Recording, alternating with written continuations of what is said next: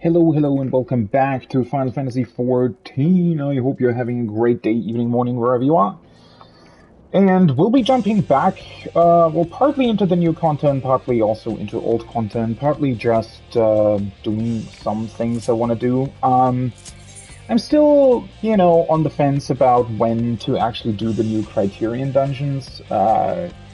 I had a look at sort of the mechanics and everything, and they don't look too complicated, but obviously it does take a couple of hours to get them down and clear them. Don't know if I really want to do that in PF.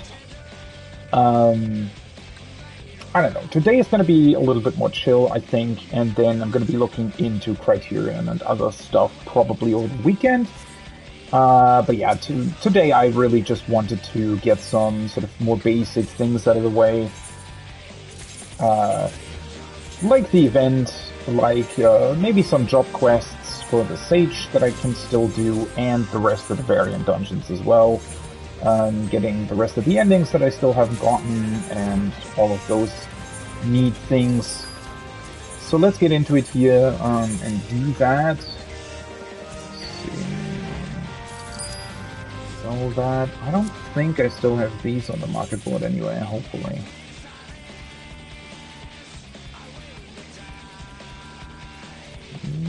Doesn't look like it. Let's see, 6. Let's do 639.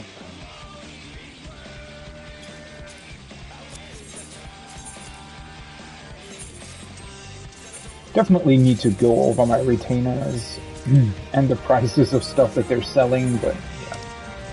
I was busy with other stuff as well, so I wasn't really able to do that much. Let's quickly see if... Nope, they haven't returned. I do want to look at my squadron, though. There are a couple of things that I still need to do this week. So hopefully the squadron came back and actually brought me more rationing manuals. Because I'm actually kind of burning through them. Do I have that parasol? Not entirely sure. Looks cute though. So did I pick up this one? No. See, I need to do the B-rings eventually as well. Man, looking back, honestly, I think I should have just done Savage Raids on Tuesday. I think that was a bad decision in hindsight, but whatever. At least these guys are done. Okay.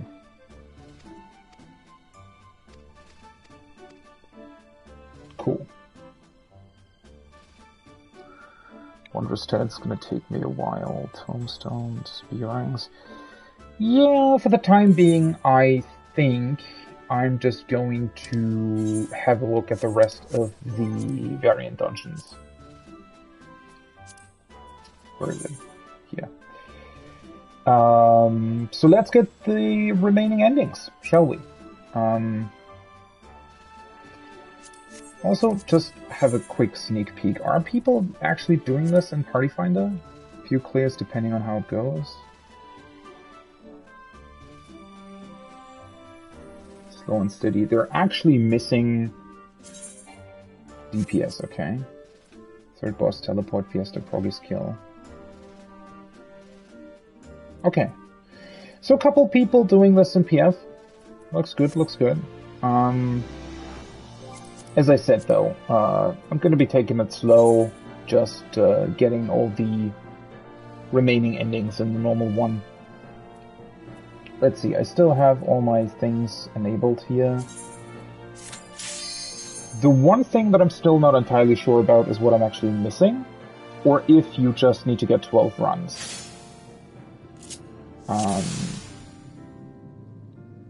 I'm definitely still missing this eastern side part here.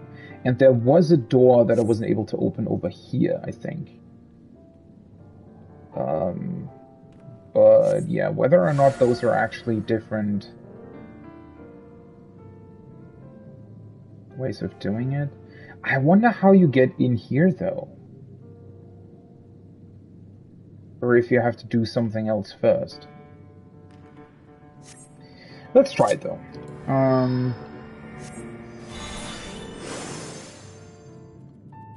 I don't think that I've overlooked that much. So I'm actually not entirely positive on how I would, in theory, reach other endings. I mean, obviously I could, you know, take a look at whether or not I maybe missed something else here somewhere, but I don't think that there really is that much else, to be completely honest.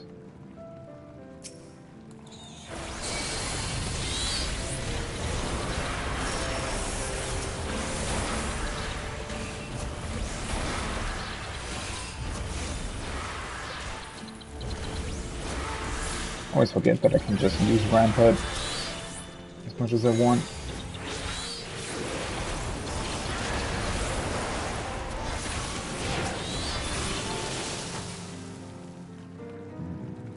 I'm not missing anything though, am I?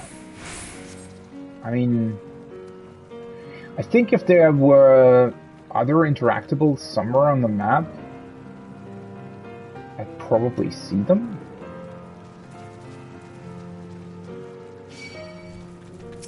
Right?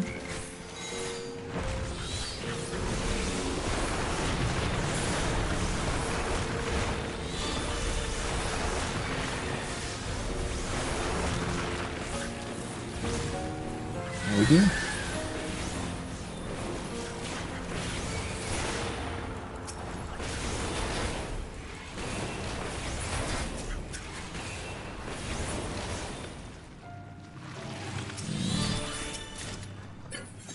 I hate so much that this is... Oh fuck, what did I... That's not what I wanted to do. I hate so much that this is just the frickin' weird... I don't even know what they're called. Prisms. Right, that's the word I was looking for. But see, I mean, there is nothing else here. Is the idea really... I mean, well, I will see, right? If I'm not able to actually get into that one section that I'm still missing, and yet it will still give me another lore piece, then I guess the idea would be that it's literally just, okay, you know, it would be entirely random, and it's literally just,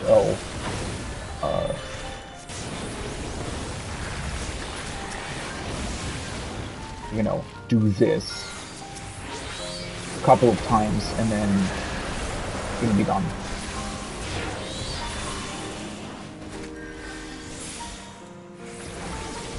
Why is that suddenly so low? I feel like these mobs are taking longer than on Tuesday. Maybe I'm just playing worse. Not that there's really much variance at all, but who knows.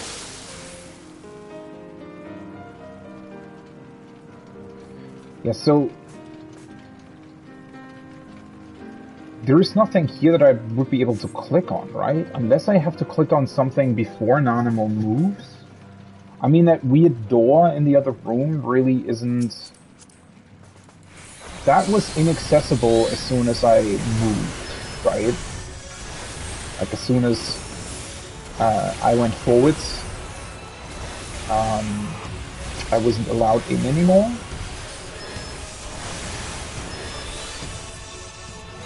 I think that's the right way.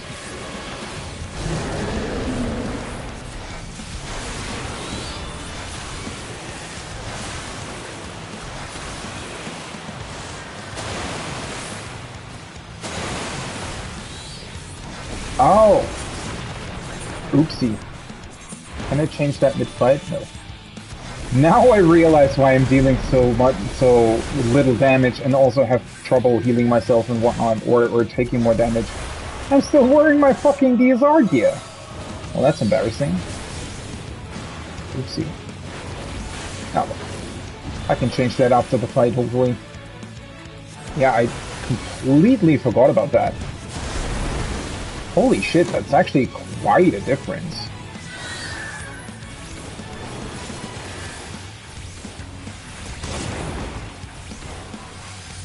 Well, we'll probably make this more interesting, I guess. Potentially.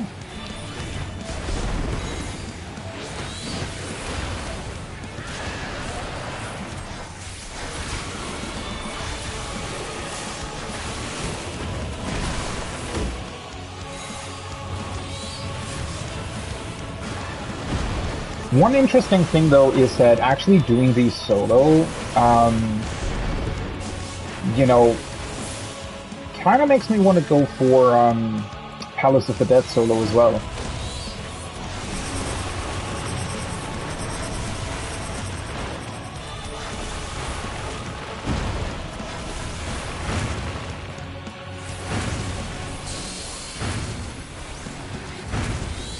Oh yeah, this takes much longer though. Well, thankfully I've still done this solo, so that I didn't actually or accidentally grief anybody, because I completely forgot my gear. It goes that way.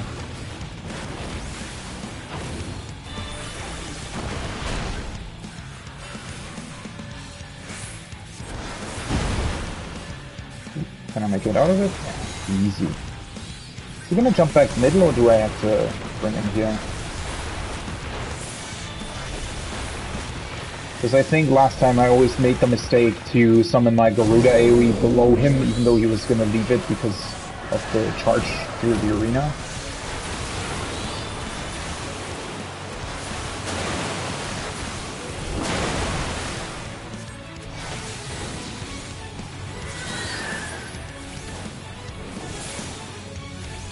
I also, I think, overlooked a bit, well, because it wasn't really necessary, but Rampart also gives you a shield if you use it, so yeah, kind of forgot about that. Yeah. He doesn't really do any, you know, more complicated mechanics though, it seems.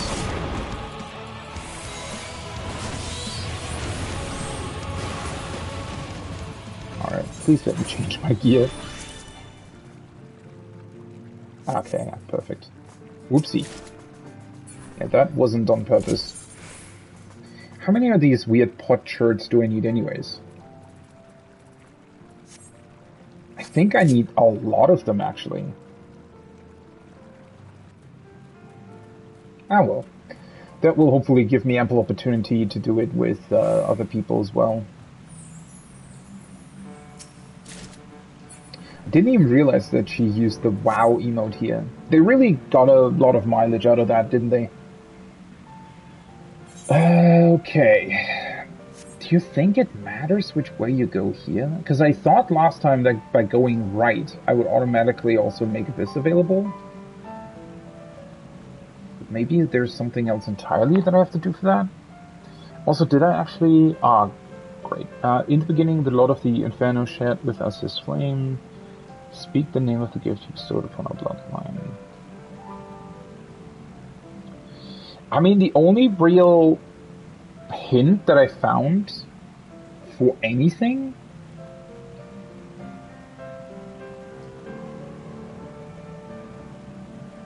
unless you actually need to speak something at some point.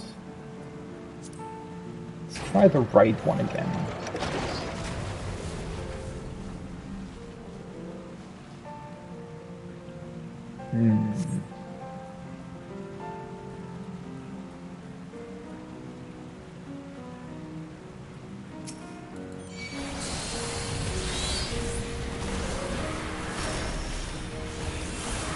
Oh yeah, it feels much better already, holy shit. Now everything's just melting again.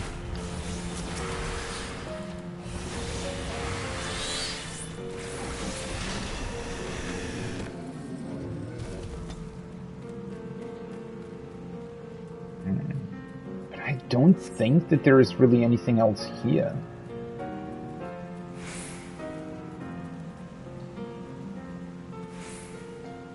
Why is one of them sticking their head through the gate? That looks kind of strange.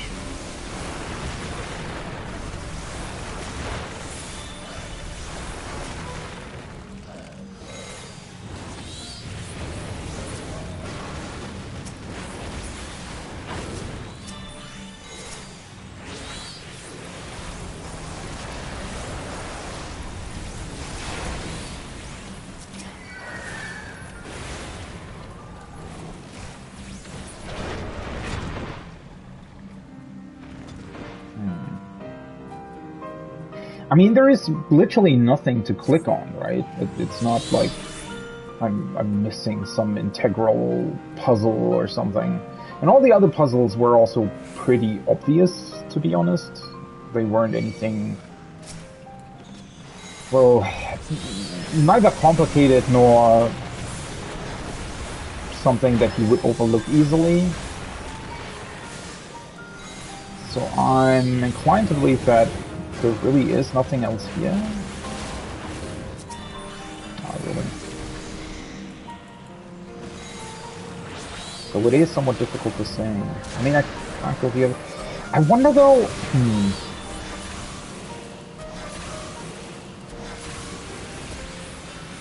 Oh, then again, on the other roads, the optional paths didn't really have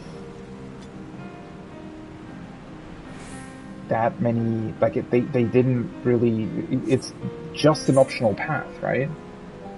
Whether or not you go right or left here, for example, I don't think that really changed much. I mean, the only change really is if you can solve the puzzle, you get to the other room. And the same for here, right? These optional rooms are only available if you solve the puzzle.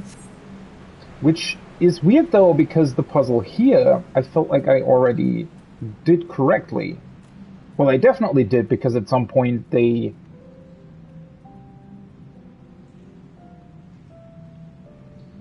Like this door says, in the beginning the Lord of the Inferno shared with us his flame. Speak the name of the gift he bestowed upon our bloodline. So, right? That's what it says here, and then you can answer it. Which, the Sacred Fire was the correct answer, right? Because when I said the Blessed Spark, it said, oh, that was not the correct answer, blah, blah, blah.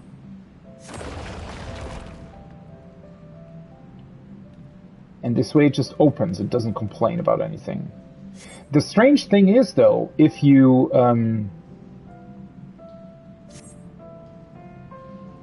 say it wrong, the only thing that really changes is that you break down the door instead of opening it and going through it. But see, I can't go this way for some reason, even though I answered the puzzle correctly. Isn't that strange?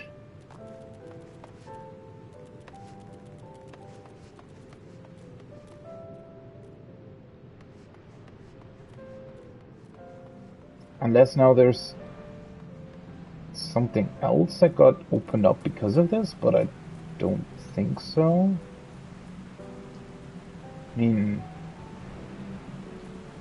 that wouldn't make that much sense, considering that none of the other portions of the dungeon actually require you to run back.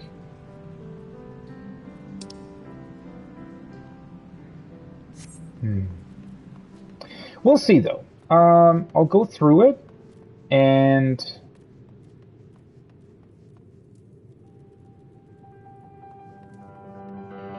in theory, this is the first time that I'm doing exactly the same as I've already done on another run. Right? So, I guess we'll see if that changes anything.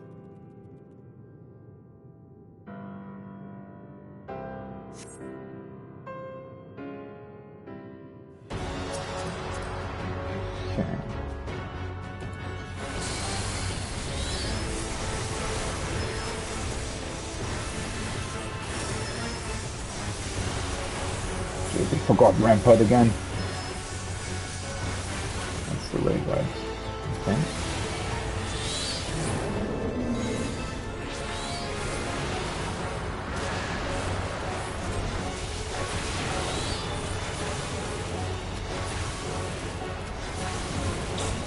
I do really want to do the Savage version though.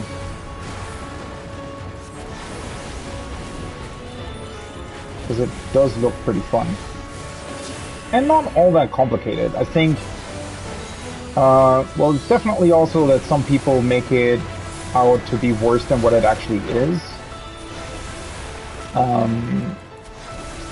From what I've seen, I mean, people might disagree with me on that, but from what I've seen, honestly, I would say that not the Savage version, I mean the Criterion dungeons and the Savage versions, they're the same. It's just that Savage you need to get through in one go, right? And and whatnot, but I feel like the quote-unquote normal version is,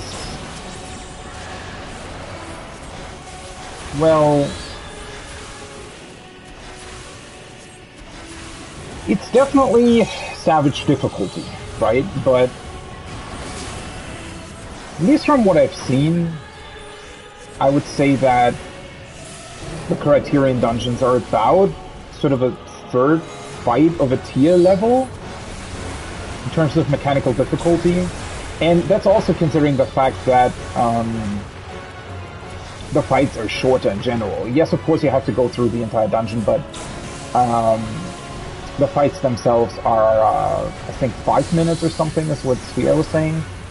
So, you know, there's also less chances to mess up, right? I mean, one of the big reasons, for example, why the second phase of P8 feels pretty simple once you've done it is because it's only 7.5 minutes long, right? So it has way less mechanics in it.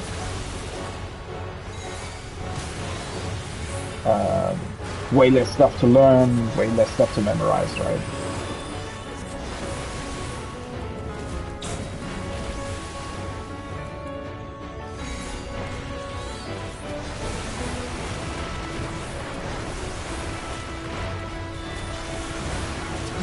Let's throw in one cure here in a second. It's also crazy to me that the variant cure is an instant cast as well. Well, I guess that makes sense because it has to work on all the jobs, right? I completely forgot about that because it's probably the same that you'd have as a melee as well.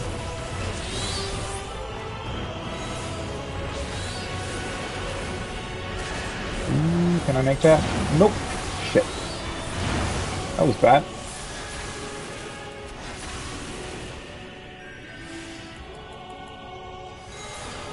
Well, at least it did trigger my Phoenix heals.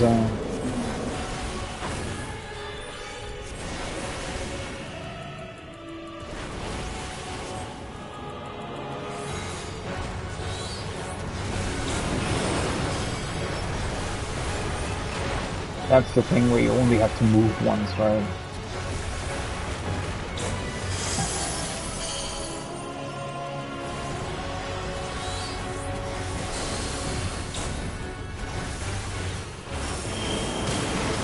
It is actually funny how much of the mechanics you can already see in the normal variant dungeon mode, and well, the tricky thing about the Criterion dungeons then is mostly that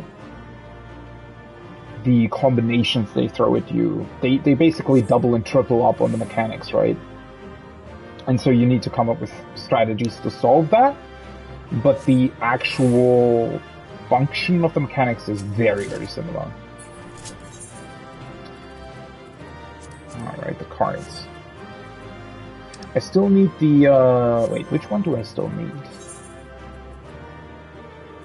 Card list, because that would also be an idea to, I still need the cute thing on the left route.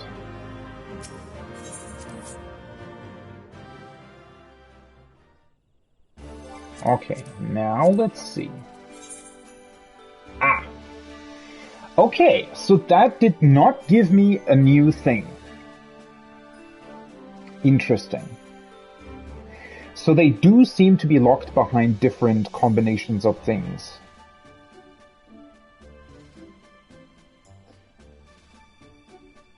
Ooh, that makes it difficult though. Well, I do know of 2 things that I haven't done yet. In theory, if it really counts towards those, which would be all the way on the left side, opening up that one door that I accidentally ran past last time. And then on the middle one, if you solve the puzzle in the room where it has the statues of Thal, Nalt and Thal, I think I clicked on Thal, so I could click on Nalt this time. Let's maybe do those 2 things then? The problem is that I don't really want to... Well, I don't know how it works, right? If I go in with other people, I wouldn't be able to choose the routes myself, correct? So... It is interesting, though, that they don't even really give you a hint as to what you might have missed, right? That is pretty crazy, honestly. Well, if Nanamo says middle, then we'll do that first.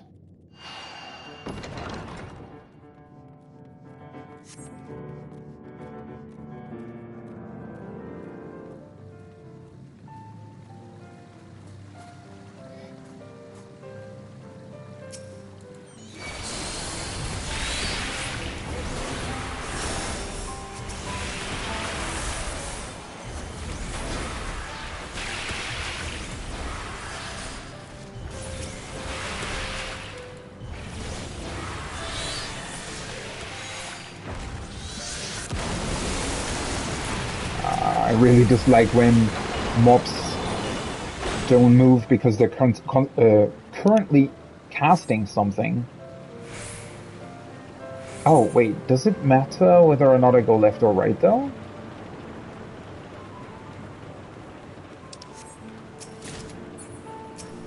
It shouldn't, right? Because the, Oh, wait.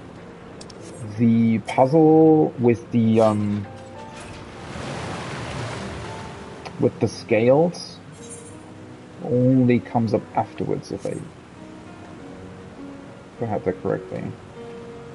I mean, you know, I could go right again this time, which was the very first thing that I did. And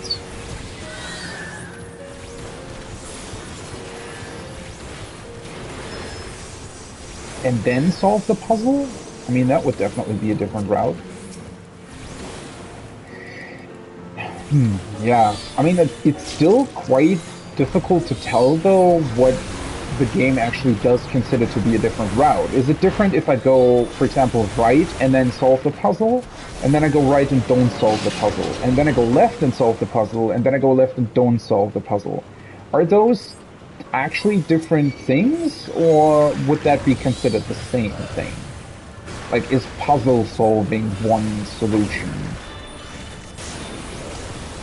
Because how does that work, right? Because you can, in theory, go... Let's say if going right was considered one solution, and going left was considered one solution, and solving the puzzle was considered one solution, then if you go either way and solve the puzzle, how would that count? Unless I'm actually still missing other puzzles that I don't know about.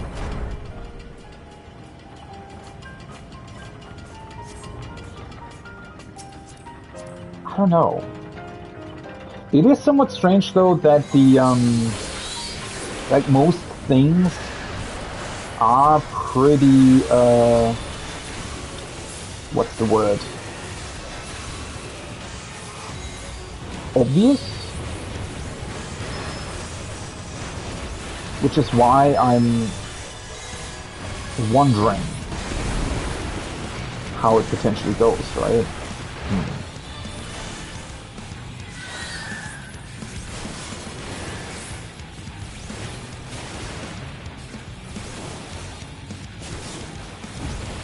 I actually wonder if these bosses would be quicker with a party or not.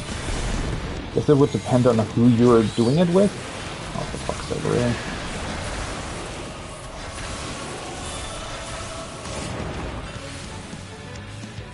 Oh, the shield from Rampart doesn't actually last that long, though, I just realized. So you really want to pop it right before something happens. Oh, he hasn't done this for a very long time.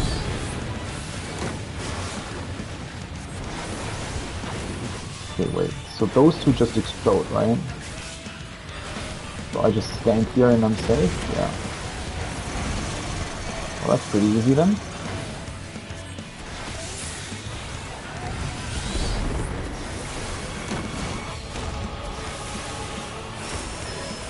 This is a little bit boring though, that whenever he changes them, it's always just one of them that's safe. Kind of makes it obvious that this specific mechanic is happening, right?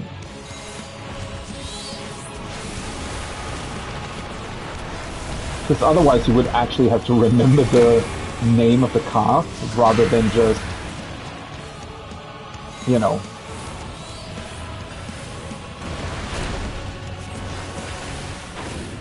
looking at the arena. Actually wasn't quite sure how much time there would have been there.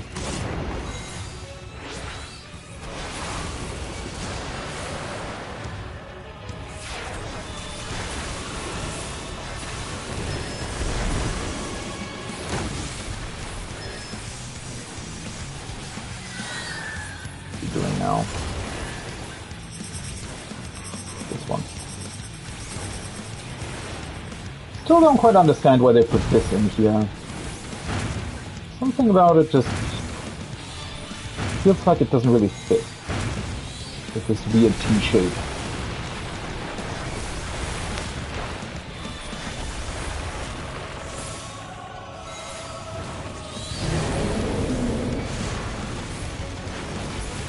I guess you literally just... I didn't even do that on Tuesday. You literally could just press rampart all the time before he does something.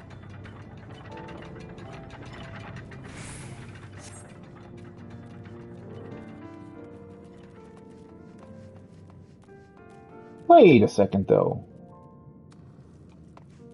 Didn't I turn it right? Is this random? I thought it was connected to the lever that you pushed earlier.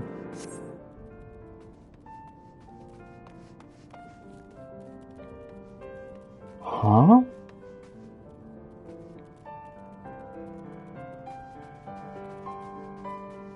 Maybe it's not?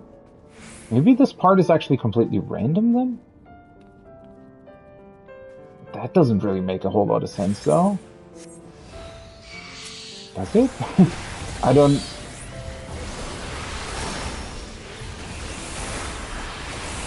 Now I'm questioning whether or not I might have turned the lever left the first time I went through here.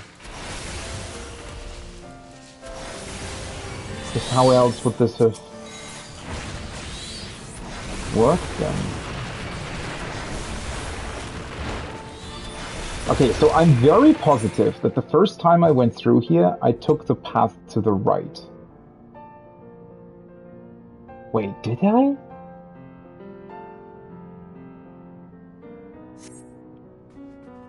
Huh. Actually, not so sure now anymore. She's constantly using the WoW emote. Huh. Yeah, that is somewhat strange.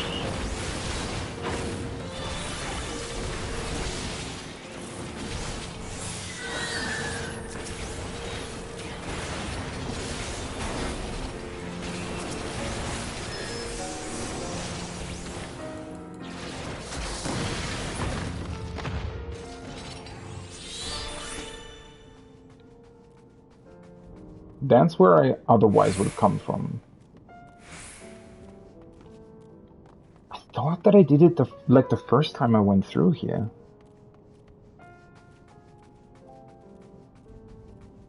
Huh. Now I'm confused.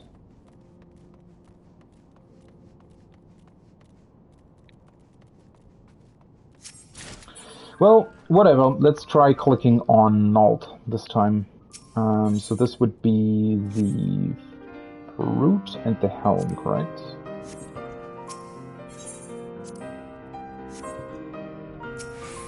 Scales of Judgment. I wonder if they're... well, the thing is you can see the stuff on the map, right? So it wouldn't really make sense that there is yet another combination that you could press. Or another combination you could put in.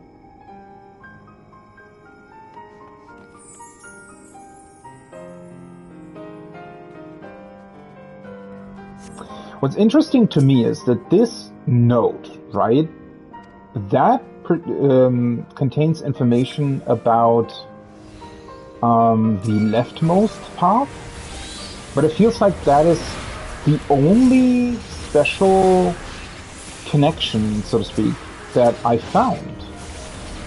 So you go through here and you find information about the left path and what to do there with the gems that lie on the ground. But I don't think that there's actually information about anything else anywhere, is there?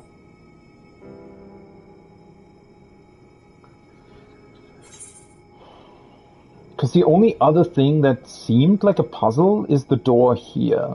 But that door has the literal solution to the puzzle on it, right? And then the other puzzle is here. Well, last time I clicked on stall, so let's go with null this time.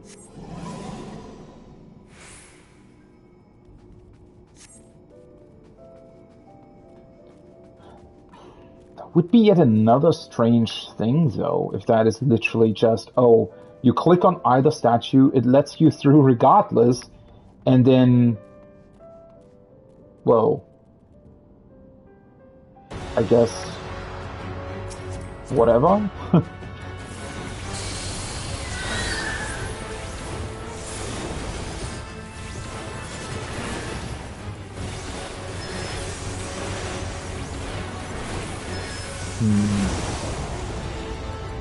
Because I do remember that on Tuesday I kind of spoke about the fact that I felt like they could have put more in here. Either I'm really just missing something super obvious, or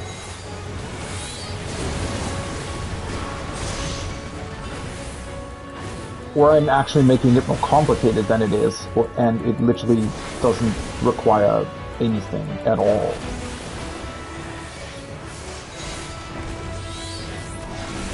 But then how would you get the other endings? That's the issue, right? I mean, well, as I said though, if this would be a solution, right? If it's literally just, oh, you know, click on either statue, but if you click on the other one, it gives you another ending. I feel like that's a bit cheap, honestly. We'll see, though. Well, it is also very hard to tell, so...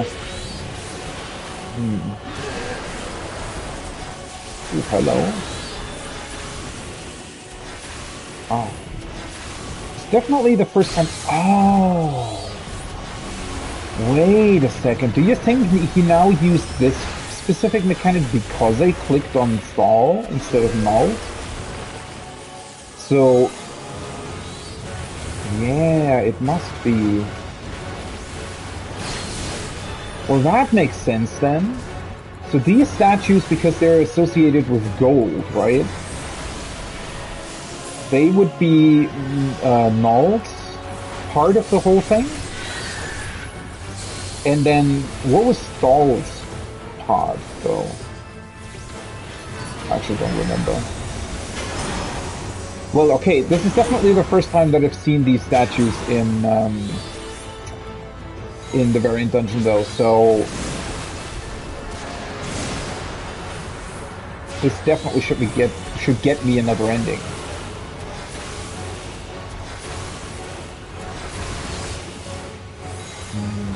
Well, I guess in that regard, if you open that broom cupboard in the leftmost, oh, holy fuck. How did I miss that? Yeah, if you actually open up that broom cupboard in the leftmost thing, I guess it also does something to the boss mechanics that I haven't seen yet. Oh, for fuck's sake, what am I doing?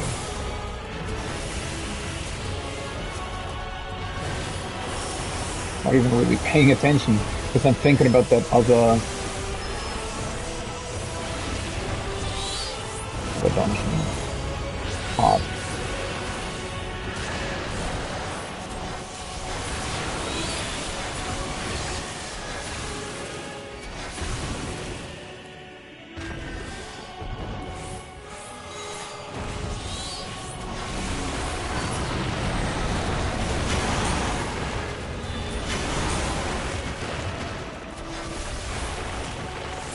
Oh, that was...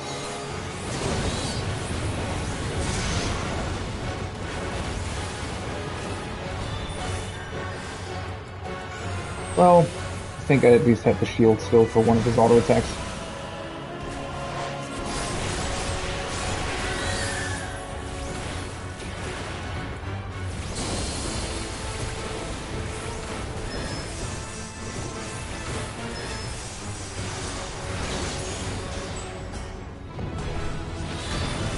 Wait, what? I actually spirit bonded some piece of gear?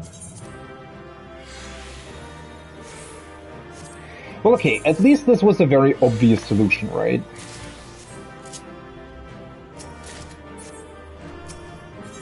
So this should get me another ending then. Hopefully. Yes. This one. How in the name of the gnawed Thal did that burglar manage to creep into a treasure chamber sealed off from the outside world for generations? Aside from the gate only my key could open, I saw no other means of entering the ruins. Although considering the prevalence of secret doors and passages in its construction, the remnants may very well have other entrances of which I am simply not aware. Yet in spite of this mystery, I find myself lingering most on the scrawled note our thief left behind. The first item was an obvious reference to Nashikite, which must somehow relate to one of the rune's many riddles. Just how it relates to me, however, that truly has my thoughts in a jumble. Nashikite, I guess, was the name Uldan Jewelers gave to the high-quality malachite excavated from the reopened Copperbell mines. This was after the calamity, of course, and thus I took umbrage at these merchants using my late mother's name as means to promote their wares. And then I was presented with a sample. 'Twas as if the gentle sparkle of mother's eyes was captured within the stone. Much to my chagrin, I found myself forced to agree that Nashikite was the perfect fit for this gem of exquisite green. Okay.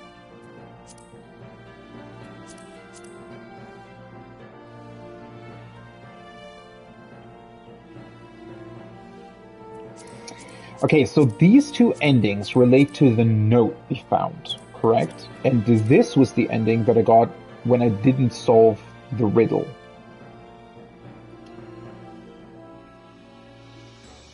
It told me about the flags to actually also give me a hint towards the fact that of how to solve it, basically. Okay, so far so good. And then the two different things about the note you get by either clicking on Nald or Thal. So I guess that first decision of whether or not to go left or right doesn't actually have any sort of implication.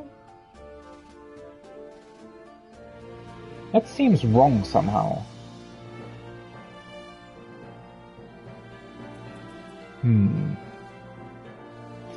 Well, maybe that does give me a hint towards the other things, though. This was the first thing that I got when I defeated the Amalja ghost thingy, right? Wait, was it?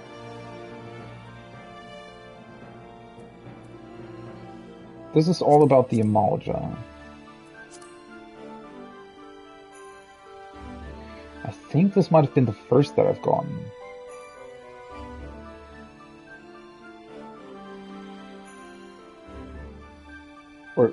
Or was that the first time that I went the left side? Shit, don't remember.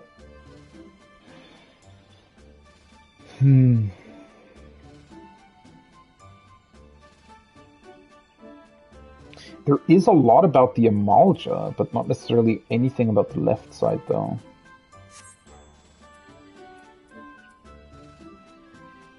Whatever, let's do the left side again, and this time I need to remember to click on that broom cupboard. But again, like, what would be... That is the strangest part to me. What if I had clicked on the broom cupboard the first time? Would I then have to go through again without clicking on it? Because that feels very counterintuitive, right?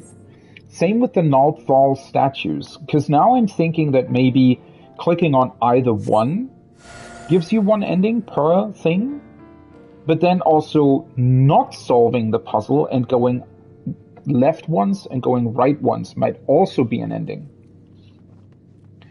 But that seems strange, and I said that on Tuesday when I said that, you know, it would be strange if you had to fail puzzles to which you already know the solutions would be a thing just to get a different ending. I feel like that somehow... that would be a strange choice. And again, it would be very, very counterintuitive, right?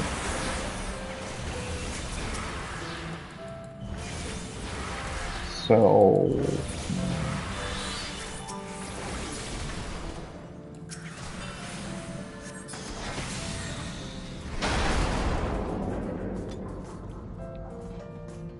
but I'm also pretty positive that I didn't really miss anything besides that, I'm pretty sure.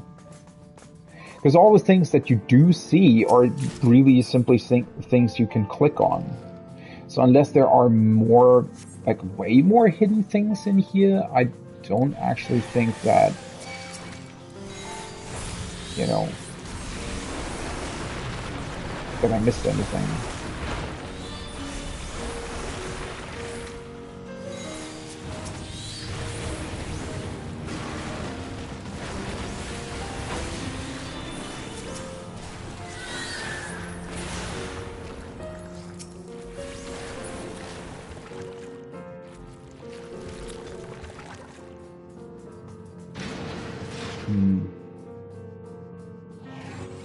Though I have to say, the fact that the entrance to the broom cupboard disappears once you get too close to Nanamo and the whole thing progresses, that does worry me slightly. Because that might actually mean that there would be other things that I potentially accidentally missed simply because I maybe ran by them, but then again, I'm not actually running that fast, right? Especially when I did these things, like the routes for the very first time. I thought that I was actually quite slow in doing this stuff.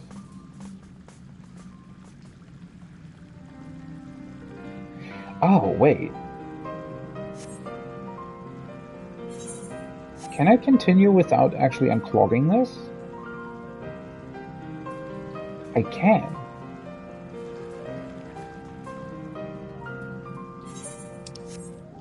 Does that change how this boss fight works then?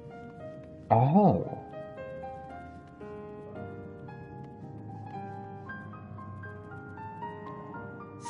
It might have. But see now, okay, I think that is something that I wasn't aware of, for example. The fact that you can literally just run by that. So that clearly is a different ending. But now the issue is, what if I now click on the broom cupboard? What ending is the game going to give me, and is it actually going to...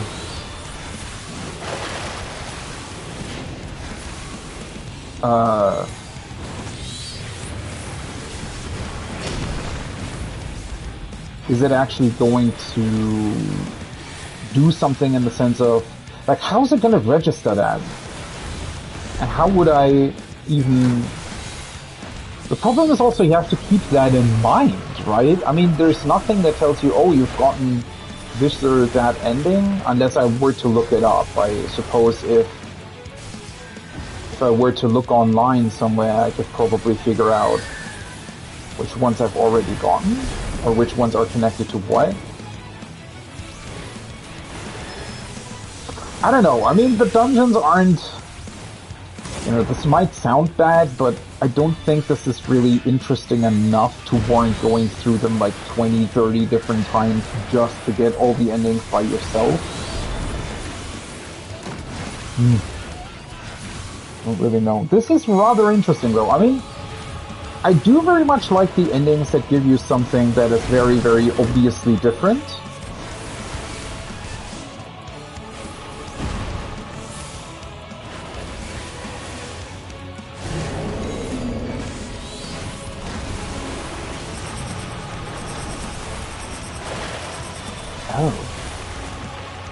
That's definitely new.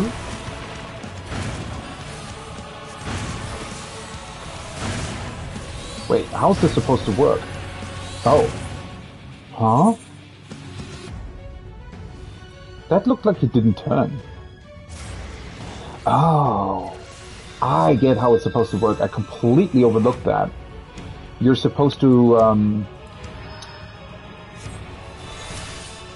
you're supposed to position so that you can run into an empty space. Yeah.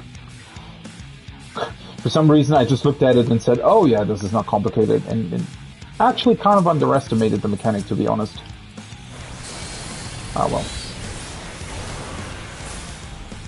Actually pretty awesome that they can still bring up new stuff.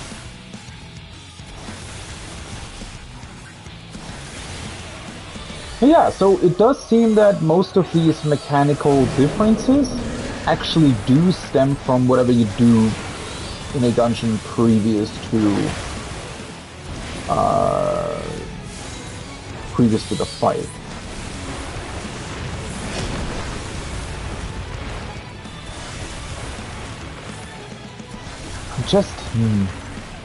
Well, now I wish that I had written it down more clearly, honestly. That I might be able to actually,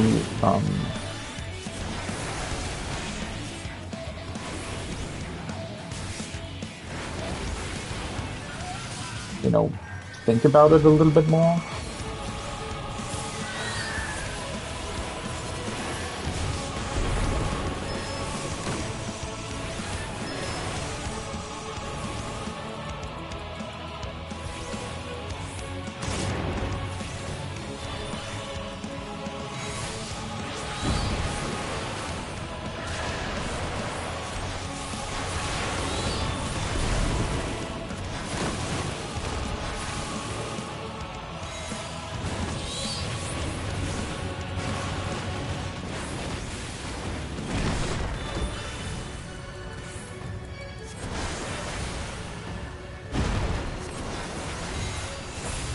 Oh fuck. I shouldn't have. Ah, well, never mind.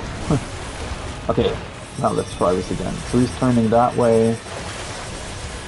Means I basically want to run into the open space.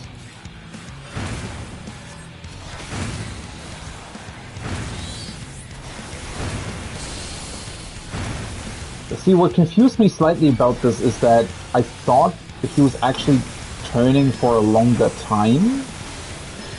So somehow when I looked at it, I had the expectation of, oh, I need to more or less run a full circle through the arena anyway, so it doesn't matter where the AoEs are, but clearly I thought that wrong.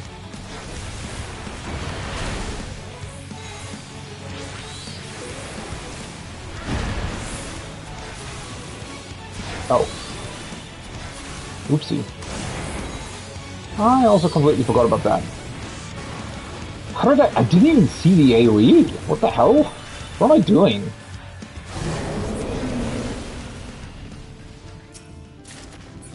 Well.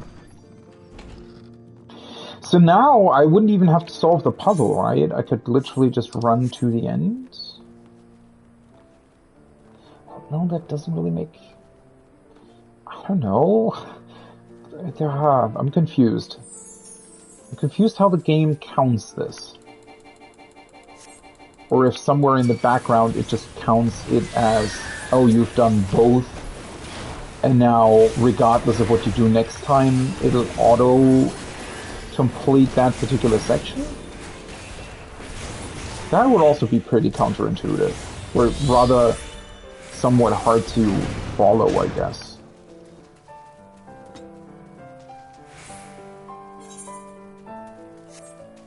Wait, did I ever go here, though? Huh. Don't think I ever realized that this is considered a different room on the map. There's no way to go back there, though, right? Or does the path... No, wait. How are you supposed to get there?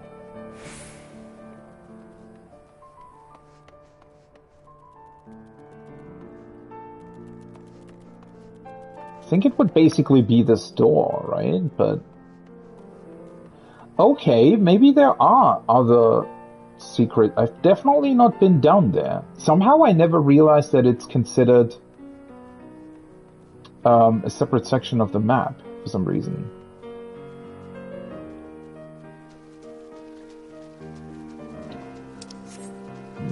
It does connect back here, though. I mean, there's rubble here.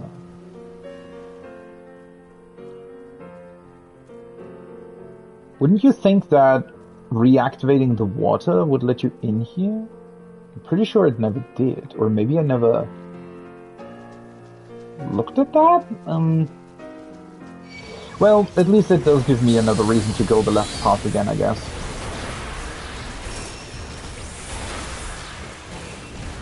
Or do you think you have to drag the mobs? I think... I was watching Creature stream yesterday, I think, alongside something else I was doing. And I think at some point they speculated about whether or not you had to drag some mobs over to certain areas. But this would literally be the only place where that would be a thing, right?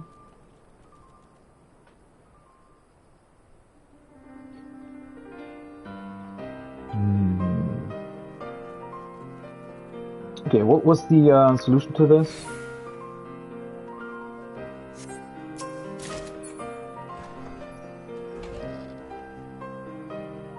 Was the one in the corner and the one on the rubble, right? So this one. I don't know whether or not, do you think it matters if you put the green one left or right?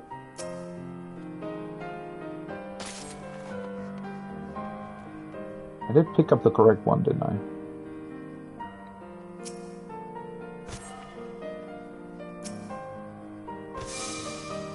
Because now I'm wondering whether or not you're just simply able to unlock multiple endings if you do more stuff per run. Like if you had done the correct things from the beginning, if it would have meant that you just unlocked more than one bit of information. Potentially.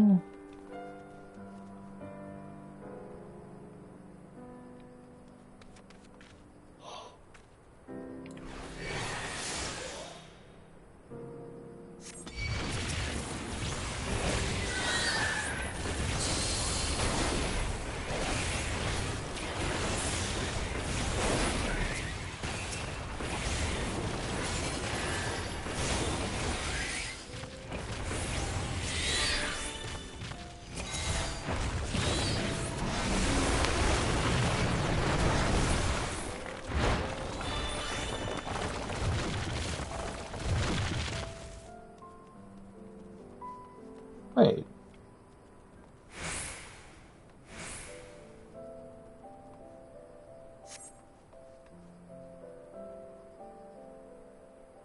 Why can I not click on the door? Or do I have to wait for Nanamo to continue her?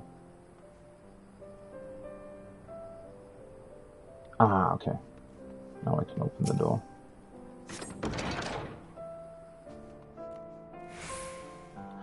Oh, I get it. I've seen... So I watched Sphere's stream this morning, and he was going over the Criterion dungeon mechanics. And these things appear there as well. So this will also have altered the boss mechanics of the last boss. If you unlock the water bottle. Alright, that is interesting though, because doesn't that mean that I've now essentially uncovered two things in one run? Two things that I hadn't done before? Oh, now she also talks to me about that. Would seem you discovered the custodian closet. Have you heard the Uldan folktale of the magic ewer? It is said that it could scoop up any amount of water at once, and was locked away after it drained an entire oasis. Talk of jugs behind barred doors reminded me of the legend is all. Shall we continue on? Okay. Well, that's going to be interesting to see then. So that was definitely, that should alter this boss's mechanics in some form.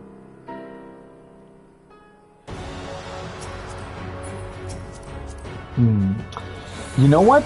Another thing could also be that you're meant to essentially activate most boss mechanics at the same time. I wonder if that is the thing that can happen.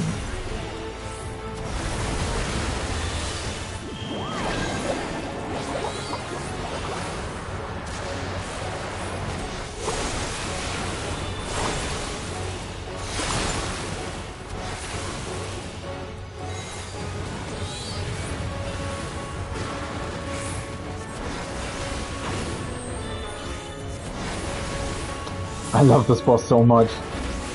Not only do I think that the mechanics are really, really cool, thematically, but also how they interact with the room and whatnot, like the way you can influence what the brooms, or magical palm brooms, whatever you want to call them, what they do. It's pretty cool stuff.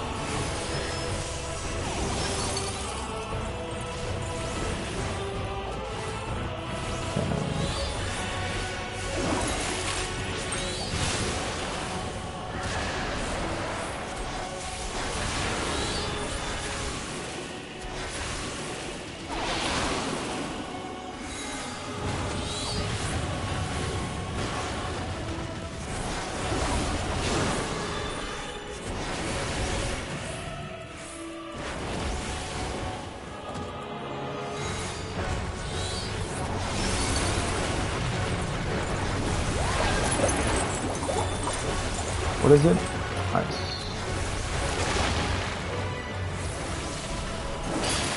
So apparently this forces you to move in the Criterion dungeon.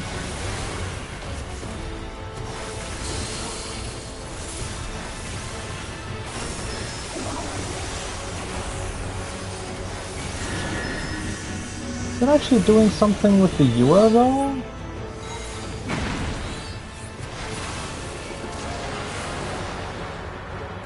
There's the water stuff I definitely already had. Like the water puddles on the floor, I mean.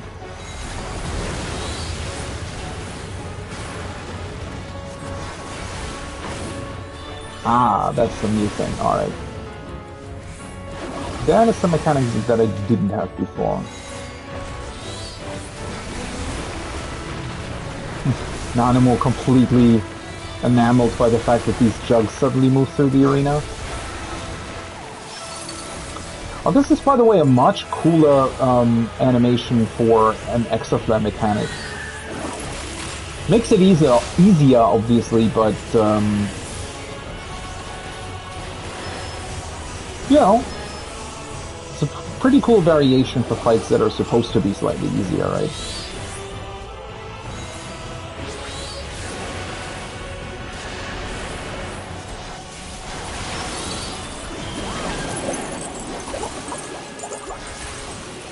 Oh, so now it's gonna, those two are gonna be T-shaped patterns, right? Could still be safe here, though.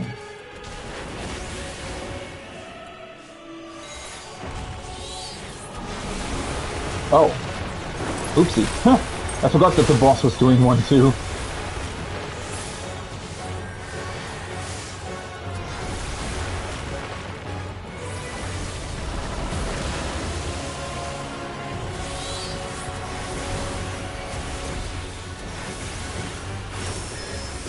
Which is actually, that is still crazy to me, that the boss positioning in that particular case actually matters for the, like, you can literally, even though it's supposed to be a normal mode-like thing, you can make that significantly harder for yourself by placing the boss incorrectly, which usually they don't do. Like, even in Savage, they very rarely have mechanics going on that actually depend on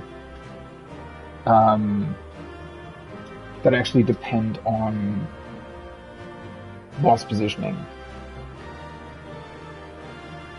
Okay, according to my log though, it only added one piece of information.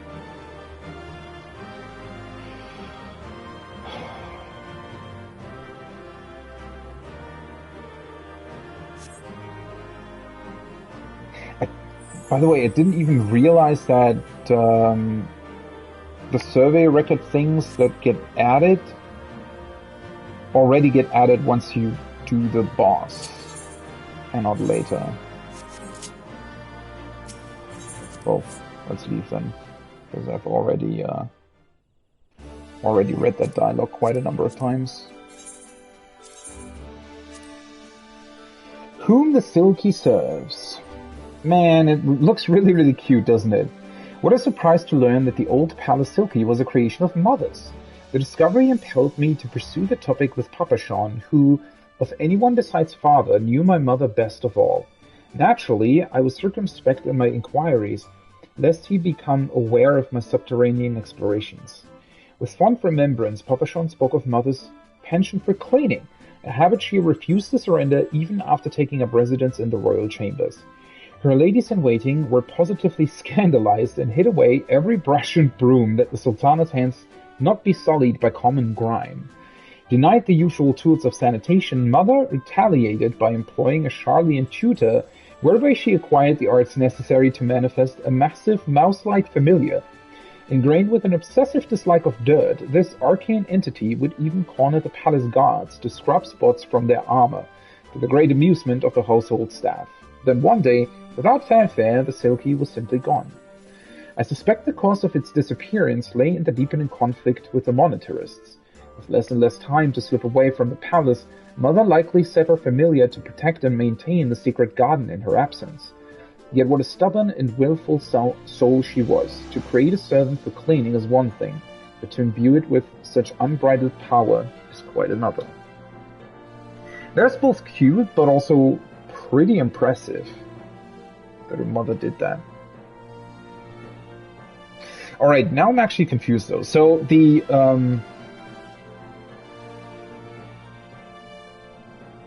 I may have misinterpreted a couple of the ways in which this works somehow, because it seems like the endings are related to the boss's mechanics to some degree. And the boss mechanics are only really altered if you do very specific things. Right?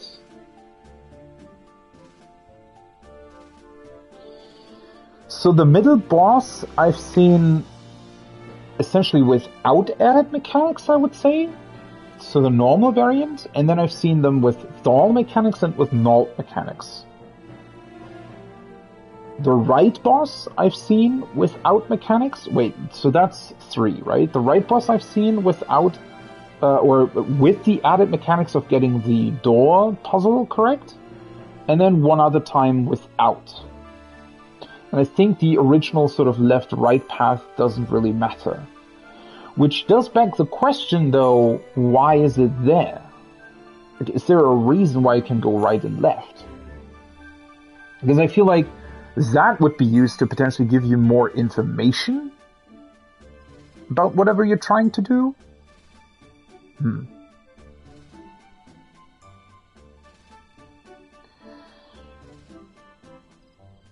Well, okay, so that would be 5 variants. But then what did I do to the left one? I guess I had the left one with the normal mechanics, then with the mechanics of solving the puzzle, and now added on top of that was the Ewer, which would be 8, and that's the entries that I currently have unlocked. But that is still strange to me, because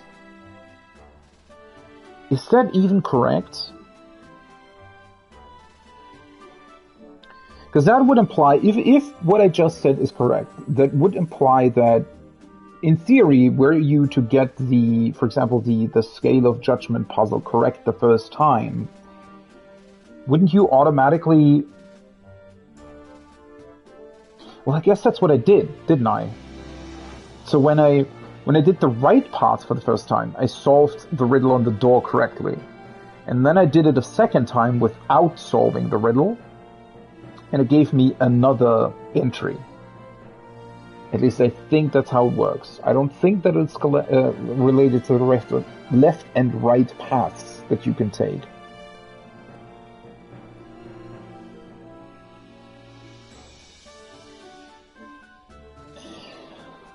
I still feel like I'm missing something then, though.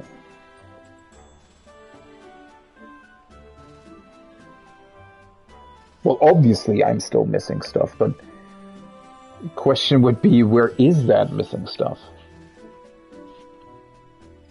Well, see, now I ignored the first this mud gate on the left thing, right? So what if I don't solve the puzzle correctly and don't use the mud gate? Would that then be another solution? Honestly, I think I'm going to Google these now, because I feel like I solved the puzzles, and the only things that are missing now are the do not solve puzzle pieces. Let's see. I wonder if the 14 Reddit has something about that.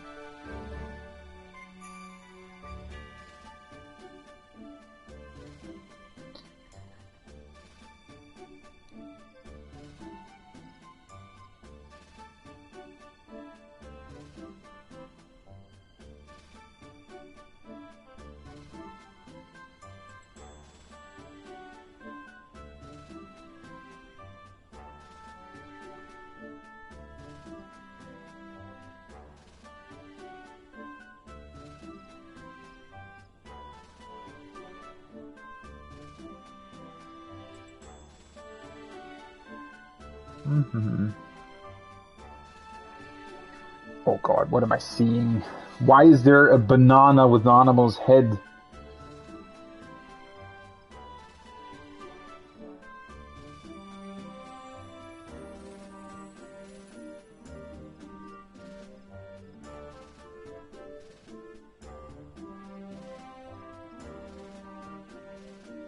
Whatever, let's just Google it, it's probably easier. Final Fantasy 14, Varian Dungeon.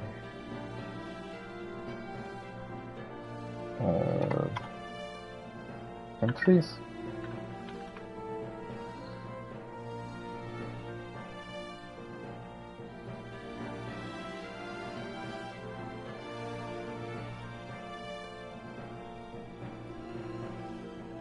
Guide to the 12 endings, that looks good.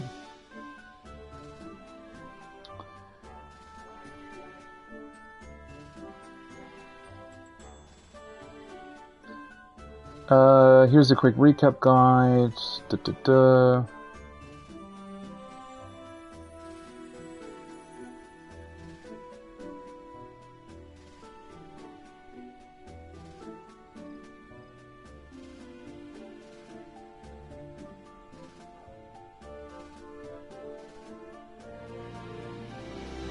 Okay, yeah, so I had it correctly then, I think.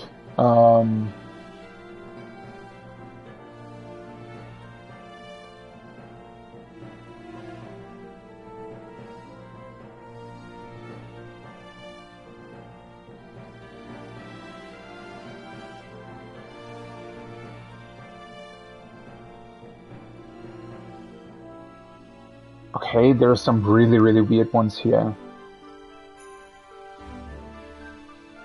Whatever. Let's see. So I got the first ending. That's the one that I just got. Let's see if that's correct. So, okay, so the lever, the water lever literally just changes the boss mechanics. Doesn't change the ending. Which is weird, right? That is something where I would say, alright, well, it does make sense though, to a degree, because otherwise endings would overlap, right? And that would be strange. Open the door on the left after the teleporter, which is what I just did, right? And then don't open the door. These are the two endings that I've already gotten.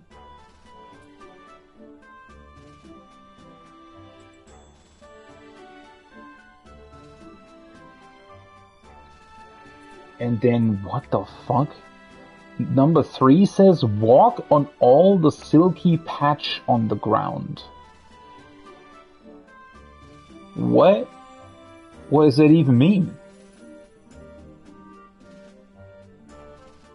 And see, that's what I don't really like about this. So, you have to fail the puzzle in order for this ending to activate. So even if I were to get it right, quote unquote, right, and I somehow would have known to walk on all the silky patches, I have absolutely no idea how you would come up with that idea, unless maybe going into the dungeon, maybe it's because her mother likes to clean and therefore they get the... So let's see what this is, because if it is that, right, if it's related to cleaning, then I guess you could guess it or something. But that is still a very, very strange thing. I don't know.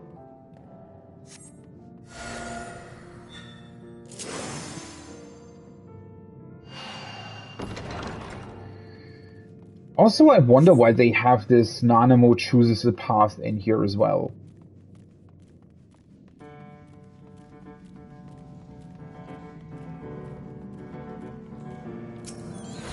Maybe she gives you a hint at some point where those silky patches are supposed to be?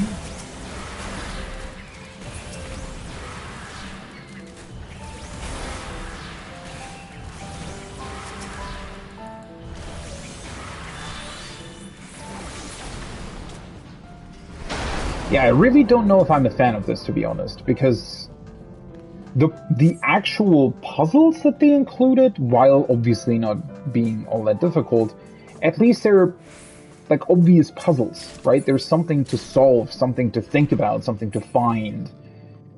But if you just have to randomly see that, oh, there are things that you can walk onto that change stuff, I mean, you can go like 100 runs without ever seeing that, right? Because that is something that could just be overlooked for one reason or another.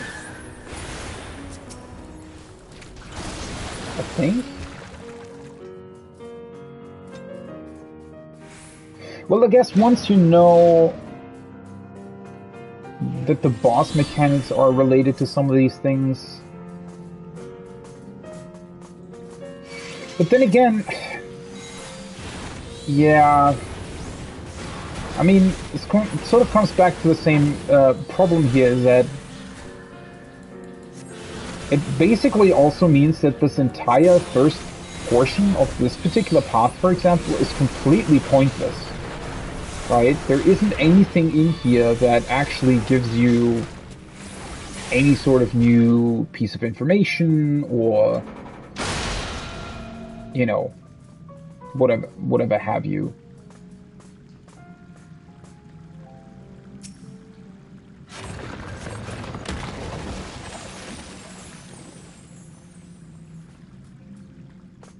So, yeah, don't know if I like that. Alright, now it's filled with water. Yeah.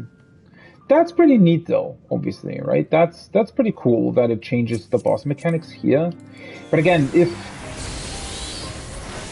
this should have a more profound impact, I feel like. I don't know.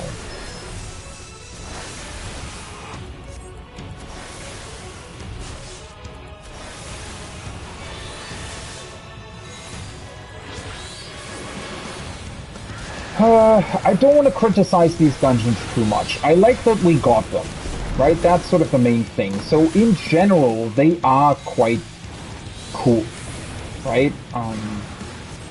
There's something new, something I think they overall did quite a good job on. So, you know, whenever I'm quote-unquote criticizing this, I think I'm mainly talking about, and I also mentioned that on Tuesday, I'm mainly talking about the possibilities, right? So I'm seeing this and I'm thinking, oh, you know, you could have done this here or that here.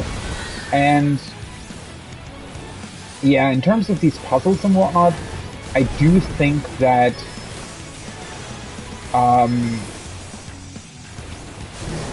well, obviously more variations and whatnot in terms of the mechanics would be one cool thing.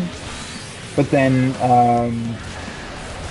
please don't tell me I show crafted too early.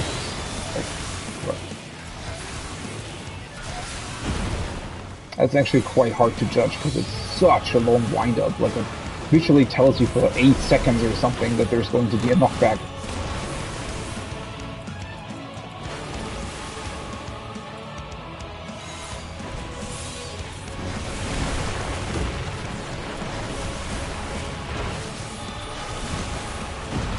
Yeah, it's...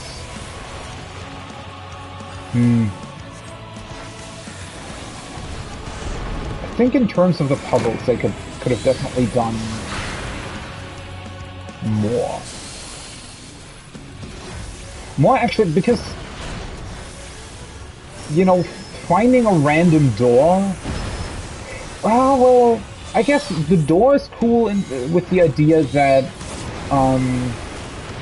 you know, it essentially unlocks her mother's sort of, or information about her mother's fable for cleaning, and,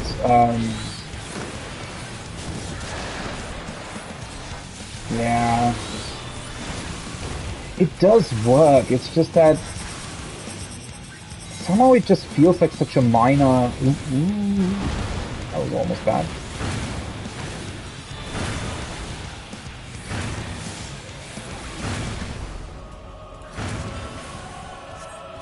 Feels like a very minor thing, whereas I feel like it should have been more than that.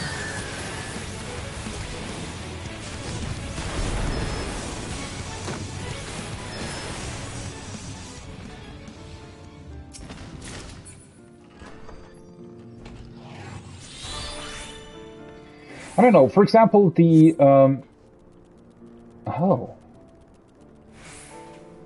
Oh, never mind. Maybe it is literally just these two paths. I guess I was already in here then. Well, that's a bit boring. Oh,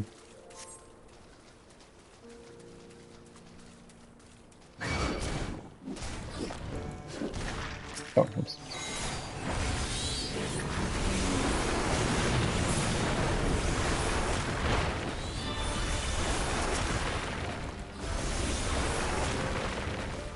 Well, let's see. Let's see if I can actually find out the solution here. Just with the hint that I now have. Oops.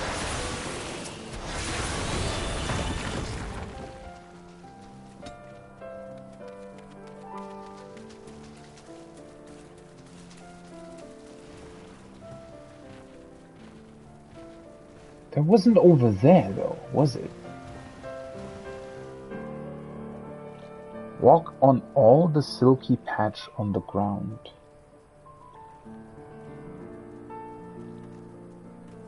I think this path is very much dependent on whether or not you clock or unclock the thing, though, right?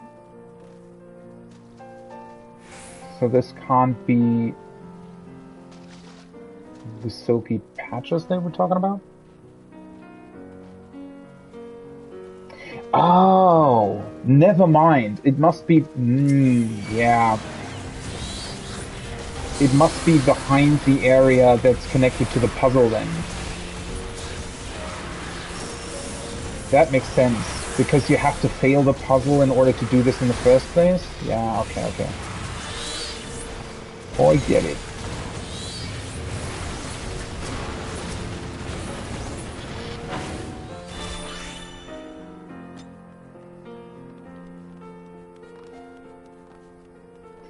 I don't know.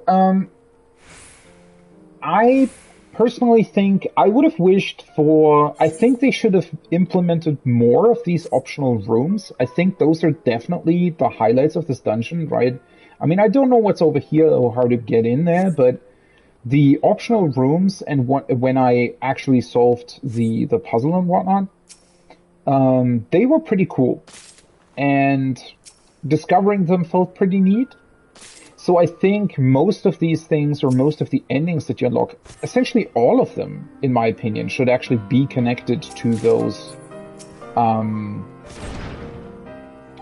types of puzzles. Alright, let's see. How exactly are you supposed to know that you should walk on these small little patches they have here? I wonder if Nanamo gives a hint here in a second.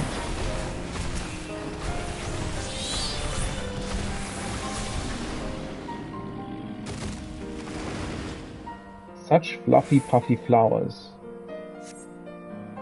Nope. Yeah, okay, seriously. I guess you could do this accidentally at some point, right?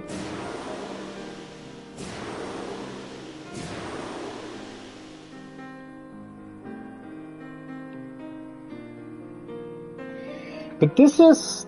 this I definitely don't like.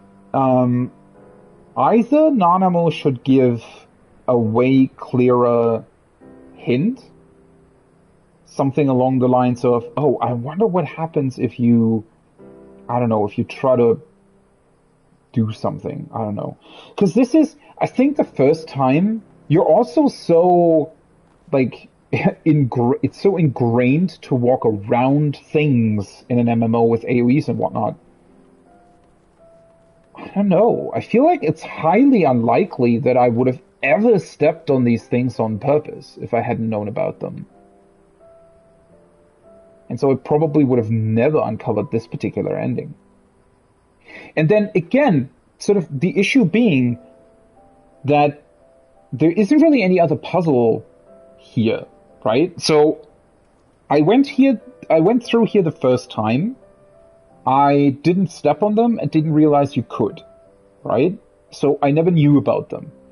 And then I did the other route, did the scales correctly, found the note, and therefore said, oh, well, now I have this puzzle.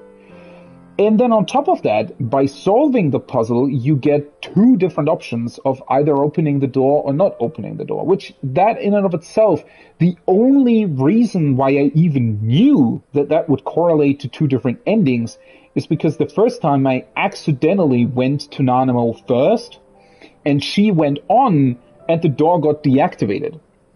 Which also doesn't really make any sense, right? Why would the door be deactivated? If I go back and click on it, you should still be able to open it.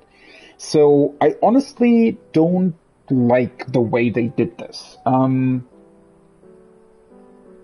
It's not really a big deal, but I wish that they would have put in more thought and more care with these puzzles. I wish that, because the puzzles you do get, the ones that actually require a solution, while, as I said, being very, very simple, right? I mean, the one with the scales, for example, you literally just, you do the two paths, right? In that particular sense, at least the two paths also matter.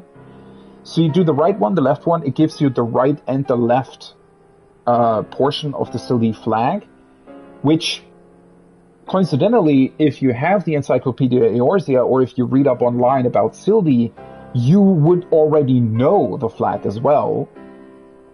So you can solve that puzzle correctly, and then it leads you into another room that then gives you a hint to another puzzle, right? And the fact that with the two statues, that's pretty cool, because you have to click on one of them in order to open the gate, right? Or this magical field, what have you. So that's a very obvious, oh, you can either choose to have Thal's mechanics or Null's mechanics on the boss, right? That makes a whole lot of sense. But again, with this, the issue is exacerbated by the fact that you get the correct solution to the puzzle, and then you purposefully have to fail the puzzle again in order to get into this room. And I think that's wrong. Forcing because not only is it very counterintuitive, it is actively not something. If you think of this as really sort of an excavation site, or if, you being an archaeologist that goes through ancient, secrets and whatnot, it doesn't really make sense that once you know the correct solution to something, you would then try to actively not do that, right? In terms of a simple game mechanic decision tree, it does make sense. Like, I get it, right? These are literally the only two decisions that you can do on the left path. You can open the door or not open the door once you've solved the puzzle, and you can step or not step on these things once you've not solved the puzzle. In terms of a decision tree, it's definitely very, very simple. But yeah, in the grand scheme of things, it's not a great way to design puzzles, I feel like. I would have much preferred if they had done it in another way, where once you get into this side room, it would essentially open up another puzzle, right? And then for that puzzle, maybe you would have to do something else, right? That would be cool. Like, if these things, instead of being behind the door that is connected to failing the puzzle, instead these would have been behind her, like, mother's cleaning thing, and maybe there would be some things that would need to be cleaned up, or I don't know.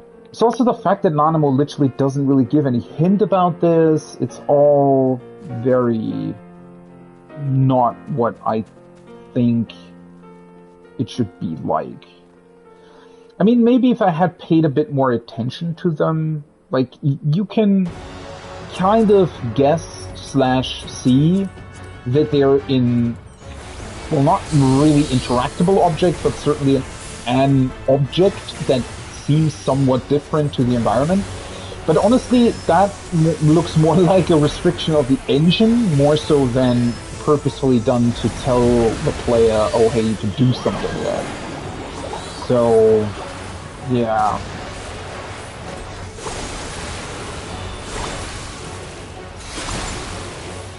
And also, again, all of this sort of comes back to the fact that I wish that the puzzles, because this is not a puzzle, it's not something that you have to actively solve, right? It's just something that you discover on accident. And it also is completely unrelated to our whole excavation here, right? So whatever information we'll get out of the entry that we now unlock with this ending will be completely unrelated that we step on to some flowers, essentially. So, yeah, I really have to say, I'm not a big fan of this. Really not a big fan of it. Not in a bad way, as I said. I still think that the dungeon is pretty cool. That being said, though, right, at the same time, that is somewhat what the variant dungeons are, like their unique property, right? Because strangely enough, the Criterion dungeons / the Savage variant of them, they're just quote-unquote a normal dungeon again. Yeah, sure, the mechanics are, you know, quite a bit different to what we're used to in dungeons, and obviously a lot harder to what we're used to in dungeons, and,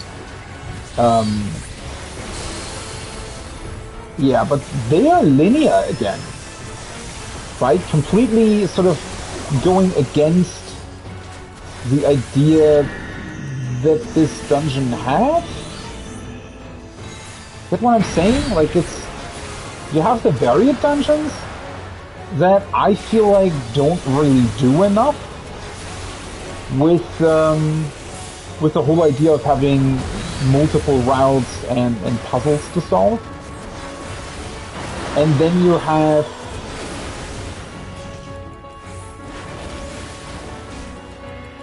see what this actually does. And then you have the Criterion dungeon, which is essentially a Savage variant of a dungeon. Oh, do you think they'll be stuck in them? Oh, okay.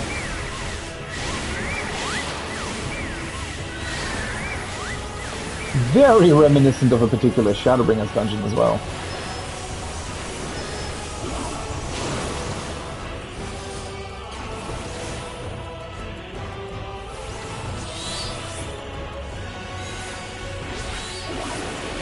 And then you have the Criterion dungeons, which are literally just a linear dungeon again, but with Savage level mechanics. Which, don't get me wrong, I think that they're pretty cool. Like, really, really awesome, actually. But yeah, I don't know.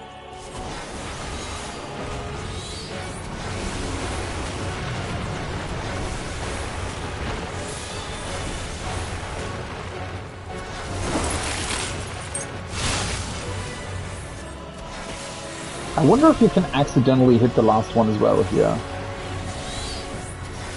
In theory, that should work like in the Criterion variant, right?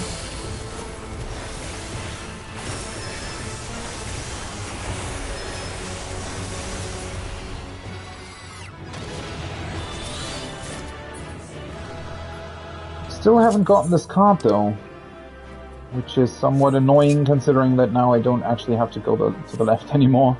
Oh boy. Means I'll have to do this a couple of times again at some point, just to get the card. Although, well, I guess I still don't know if the Criterion dungeons potentially also drop the card.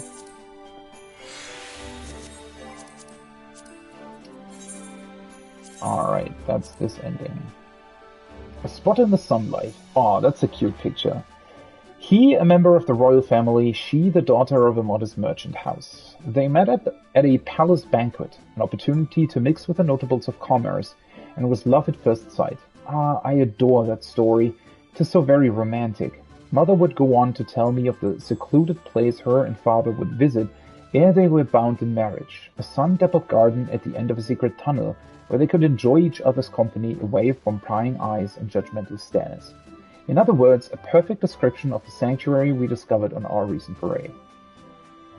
When they did at last announce the details of their engagement, the location of this magical place where father proposed to mother became the subject of much rumor and debate.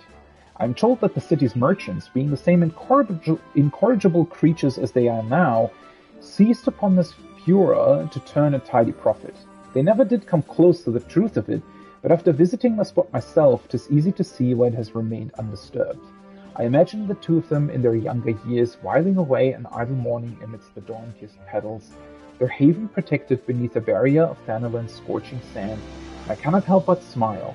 Never until now have I managed to think of them without a pang of sadness. Have I been captive to grief for so very long? Oh, that's actually... Nanamo! That is, that's good for her. But yeah, sadly, I do have to say that personally, I'm not really happy with how they've handled this. I would have much preferred to have way more sort of optional small rooms off to the side where you could discover puzzles and riddles to solve. Again, they don't need to be overly complicated. I think it's fine if they're simple puzzles like the one we found. The cool thing about the puzzle with the like gemstones and the sacks isn't necessarily the puzzle itself, but rather the fact that you find the notes to solve it in another path, right? And that they were left behind by this burglar or something that broke in there. It even sort of tells a story not only about Nanamo, but it tells a story about the place itself. It's pretty cool environmental storytelling at the same time. Whereas this is just completely random, right? Oh, you accidentally discover that you can walk on these flowers that nobody even gives a second thought about, right? I mean, again, if you don't accidentally do this, you're never going to discover this, right? Now, maybe the idea is that we, as an MMO community, actually discover it like that, right? And maybe by going through this with random people over some time, you would discover them. But that's another thing, right? If this was somehow connected to something we were doing anyways, so like the normal dungeons where you run expert roulettes, right? Maybe over time, you would accidentally discover these secrets and then go, oh, cool, right? Now I got all the endings without specifically looking for them. But because this is really the only thing that we're doing here, right? The entire purpose of this, besides unlocking the new glamour set at the end, really is finding all the endings, right? There is no weekly or daily thing attached to this or what have you. So, yeah, I do wish that the puzzles, and, well, to, like, my last point on this, the biggest issue is that the coolest puzzles were essentially the ones that I found first, right? So the room with the sacks was a clearly unsolved puzzle, and then going the other way, actually solving the Scales of Judgment, and then finding a note about the sacks and about their correct order, or about the two correct ones, right? I really, really liked that. And so coming back into this and realizing, oh, the puzzle that I missed isn't a puzzle at all, and is much less exciting and much less interesting than the ones that I actually did discover myself, does put a damper on this, honestly. Ah, well, let's not harp on about it and go to the next one. So, number 5 I already did. That is by going to the right path. Okay, so the lift does matter for some reason. Weird. Huh. See, so I did this completely accidentally, because you have to choose the lift to the left, but then also choose to purposefully fail the puzzle. So it just so happened that on the run where I went left on the lift, I also chose to purposefully fail the puzzle at the end.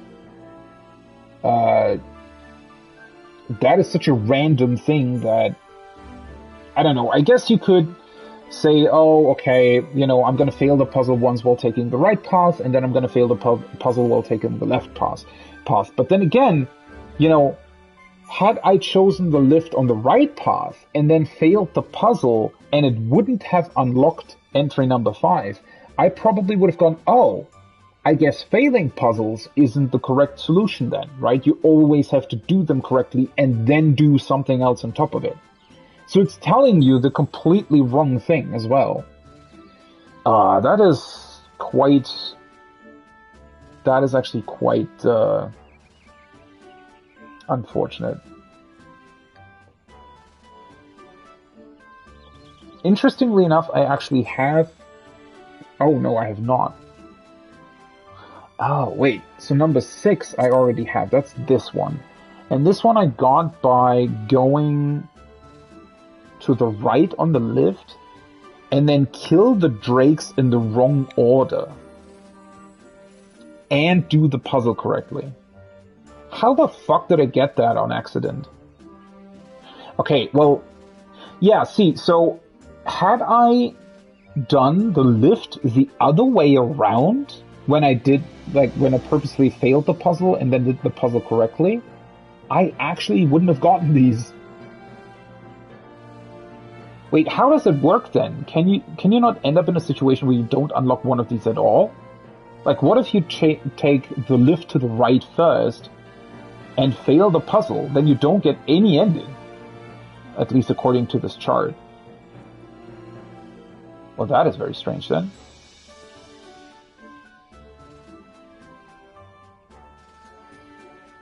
Ah, man, yeah, I really, really don't like these solutions.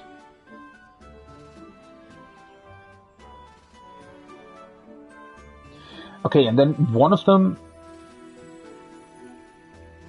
seems to be really, really fucked up. So number 7, which would be this one, apparently the solution is, if you go into the room, well, and at least Nanamo comments on these, right? So the drakes are unusually large, I think is what she says.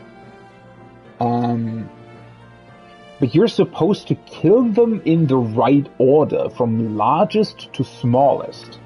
And I suppose that will unlock that missing room that I still haven't been to on the right. What the fuck?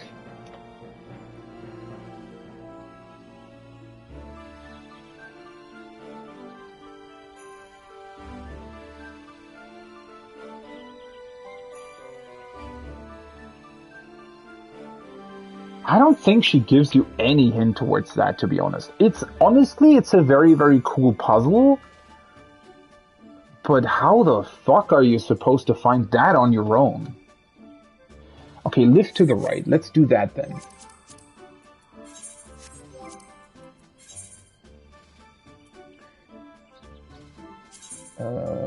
Yes. Because the reason why I'm really, really disliking this solution on the left that I now did is really because you just have to purposefully fail the puzzle and then do something that is completely random and not really mentioned in any way, shape, or form, right? I guess if I were to go back and really look at the dialogue that Nanamo potentially talks about in terms of her mother and her cleaning habits and whatnot. But still, how the fuck would you come up with the idea of, oh, her mother likes to clean? Because it would be something else if there was literal dirt or, you know, some kind of crab stuff, trash, something on the ground, right? But what you're actually stepping into are plants. Arguably plants that are actually quite beautiful in their own right. So, doesn't that kind of go against what her mother would potentially want? Yeah, I don't really think that there is any way you would actually discover that and go, oh yeah, this makes sense.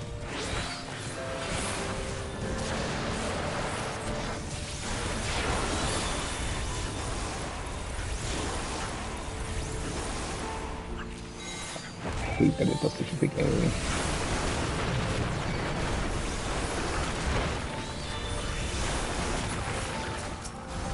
And yeah, just in general, I do still also think that the amount of puzzles in here is quite lacking.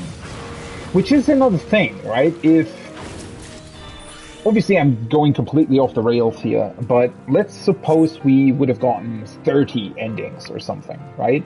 And then a couple of them would be sort of minor ones with interesting environmental puzzles here and there that, you know, would be something like, oh yeah, step on the plants in this room and it unlocks something different. Then I guess I could go behind, could get behind it. But with it all sort of being, we basically only get 2 proper puzzles in this whole dungeon. And that's just not enough, in my opinion. And also I think that, well, as cool as it is to actually alter boss mechanics, I mean, that doesn't really play any role in the Criterion dungeon then, right? So it's... I don't know. What? Oh, wait, this is actual ceruleum? Wait. It's the first time this happened. How the fuck did I do that? Wait, is it the first time it's happened? Or have I never paid attention to this? I thought I actually... But they aren't explaining.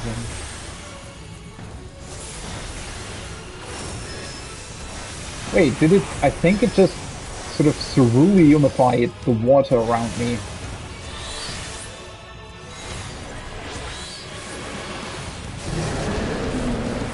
So I guess the boss is now imbued with ceruleum. Wait, he also starts with... Oh, fuck. I did this the wrong way again.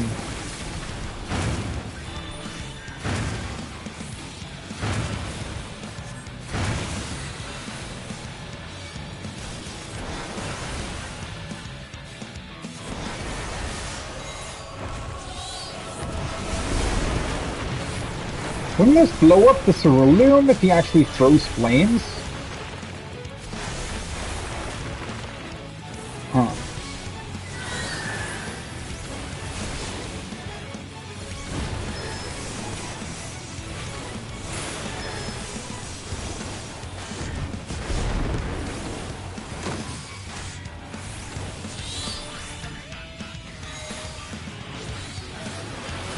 Yeah, I wonder how it did that.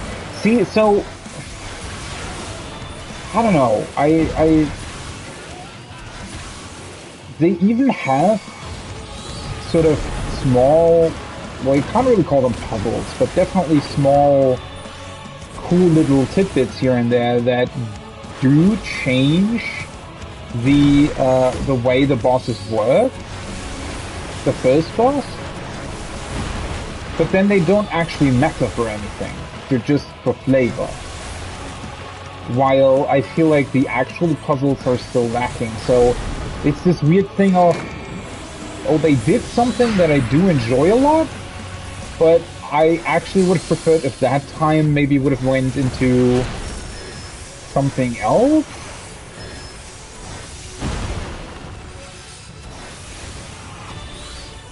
Man, I don't know. This is all kind of strange, honestly. So much potential, yet also arguably a lot of wasted potential.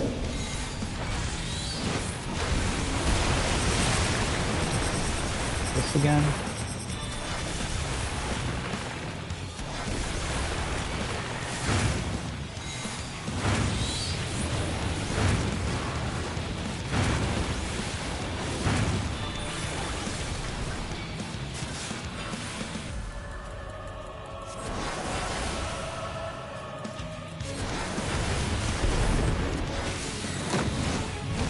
I always sort of end up on my summon, that's quite annoying.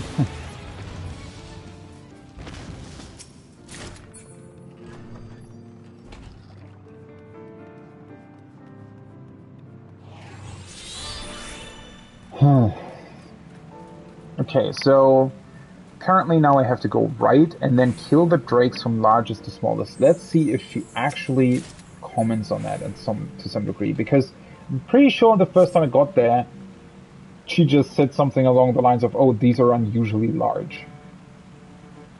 And by that measure, she does talk quite a lot in these dungeons, right? So it could be sort of anything, right? She's talking about, like, any one of those things could be a potential puzzle, so I don't know, that just kind of seems wrong to me.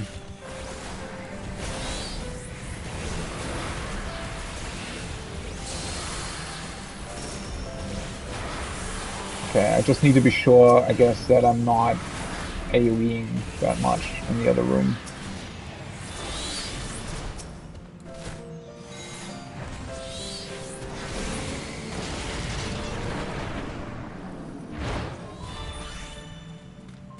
Let's see, what does she say?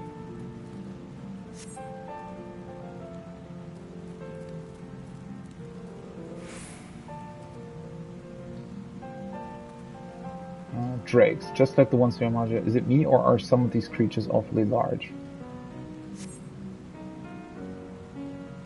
Yeah, so... Oh, well... They do have different names. Father, mother, brother, sister, drakeling. That is... It makes this a little bit fucked up, honestly. From largest to smallest. Okay, so the father first. Father, mother, brother, sister, baby. Okay.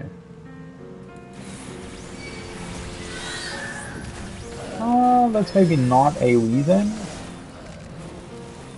Although this wouldn't kill any of the other ones. Ugh. Wait, mother?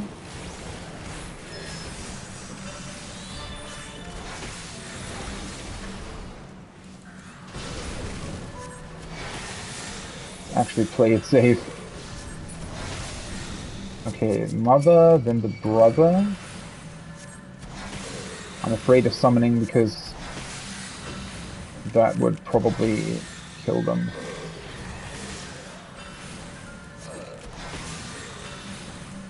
Isn't that... I feel like this is really fucked up.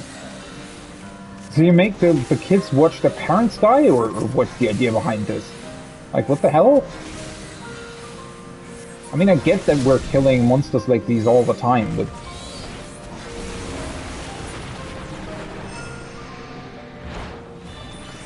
triggered some spell of opening. I wonder why they chose to conceal this passage.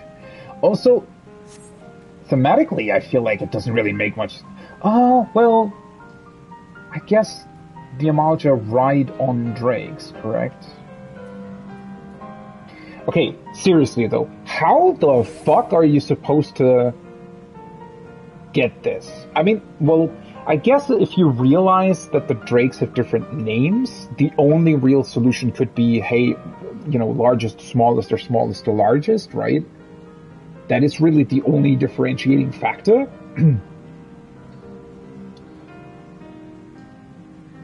See, this would have been way cooler though, which again, I'm not 100% sure if maybe there is some hint in here. So theoretically, this would have been the entry that I got before this, right?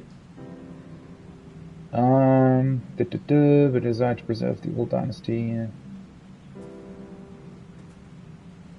What you're saying, yet without the clear way of view, I cannot be sure because of the status of what I'm on.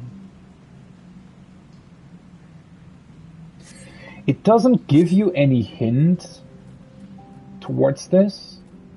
I wish this would have been an actual puzzle you could find a hint about.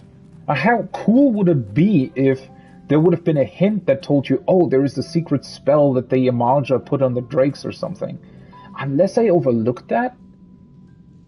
But I don't think I did. I mean, that's the thing, right?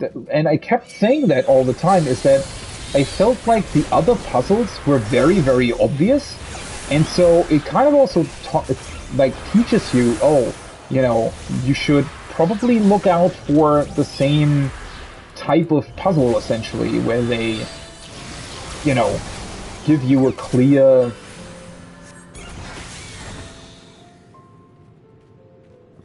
These are precious relics, everyone. Think you they might be blessed or enchanted in some fashion? Incense burner. Here it says interact with a coffin.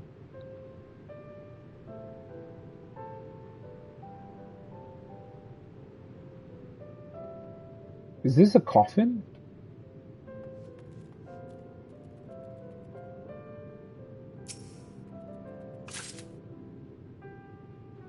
Oh, wait, what? I just took that with me? Storage room for ceremonial objects suggests the ceremonial chamber is nearby.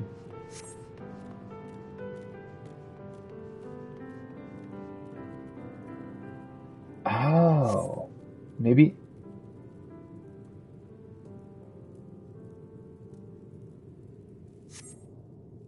I guess now I can.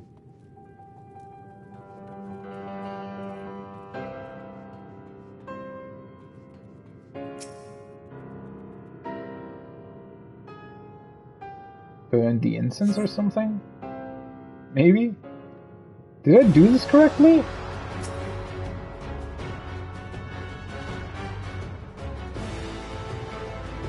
Hopefully.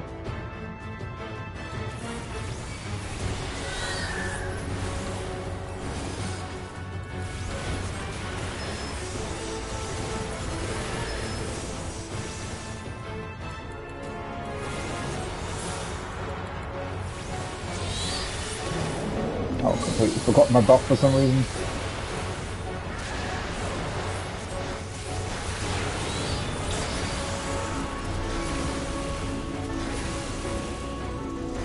Wait, does that...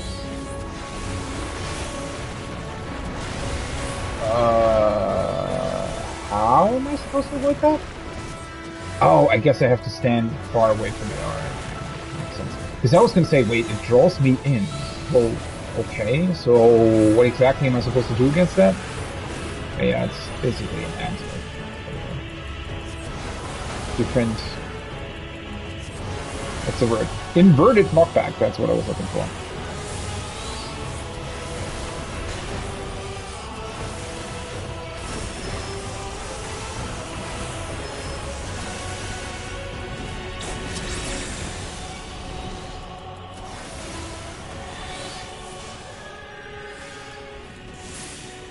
Or maybe I shouldn't have activated Rampart. Oh, well, whatever.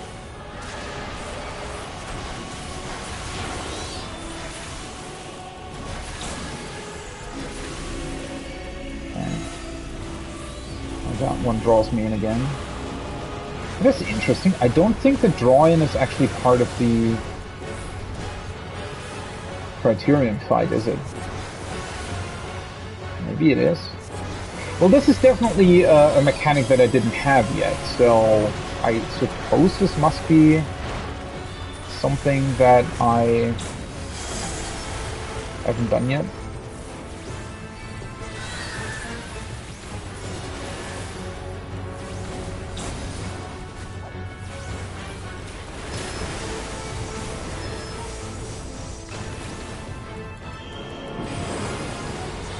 Well, honestly, and I hate to say that, but now I'm actually even more disappointed by the whole thing, because the puzzles are literally really cool puzzles. Like, legitimately things that I would have liked to find out on my own. Now, obviously, I wouldn't have needed to Google it, but I also don't understand how the hell I would have actually, you know, uncovered that myself.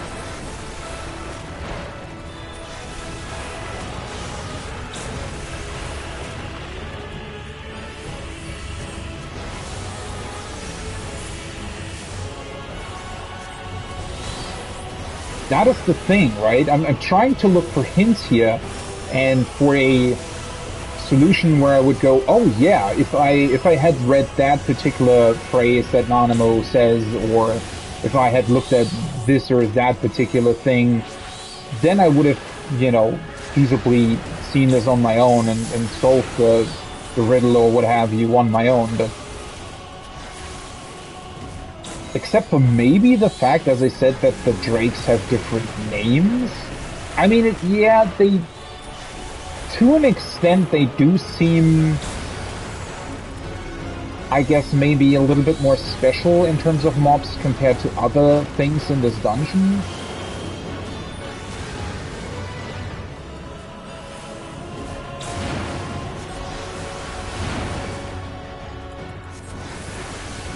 But then again, honestly, there are quite a few other things that would equally count towards that. So, for example, what Preach and his party speculated about with potentially having to move mobs to open up passageways as well. So what they were specifically saying is that on the leftmost path, where you fight the tortoises, right? That you could potentially drag them over to that rubble wall that I was looking at earlier, and they would potentially destroy it.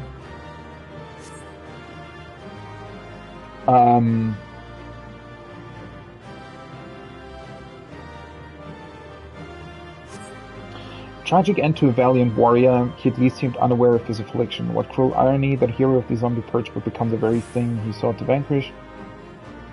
While it may not be the amount away, I shall at least offer a prayer of peaceful repose to this tortured soul.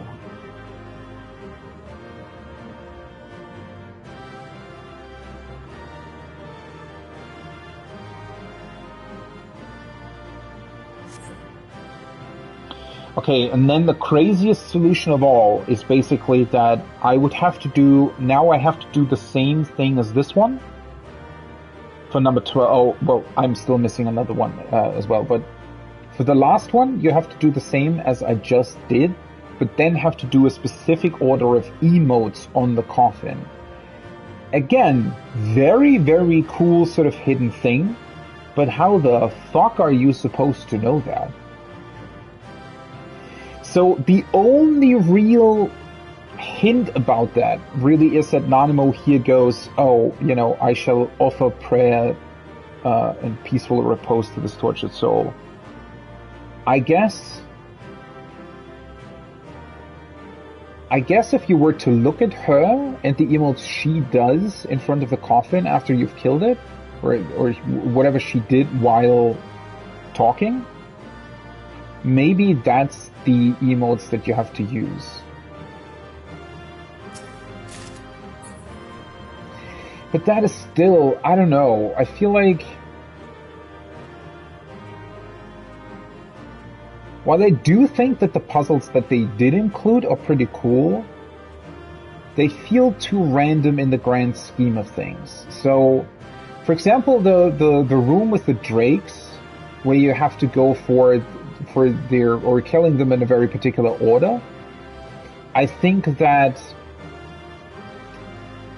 you know, if there were multiple puzzles like that in here, so essentially almost every mob pack would have some sort of secret to it, depending on how you kill them or what you do with them, then that would be a different story, I think.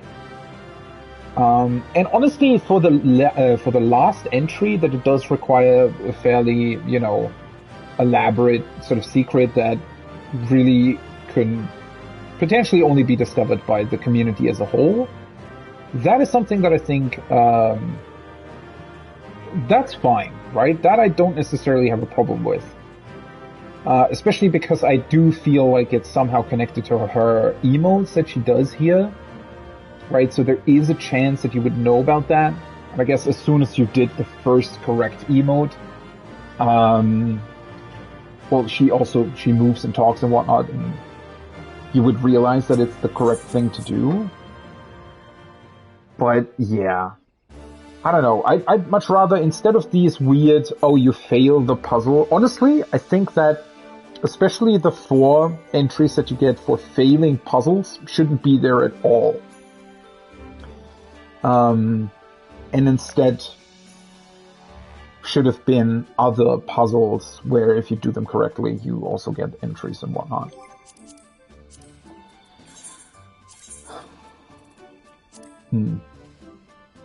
To learn more of Mir.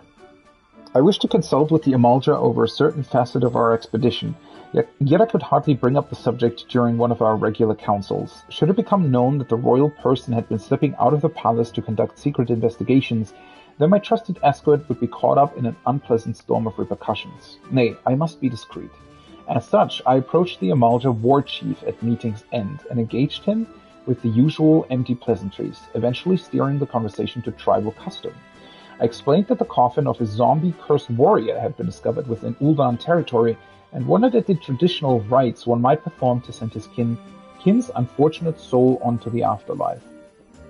Somewhat taken aback, the war chief advised that it was of paramount importance to avoid disturbing the warrior's undead slumber. Okay, well this is...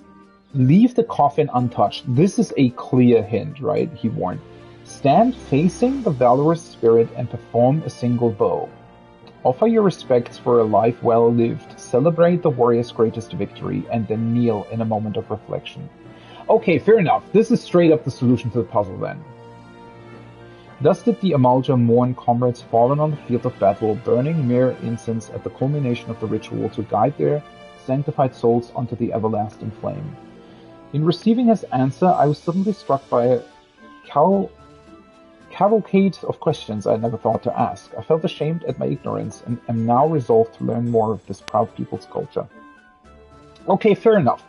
This is straight up the solution to the puzzle then. That's pretty cool. That is honestly really, really awesome. So it's really only, well, the drakes aren't really mentioned anywhere here though. Right?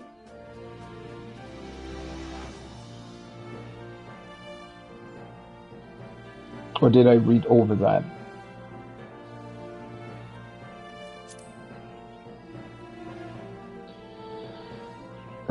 Response to what is subject for the question, and why did my bands give me the names to that?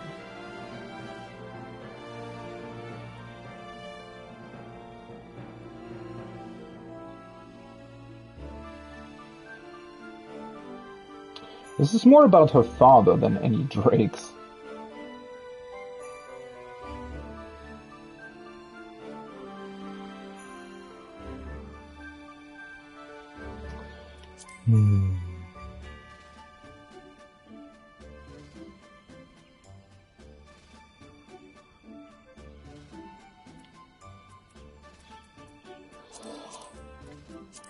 I don't know, somehow this...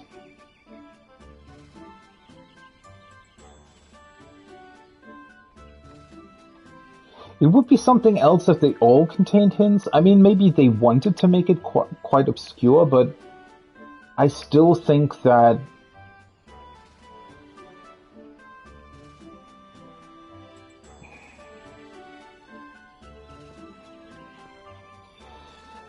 I don't know. I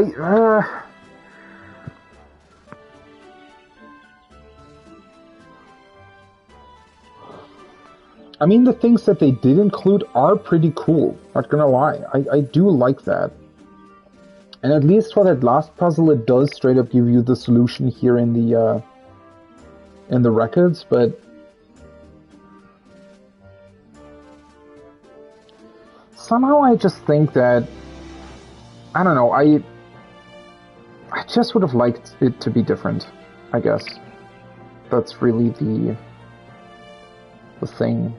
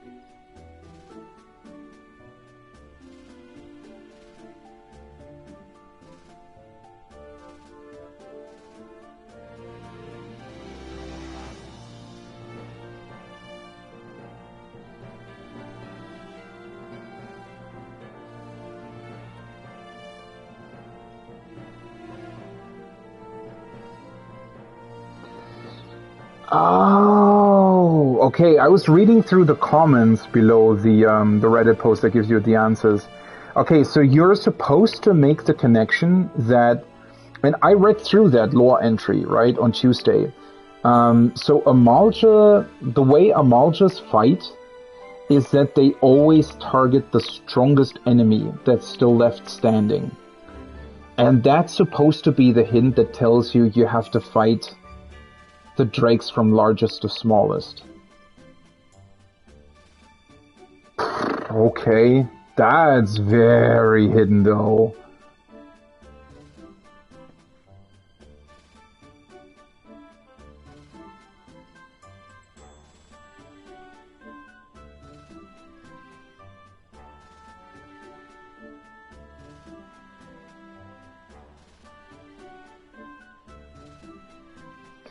I don't know,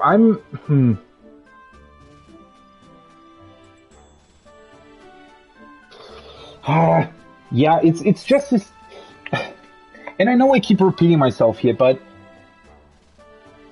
these puzzles are actually really, really cool. It's just that they don't really, I guess, flow that well, right? The weird fact that you have to purposefully fail some stuff is strange. And then sometimes these entries do give you hints towards things that you have to do, and sometimes they don't, right? And sometimes mod packs do something, sometimes they don't. Some of the things are apparently random. Sometimes the left-right things actually do something, sometimes they don't. So it's I feel like it's very inconsistent. The best way I have to describe this is that it feels like they implemented some really, really cool stuff, which arguably it is, right? The stuff that is here is honestly really, really awesome. But it feels like they implemented sort of this awesome stuff and then ran out of time to implement more, right? I feel like the way this was potentially originally envisioned is that they said, all right, every one of these, or rather, when you look at this, right, and then think about, all right, what would the best version of this be? I would say that every one of these entries had a hint towards yet another puzzle that you had to do, right? And another secret that you could find.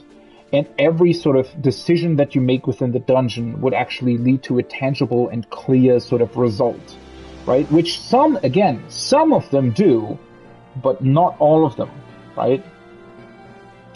Which is also why I was confused, for example, earlier, that apparently whether or not you turn the wheel like counterclockwise or clockwise doesn't really have, like, it doesn't translate into whether or not you take the right or left path later on. That seems apparently random.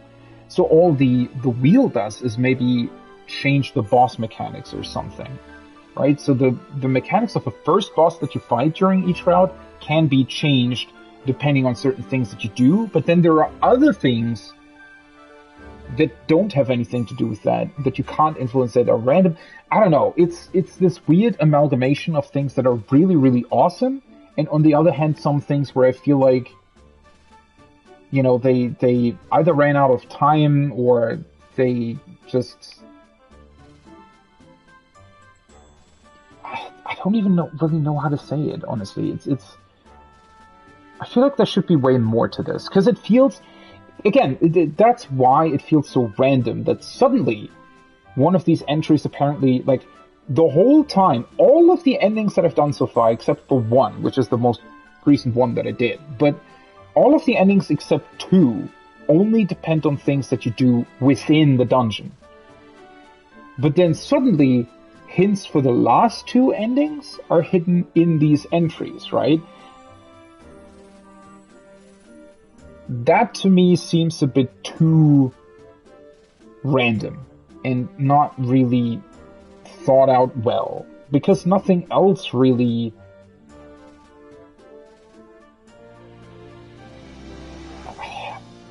I don't know, it's And do remember, yeah, right, do keep in mind that everything that I'm saying here, when I seem very, very frustrated with this, is because I really, really like these and enjoy this dungeon, right? I think it's a very, very cool thing. And honestly, if I had my way, I wish that they would implement dungeons like this in the future as a standard variant.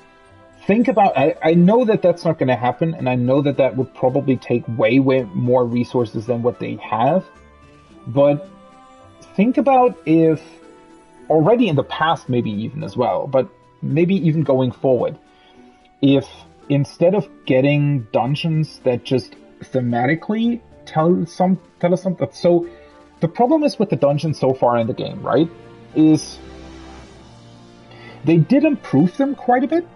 Obviously, especially since Shadowbringers, not necessarily in terms of mechanics, the whole how dungeons are designed, they already sort of ironed out in Heavenswood, or at least in Stormblood. But with Shadowbringers, we also got trusts, right? So going through dungeons with trusts is a pretty cool experience for the first time round, right? And when you go through the story, you can actually look at the dungeon. And the cool thing is that they can use the dungeons as a sort of gap closer, if you will, between zones, right? Or you can explore certain other things that might not be part of the actual zones, right? So what we typically get, for example, Holman's the Switch in Shadowbringers, right? The first dungeon explores the sort of side area that is supposed to be, I guess, adjacent to, I was going to say Limgrave, but that's an Elden Ring, to Lakeland. And while we don't really go there as a proper location, we do go there in the dungeon. So by doing that, they can make the world feel a lot larger than what it is, right? They can put us into these dungeons and say, oh, you know, this is a whole other expansive area that we didn't really put into the world map, but it is still an accessible thing, and it is, you know... For example, same thing with the this grand villa-like structure where we find the mage in, what is it, 5.1, in order to get information about the soul vessels and order how to get the science back to the source. That is supposed to be essentially on an island or something, or behind the mountains of Lakeland as well, right? So again, another thing. Same with the was it Academy Anada? The dungeon Bismarck gets you to in 5.2, right? That's another thing that is essentially far out in the Tempest, way, way further back than what the actual map would be, but through doing it, or through putting it in the dungeon, they can actually sort of extend the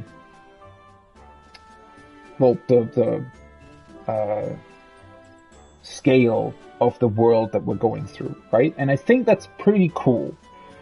But if you put that sort of lore / immersion point away, right? If you take that away from the dungeons, then in terms of gameplay and interactivity, they really don't have that much to offer. Sure, the boss mechanics and stuff are fun, to a degree, but especially recently, I feel like they've been very, very formulaic, right? So sometimes they come up with really, really cool stuff, or with really sort of unique, fun mechanics. If we go back to the dungeon that I just mentioned in 5.1, for example, the second boss has something where you, or rather the third boss as well, is where you have to burn or not burn the furniture in order to get rid of your blue flames. That is a very, very funny, cool, gimmicky mechanic. And I feel like when dungeons do that, right, when they sort of have these funny gimmick mechanics that you couldn't really do in Savage Raids because either they would be too annoying or too simple once you figure out the solution, that's what dungeons can be, right? But they very rarely actually do that. If you look at especially the Endwalker dungeons, I feel like thematically they're really, really cool, right? Thematically, the Endwalker dungeons, when you go through them the first time during the main story, they're absolutely incredible. And arguably, stuff like the Tower of Babel with Anima at the end is pretty incredible also, just from a visual standpoint and from a spectacle standpoint, right? But when you then actually look at the mechanics and the gameplay, they're very, very formulaic. They very, very rarely even do something that is dungeon-specific, right? And most of the time it's just different combinations of mechanics that we've already seen, sometimes with new animations, but still, not that great, honestly. So what if dungeons moving forward would always be variant dungeons, right? So they would always have different paths. I mean, they can still, if for story purposes they need to end up at the same end point, then sure, go for it, right? I'm not saying just because dungeons need to be variant. That's the cool thing, actually, with this system, is that they could change it up completely, right? They could make dungeons in a way where through the different paths, they can still be equally long, which is, I think, the main reason why they're designing them the same every time, is that if you do them in roulettes, they're always the same length, right? And stuff like that. But, I don't know, I feel like we could gain a lot if you were trying to translate... Oh, oops, talking too long. If you were trying to translate this particular system into actual dungeons instead of keeping them separate like this. Or, alternatively, what they could also do is that there could be a standard route through a dungeon, and then they essentially would have a variant of the very same dungeon that allows you to explore more, right? And solve puzzles and go into additional chambers and whatnot. I feel like, honestly, that might have been the better solution here, because now it sort of stands completely separate from everything else, and I feel like that's not necessarily the best thing moving forward. And then the weirdest part about this is, as I mentioned earlier, the Criterion dungeons very much then go back to our standard formula of dungeons, just with Savage level difficulty. But they're linear again, right? So,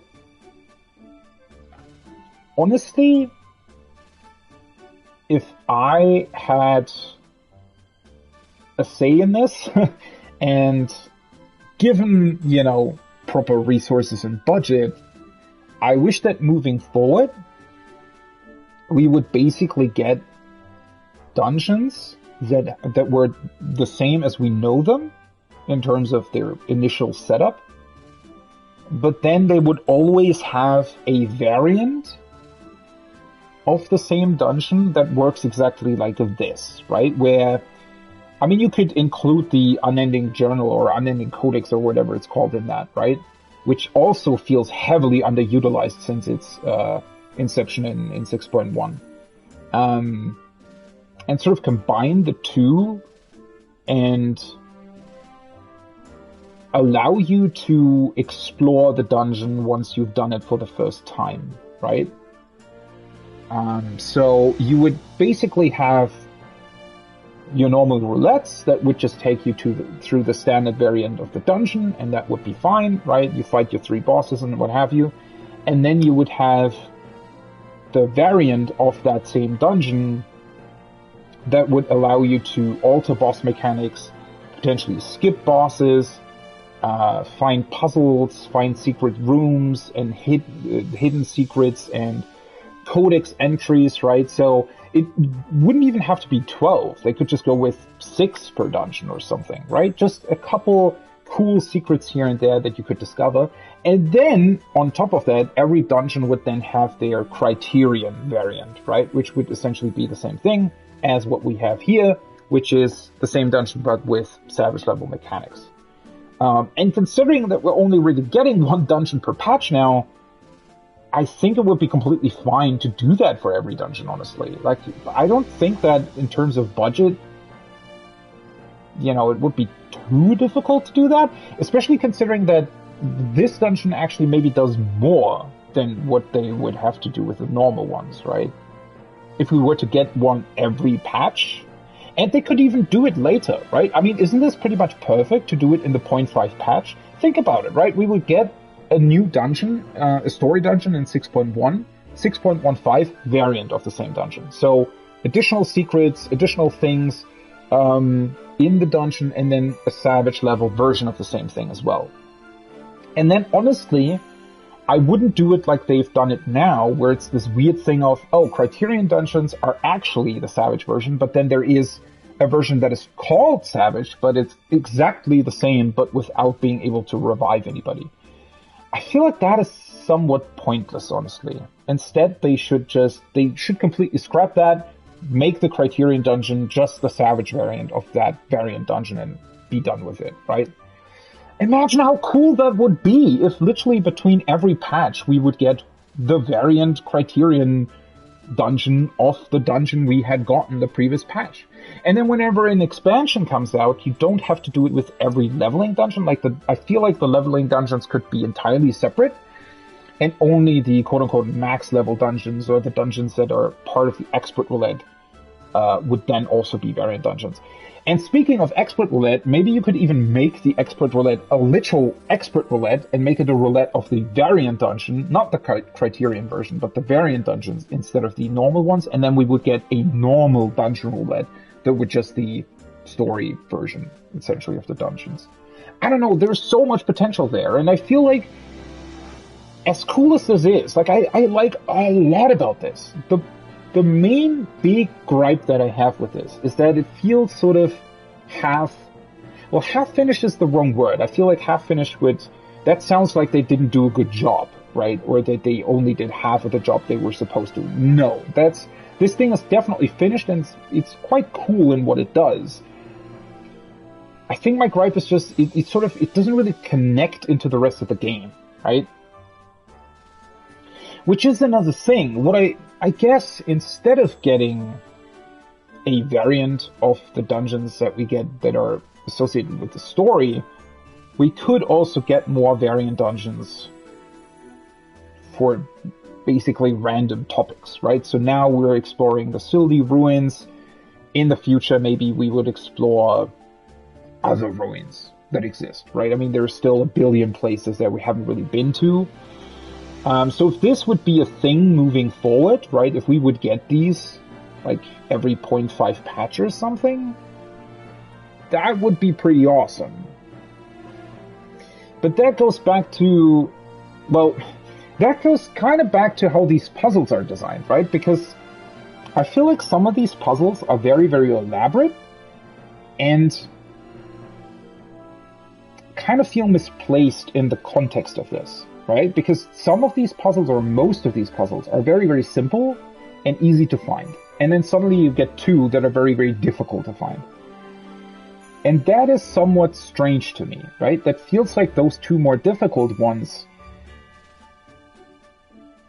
Again, I like that they're here, but when you really put it in context, or when you try to think about it in context, they kind of feel like they would be the culmination of multiple different puzzles that, you know, got progressively harder as you moved through the dungeon and tried to uncover its secrets. But that's not really a thing, is it? It's really just, oh, a lot of this stuff is easy to find, and then suddenly, boom, 2 very hard things where you have to actually uncover clues within the text in order to find out how they work. That's just very... It's not really... As I mentioned earlier, it doesn't really have a flow to it, right? It doesn't really make sense in the context of where it is placed. You wouldn't really expect that this would be a thing. And so, well, what I mean by that when I said that this all sort of feels to be like misplaced a little bit in terms of scale is when you were like, I feel like this is actually too much when you would be doing it every 0.5 patch, right? So I feel like if you were to do it every 0.5 patch, or 0.x5, you know what I mean. So between every patch, essentially. Then this is a little bit too much, right? If the Savage variant or the Criterion variant takes you, 24 minutes, I think I read is the Enrage timer on the Savage version. That's actually fairly long for a dungeon, right? I mean, yes, it's supposed to be Savage, but I feel like making it sort of, for example, 15 minutes would be much more in line with something that could be released between every patch, right? See, what I'm saying is essentially just, this feels too elaborate to be released on like a very tight schedule, right? And honestly, I wish that we would get a steady supply of these, maybe with less content in each individual one, compared to a more elaborate version, but then we only get 2 per expansion or something, right? That would honestly that would kind of suck. But I think that's kind of what they're gonna go with, sadly.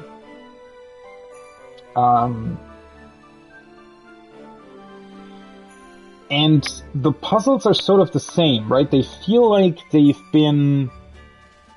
it feels like they weren't quite sure if they wanted to go with a lot of puzzles and really elaborate puzzles, or only a handful and not very difficult ones. And so they kind of made this weird hybrid where most of them are very easy and then suddenly you get 2 very hard ones, right? And again, I feel like it just doesn't... Individually, looking at all of them individually, they make sense and they're cool in the way they were implemented. But if you put them all together, it kind of feels like they don't fit very well, right? It feels like 2 of them were designed for a completely different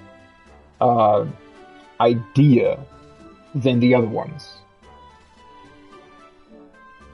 Yeah. I mean, it is their first shot at something like this, right? But I don't know.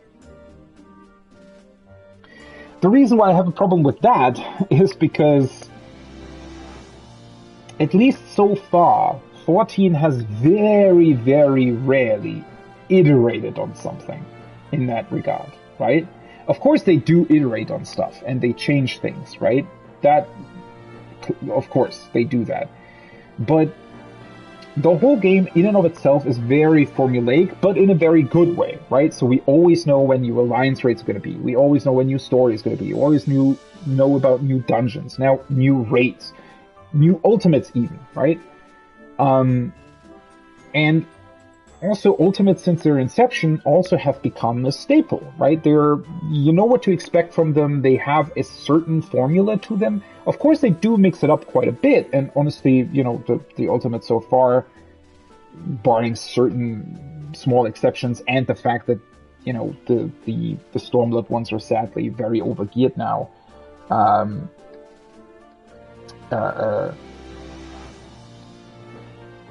Barring those exceptions, they're still very much the same thing, sort of, right?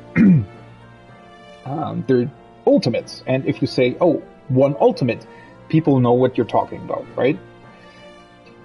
So whenever they introduce something new, there are only really two possibilities, right? Either it's going to be a one-off thing. Big examples for that would be Eureka with the Baldessian Arsenal, and while Bosja was in spirit the successor of Eureka, it is very, very different. Not necessarily in a bad way, actually in a couple of really good ways, but it's very, very different. And I don't think we will ever going to get something that is very similar to that, right? If they're going to do another thing like Eureka / Bosja, it's again going to be very, very different. And that is fine in those regards as well, because both Bosja and Eureka are very big things, right? They're very grindy things, and there's a lot to do there.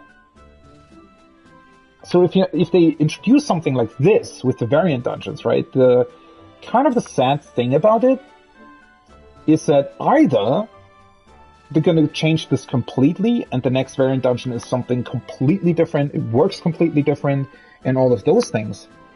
Or it will be the exact same thing again, just with a different dungeon and a different theme and different character, right? And so, sort of my idea, right, is never really gonna be in the game, right? Because it's neither. It's not the same thing again, but it's also not something completely new. So, yeah.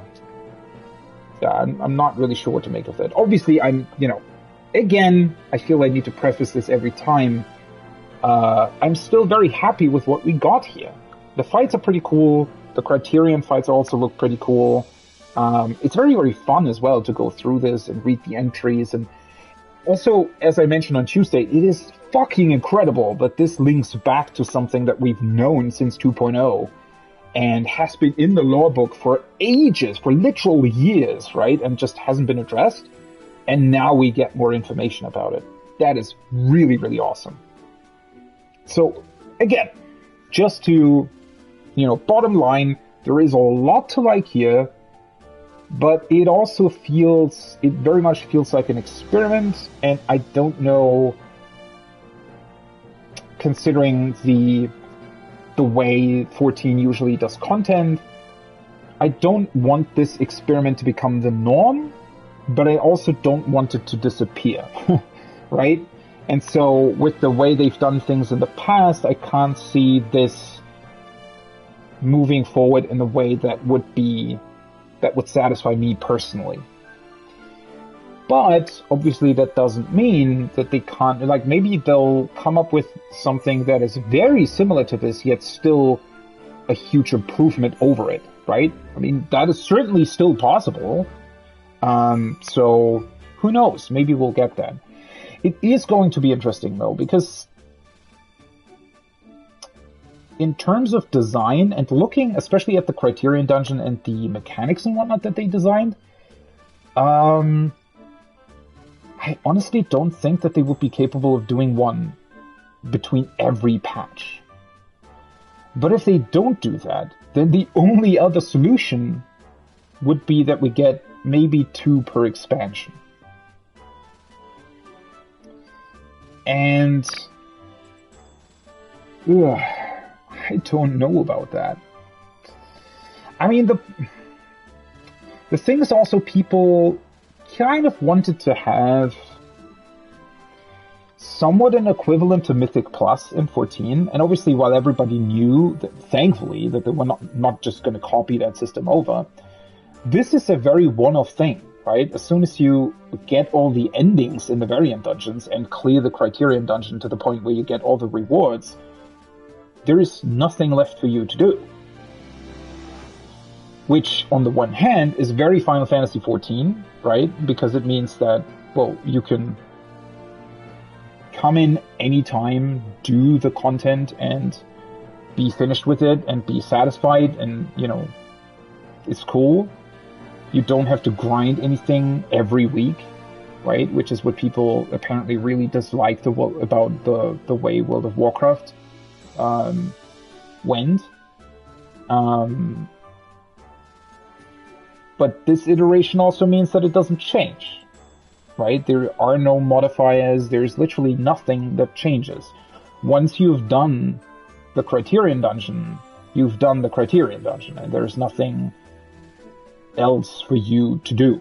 You can clear it a couple of times, obviously, to get the rewards, but that will be it. And that is yet another thing that I feel like, again, Savage just feels so weirdly added onto this, right? Why is that a thing? Why isn't Savage actually what Mythic Plus was, with like different modifiers or something? And it could still be, like, I'm not saying copy that system over, I'm saying make it what makes Final Fantasy unique, right? So what if, for example, I mean, they could have included or changed what they did with the deep dungeons, right? With the like pots and whatnot that you can find there. Also, the variant actions, they could have done stuff that we had in Bostia, right? Those things could have been in there. And yeah, just actually put modifiers, right? Stuff like that. I don't know. Whatever. Long discussion about these. Let's get the last endings. Which one am I still missing? So this is, 6, 7, 8. I'm still missing 8, which is, okay, fail the scales. That's really dumb. Lever to the right, lever to the left.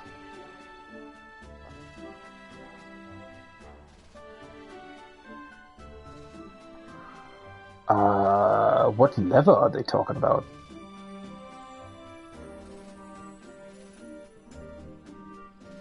Oh, I get it. That's after you've done the whole thing. That's when the boulder comes down. Yeah. Alright. Well, let's do that then. Hey, I think... Well, that is the good thing, right? The reason why I'm talking about it so much is because there is so much potential here, right? There is so much potential here. And, well, it's not that they... Like, typically when you say, oh, they kind of wasted potential, or maybe they didn't do everything that they could with it, it always sounds like they did a bad job, right? Because for most games that would be true. But I don't think it's true here. I think that this is very much what they could do in the time that they allotted for this, and also since it is definitely, like, not only the first time they've done something like this, but also clearly, and they've communicated that as well before they introduced it, is that they were going to try this and essentially new format content for people, right?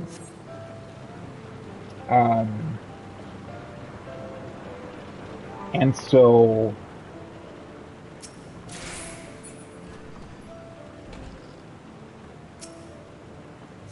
this is definitely perfectly all right with what we've been told and what we set out to, you know, to have with these dungeons.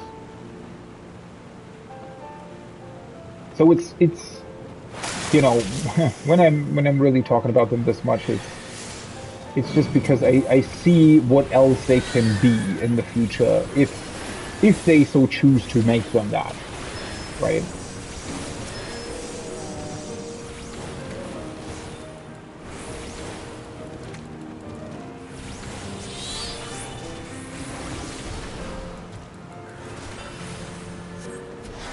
So, funnily enough, another thing that I also said on Tuesday is that this actually, like going through these solo and uncovering secrets and whatnot, actually made me pretty motivated to finally try Palace of the Dead solo. Because I do still want to get that Necromancer title, and I feel like it's also a great chance to... Because I've never done Palace of the Dead properly, right? I've used it a couple times to level, but I don't think I've ever actually been past floor 60. And so, yeah. Not only do I want to do that, this just felt sort of like the perfect setup to finally try it.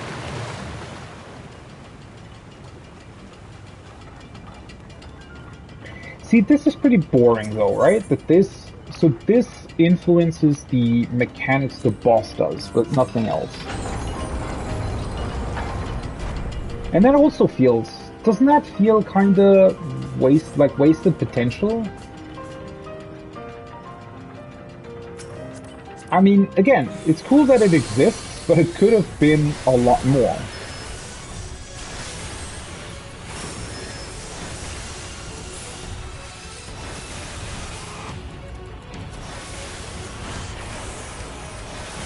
And in general, one other thing that I have to say that definitely also falls within the same vein is that I wish that they actually had unique mini bosses in every route. But then again, I'm asking for something that is way too much, honestly, I feel like. Because the boss designs that we got, like the 3 end bosses, are really, really cool, right? Especially looking at their Criterion variants, they are really, really awesome. And actually way more than I think what we would get out of this. Especially also in terms of just amount of mechanics, right? So,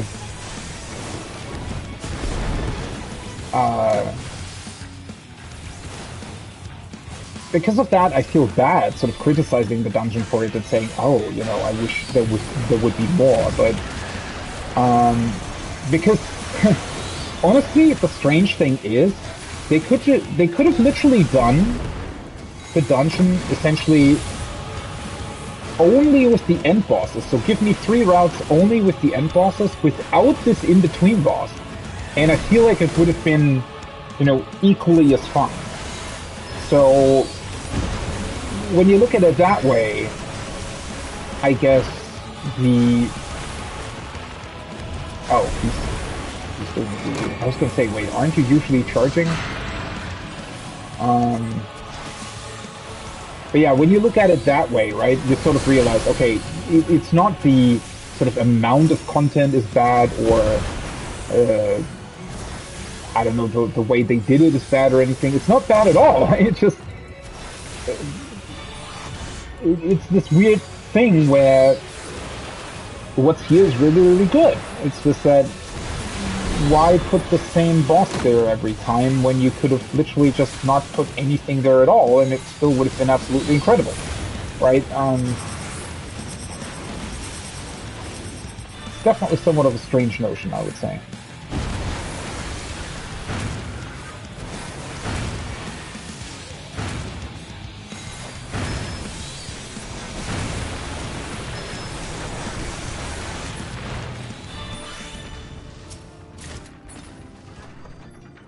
Okay, I shouldn't forget what I do. So I basically go through, I fail the puzzle, and then the lever at the end is the one that I still...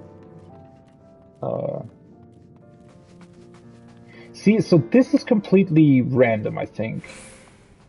Whether or not you go right and left here.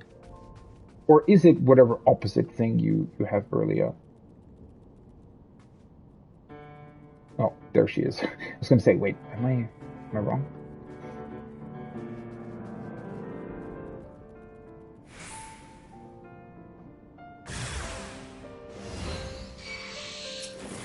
Alternatively, another thing that they will also never do is they could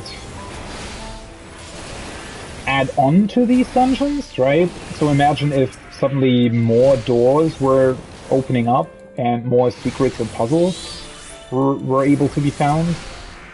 That would be another interesting approach, I guess.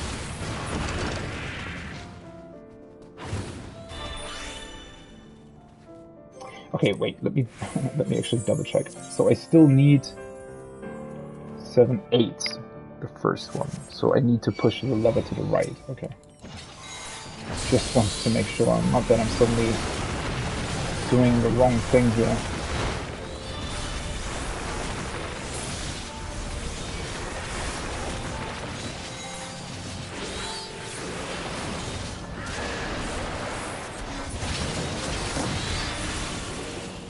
Did I actually kill the middle one that did the AoE? That's kind of funny.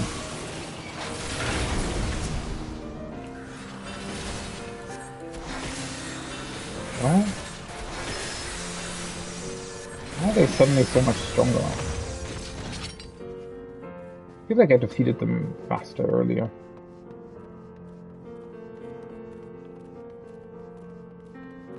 And yeah, same with these personal spoils. Just don't put them in here. I don't get why there are these treasure chests with personal spoils, but the only thing that you get out of them are these Deceiver's diamonds that do this. Like, why? Just don't put these chests in here. Would have been perfectly fine. Nobody would have missed them.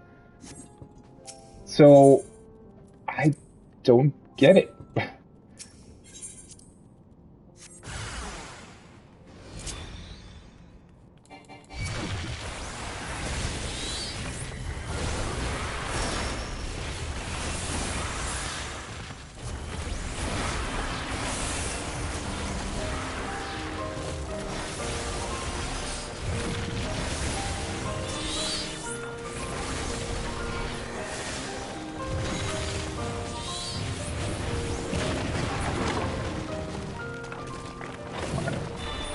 Now it's lever time. Lever to the right.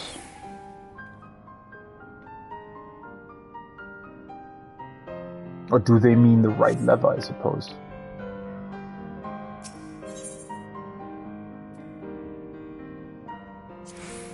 Yeah, so the first time I went through here, did the first one...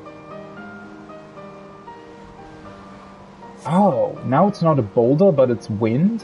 Oh, that's funny. Well, at least that way I know that it's the other way around. Wait, does this also change the boss mechanics then?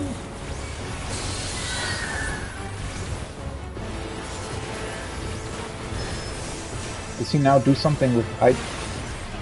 He didn't do anything with boulders though, right? When I had that, wouldn't be part of it?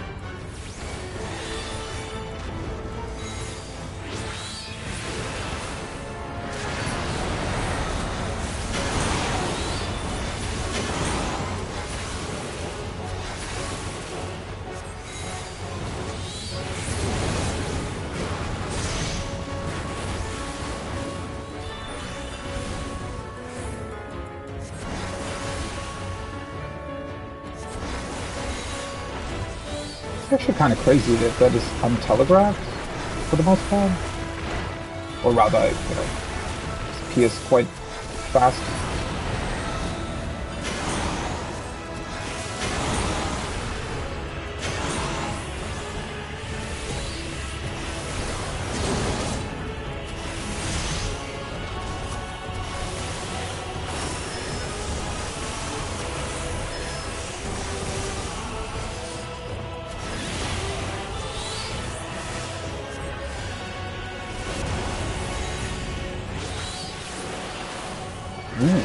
Maybe we do get wind now. Oh, now I remember.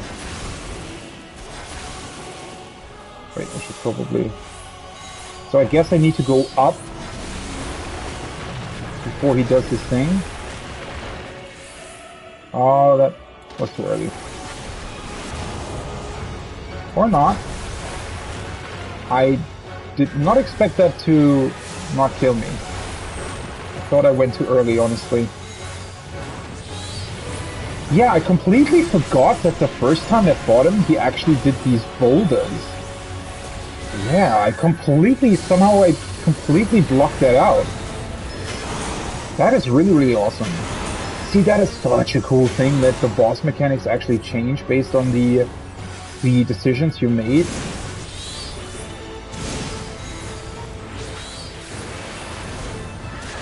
Yeah, honestly, same thing, right? I kind of wish that they just would have skipped that first boss and instead made it so that you could actually get multiple different variations of the other bosses.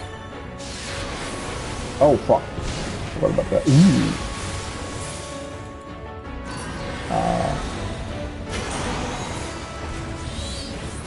Yeah, I'm just thinking about possibilities here instead of actually paying attention. But yeah, I mean, imagine if, for example, you could do the Null Thaw combination plus the Boulder Wind combination, right?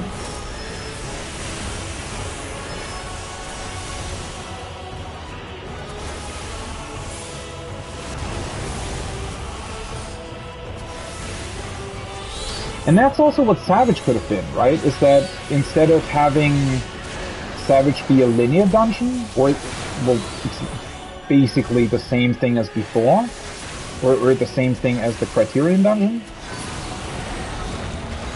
What if,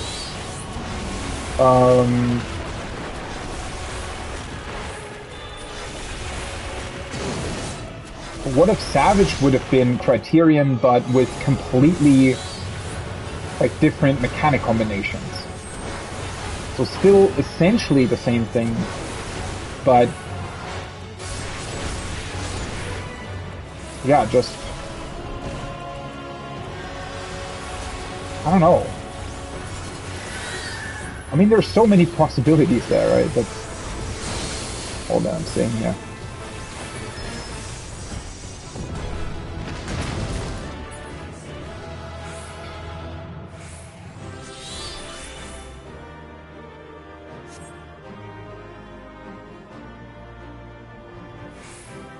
Yeah, I don't think she mentions anything else.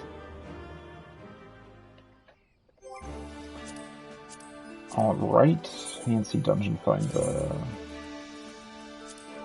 Ul'dah in Sildi. When Belladia splintered into Ul'dah and Sildi, the division only deepened with time. The history books tell the tale of escalating hostilities, of how the advent of the traitor Spurn devastated the Sildians and brought the conflict to a horrific end. Ul'dah would later migrate to the site of the fallen metropolis, where even now the ruins of the past dot the landscape or lie hidden from view deep underground. Such remnants proved useful when routing the municipal waterways, and so did they refer to the section of the subterrane as the Sildian Aqueducts. Given that the war turned savage over water sources, it seems to me a designation of particularly ghoulish sensibilities. So yeah, that's even more fucked up, right? So Ul'dah's past is pretty fucked already with what they did with the zombie plague to the Sildians, but the fact that they then named their own waterway aqueducts after the place they fought against over water is pretty, yeah, distasteful naming, as Nanamo puts it here. Distasteful naming aside, it should have come as no surprise that these old tunnels fed into other vestiges of Sildi, and yet I was wholly unprepared to set foot in the royal palace itself. Had the structure been exposed above ground, the wind-driven sand coupled with the heat of the Thanalan sun would have led to extensive erosion. But cocooned beneath the earth as it was, its chambers have been perfectly preserved. How rare it must be to encounter ruins in such an unspoiled state. It will provide our historians with a wealth of material to study, assuming they can navigate the intervening passages. We must clear the way first and foremost and secure a safe path through.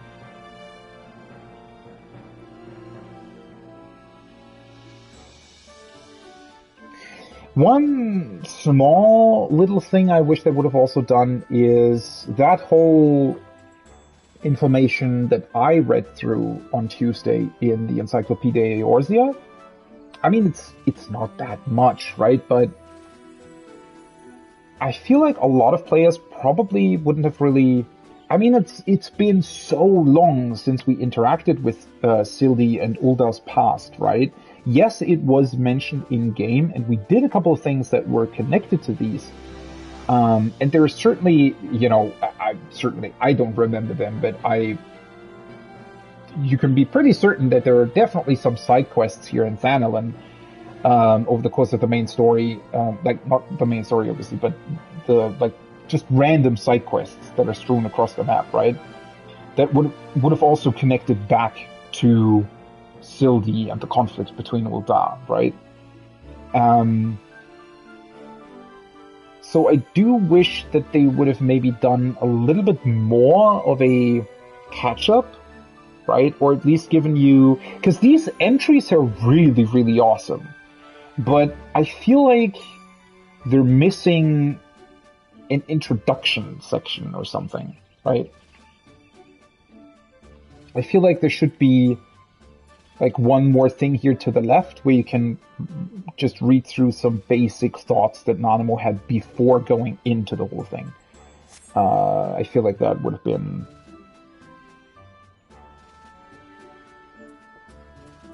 you know, maybe a little bit better for players that potentially haven't really done this in a very long time, or not done this, interacted with Uldan history in a very long time. Because I always think, right, I'm the type of person that gets really, really deep into the lore of games and not only thinks about it for a very long time, but also, you know, actively has the encyclopedias and, you know, reads through other articles and revelations, discoveries and whatnot, watches videos about that.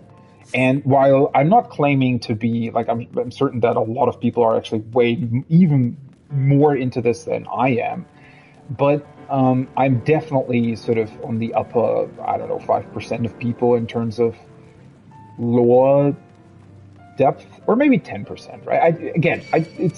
It's not about me. I'm not trying to say that I'm some sort of, you know, brilliant mind when it comes to Final Fantasy lore. That's not what I'm saying at all. It's just that I recognize that I spend more time with the lore than your average player, I would say. And so I do fear that, you know, maybe some players wouldn't have actually, like, this, a whole lot of this would probably just go over their heads, which I find is a,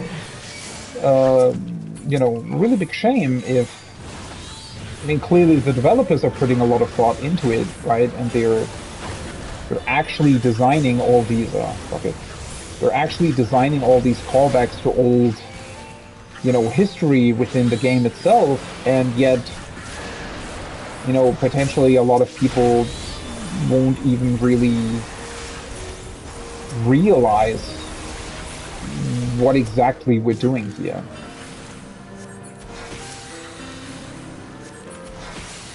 Because as cool as it is that these are connected to the tunnels you escape through in 2.55, I mean, that is a pretty incredible callback, and it is mentioned in the quest that you do for this, right?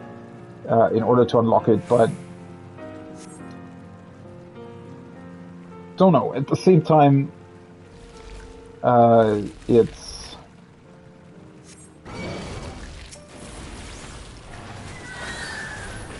yeah, it's definitely not enough to really highlight the gravity of the whole thing, I feel like. Though to be fair, I mean the codex, and yeah, I mean that's the issue, right? These, well, I'm calling them codex entries, Nanamo's diary entries over our whole discoveries here. They are just very oh,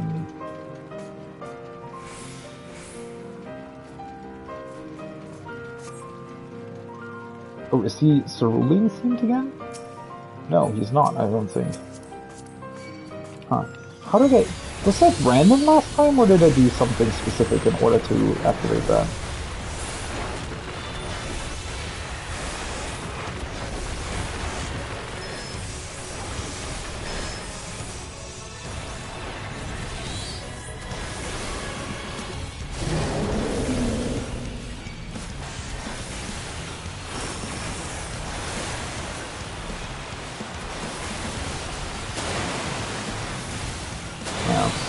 It's just a little bit of a shame that the diary entries are after the fact, right? And again, it's just maybe lacking a little bit in terms of an introduction to everything here.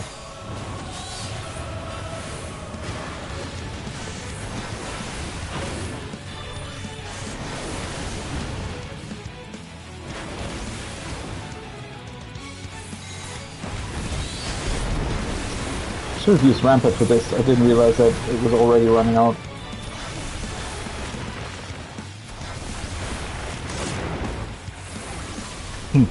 Another funny thing that happens every time we get to do something with additional actions is it makes me realize how much more fun playing the game with them is, right? It makes you realize just how lacking some of the rotation. Well, I'm also playing Summoner, but you get the idea, right? It makes me realize how lacking some of the rotations sometimes are when we could also have these cool additional actions.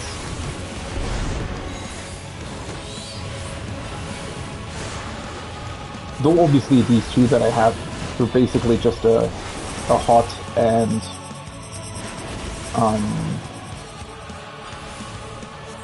Rampart with the shield added on, so you know, they're not the most creative thing ever, I guess, but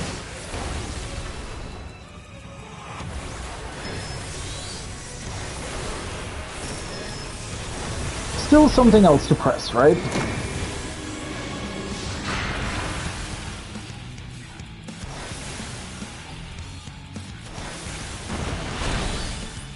Ah, fuck.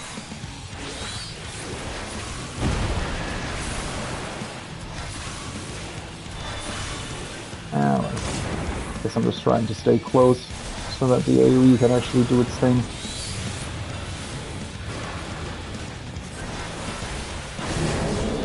I was gonna say, I think this time the shield works. Oh, now he jumps back middle. Ah, well. Only wasting a little bit of my AoE.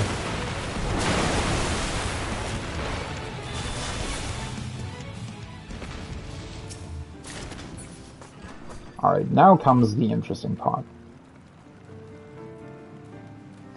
So we need to go right again.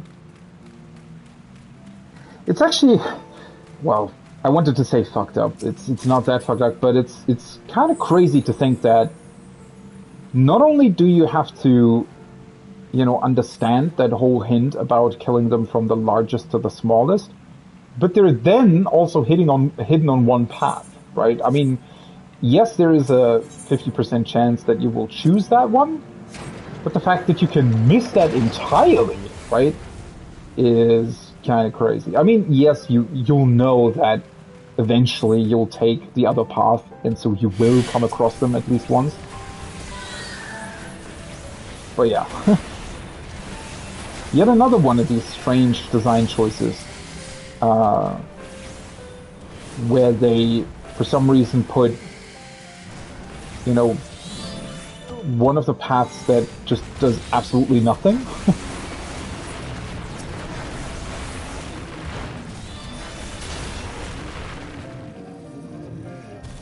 Alright, let's be particularly careful again.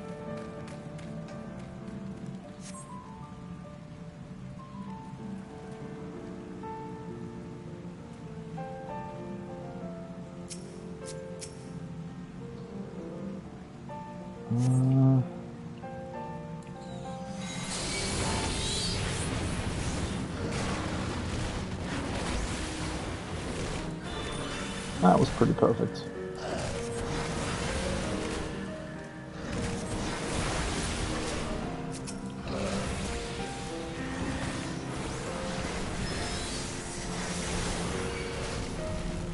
I should probably not Arc Monitor or Death Flare. If they accidentally crit or something, it might be bad.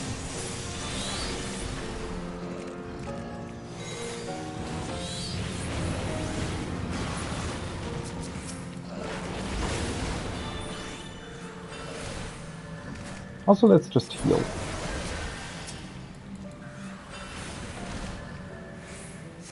did do it correctly though, right?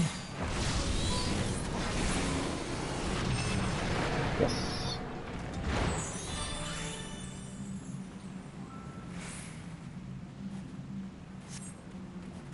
It's a pretty cool implication though, right? If you read through the through her diary entry, because they're drakes, they're the Almaja's way of getting around, right? They're beasts essentially, or they're mounts.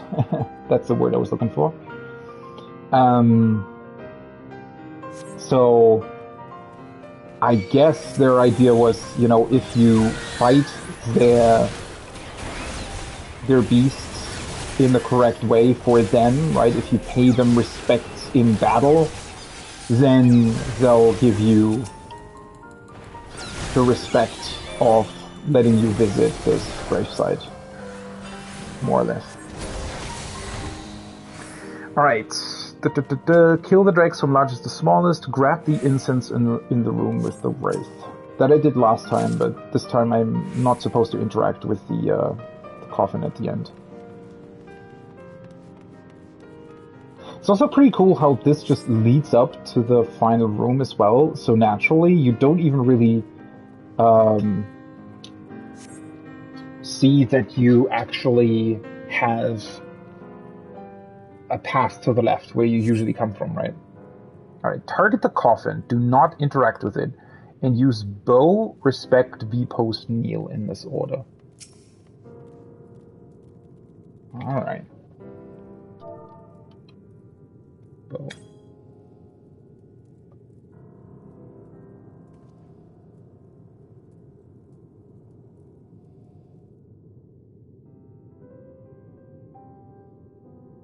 Do I have to be closer? I did grab the incense though, right? Or do I have to be outside the boss room? I don't think so. That would be weird.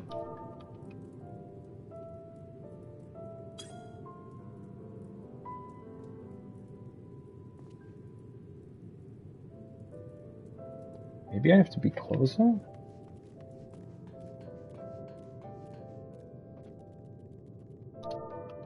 Please don't tell me that I did something wrong.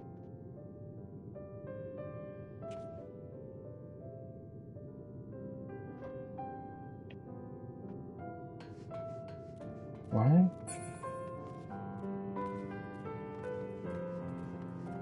I grabbed the incense though, didn't I?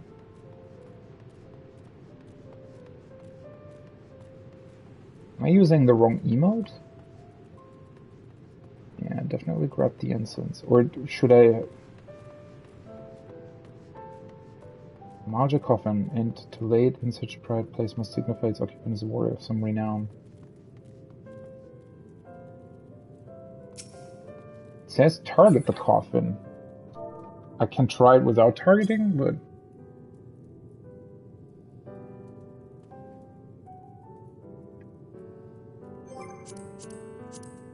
Okay, wait a second. Which entry was it? This one, right? Leave the coffin untouched. Stand facing the valorous spirit and perform a single bow.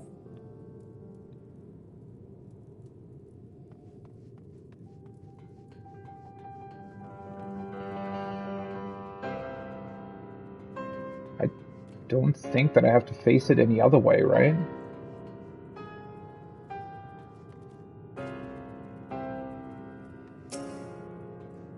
Alright, what?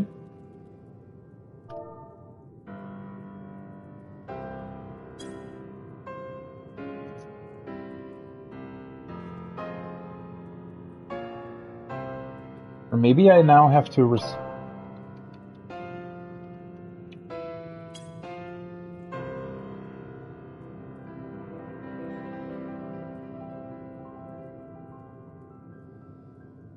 Oh, I was waiting for Nanamo to do something. But it says, because it says here that you're supposed to, you know, wait for Nanamo to say something, but I think...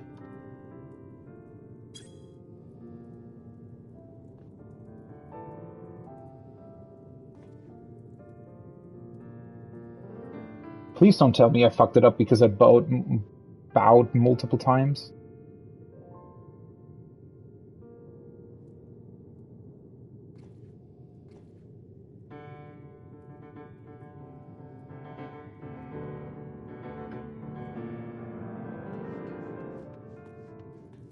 Might have done it wrong.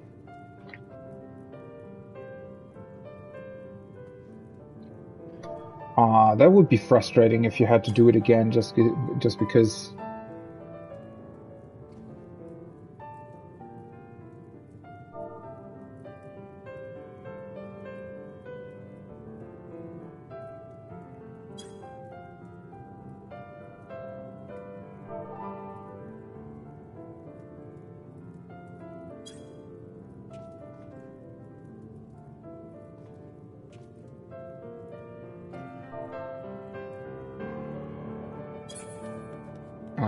I think I probably was too slow or something.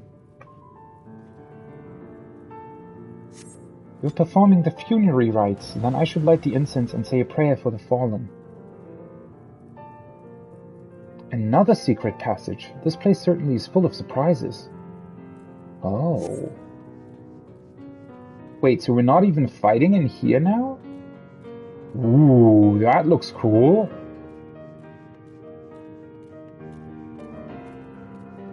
Oh, that looks also kind of bad. What the hell?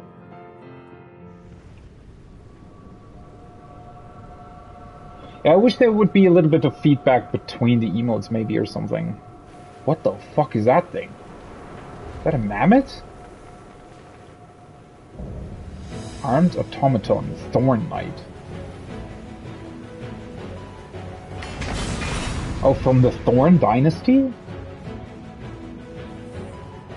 I guess because both of them were connected. Like the Thorn Dynasty were the ones that actually worked together with the Amalja, right? What the fuck is this boss room? And with the music as well? Oh, this is awesome! You earned the achievement Mapping the Realm. Okay, now I've actually found everything. Oh, this is so cool! Obviously, I do wish that I had found it myself, but I also know that I would have never found it. Because I just wouldn't have known where these things would have been. Draw your weapon of choice and face me fair and square. Who built this oversized mammoth, and why oh why does it have those Amalja limbs? Cogwheel? Okay, that's just the raid wipe. Oh fuck. Probably heal. Bring to life. I guess that's the... No? Ah, okay. Ooh, I barely saw that in time. The arcane artillery falls silent. How is this fair? It has an entire bank of artillery at its command. Yeah.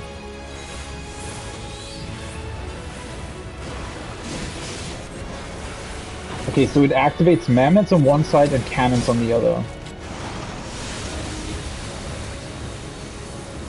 Let's see. Ah, it even shows... Okay, so the cannons here and the mammoths there. Alright. Now I saw that, because I thought at first it was doing, you know, only the... Okay, that's in front.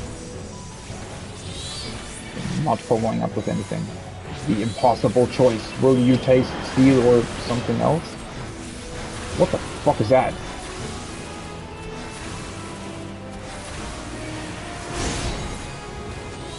Okay. That's awesome though, because he has these different swords. Signal flare.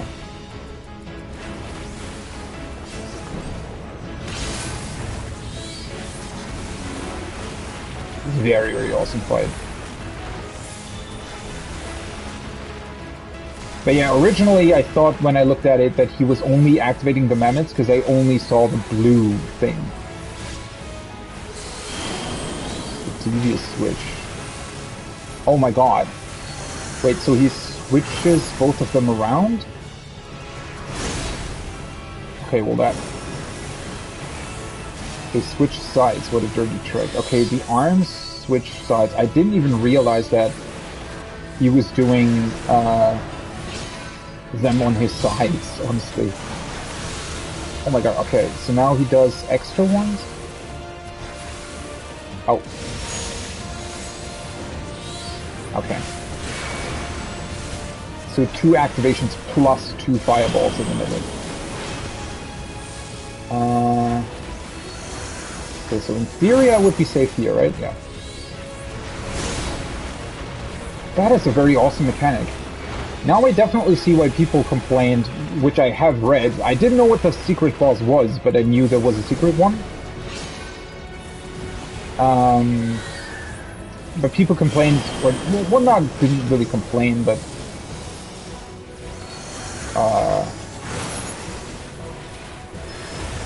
you know, they were kind of asking why this guy wasn't in Savage, which I now see would have been pretty cool.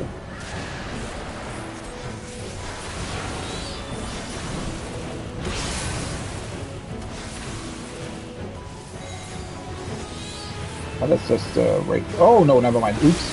Fuck. Thought that was the right way. Fuck wheel is the right way, right? Yeah.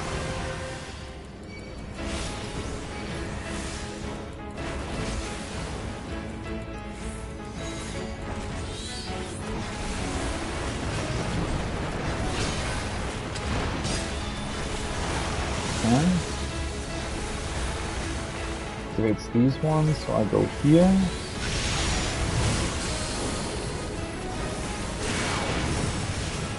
Not really that difficult though. But still pretty awesome.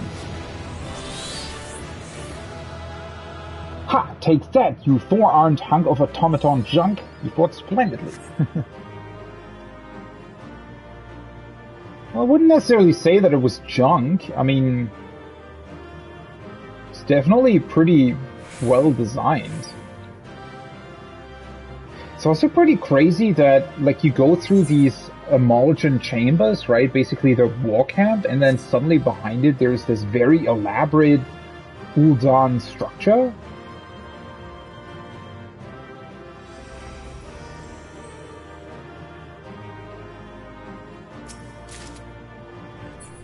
Thorn Knight. Is that a random drop? Oh, wait. Ul'dan and Amalja banners hanging side by side. What have we stumbled into this time? Some old alliance between Ul'dan and the Amalja, maybe? What's up with the card? Maybe I was...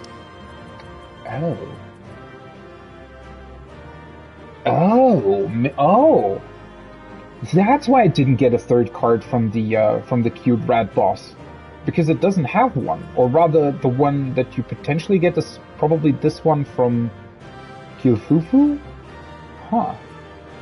Thorn Knight. They even placed it in the middle. Probably to obscure what it was. This arcane soldier was created during the Thorn Dynasty to combat the plague of undead. Of its 4 arms, 2 belonged to a fallen Amalja warrior, which were incorporated to enhance its affinity with fire. Despite its mammoth-like appearance, the use of thaumaturgy in its creation means it is more akin to a golem than a mechanical construct. Okay.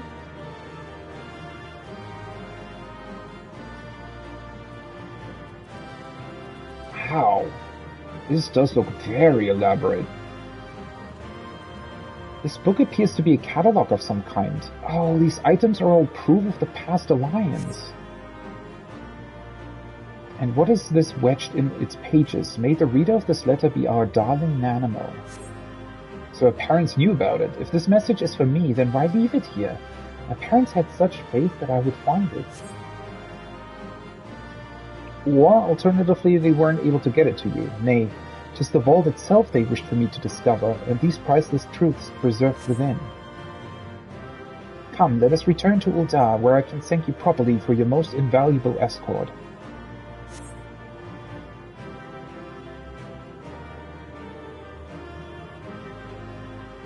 Yeah, that's pretty crazy that they worked so closely together in the past and even commemorated it in such an elaborate way. This is so awesome how it puts the entirety of A Realm Reborn really into a completely new perspective, doesn't it? Because, I mean, we always knew, obviously, and that has been a major story thread throughout the whole thing. And actually, funnily enough, something that Endwalker now came back on, or rather, well, Shadowbringers came back on before Endwalker came out with the whole, oh, the tribes are now part of us, right? I mean, that is why at the end of Endwalker, the tribes actually came to our help and summoned the actual versions of their primals to help us get to Ultima Thule, right? So all of that definitely is part of the main story, but it is really, really exceptional here how this puts such a completely new, well, not necessarily new, but just a completely different context on the whole situation as well, right? Because when you start out in A Realm Reborn, and really for the longest time, especially before, you know, Shadowbringers and whatnot, the Beast Tribes really just were that. They were Beast Tribes. Yes, of course, of the Beast Tribe quests from A Realm Reborn, you certainly do get to know them better, and their traditions and customs and so on and so forth, but the way those quests are built up is that usually you have a somewhat small group of them that work together with you, while the vast majority of Beast Tribes, like the Amalja, Sahagin, and whatnot, they still only they stay for themselves still, and they don't want to have anything to do with us, right? And you only really have this quite small interaction with a particular tribe within the Beast Tribes, right? Which you then do the quests for. And they are always sort of portrayed as outcasts as well. And now to discover this and see how profound the collaboration was, you know, some couple hundred years ago between Amalja and Ul'dah. I mean, that really, again, the reason why it actually kind of blows my mind a bit here is because it puts all of the Beast Tribes in a completely different context, right? Because this makes me think, well, what has Vilbrand or Limsa's forebears, what have they done together with the Sahagin potentially? What have,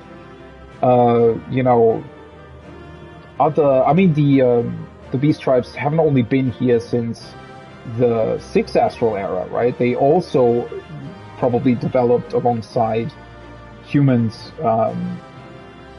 ever since the Sundering, really. So there was plenty of time, even in, you know, Allegan history, or maybe Mark history, or all the great nations that we had in the past, that they also potentially worked together with what we then considered Beast Tribes, right?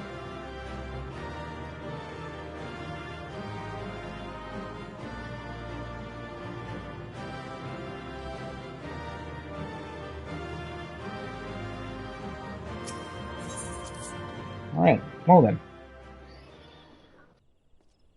Let's see what else there is. I guess this now just leads to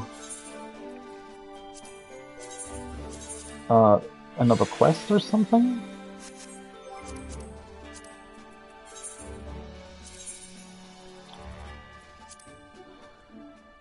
Oh, that looks really, really cute.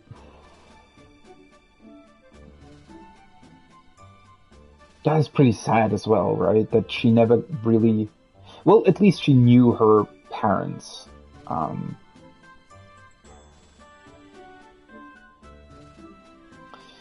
Deep beneath Ul'dah, beyond the twisting tunnels of the Sildian aqueducts, we have discovered a vault in which slumbers a precious legacy. In its center, a catalogue of evidence emblazoned with the words, "For coin, country, and comrades in arms, we bequeath this trust to the House of Ul."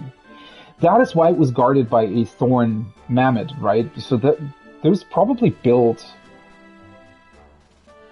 at the time when the Thorn dynasty gave rule of Ul'dah back to the Ul Sultans. The solemn declaration, signed by the last Sultan of Thorn, was followed by several pages of florid signatures, a procession of Uldan rulers which ends with the name of my own father, and which there, betwixt one page and the next, a faded missive penned in his distinctive hand. Addressed with the hope that the reader be our darling Nanamo, the letter describes the purpose of the vault. It is a place known only by the royal heirs, a secure archive wherein evidence of Uldar's alliance with the Amalja is preserved. And though tradition dictated this trust be passed on by word of mouth, Father felt that should worst come to worst, it was safer to have an explanation committed to parchment. And he was definitely right with that. Dearest Nanamo, we wonder what manner of woman you have become. We know the role of Sultana will challenge you in myriad ways, but no matter how your rule unfolds, remember that you shall ever be our greatest achievement. Seize what happiness you may each day, for joy is worth more than all the gil in Uldar. Mother, Father, be assured that 'tis not sorrow which causes these tears to fall, but overwhelming pride. Now in this moment, I'm simply happy to be your daughter. Aww. Man, they're only telling the story in pages and still it is like fucking tearjerker. This game, man, every single time.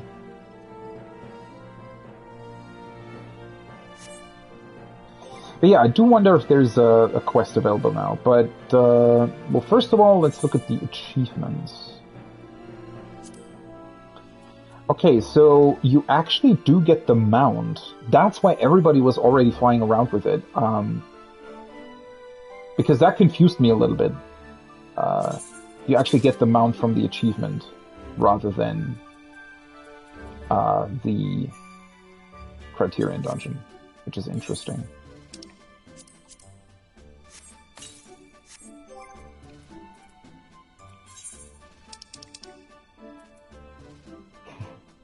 Encountered in the depth of the Sildian subterranean, this arcane entity was the familiar of former Sultana Nanasha Ulnasha, who created it to keep the royal palace squeaky clean. Contrary to its appearance, the palm on the tail is the actual being, rather than the mouse-like creature. Wait, what? Are you serious? Okay. Well, that is a strange concept indeed. I'm counting on you to clean up this mess. Okay, now on to the hardest part. What mount do I remove from my favorite mount roulette in order to put this in? Oh boy. That's actually pretty... You know what? Let's get rid of the weird T-Rex. Not the biggest fan of it.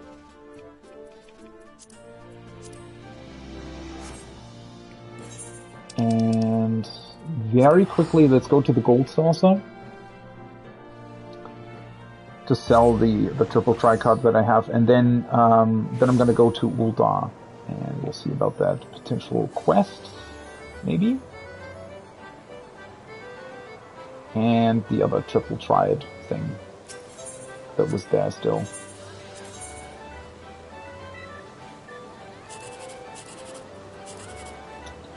Such a good beginning, and then you get a real sucky card.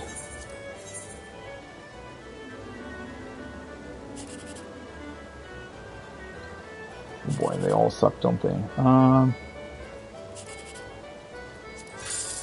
well. At least that much. Seriously?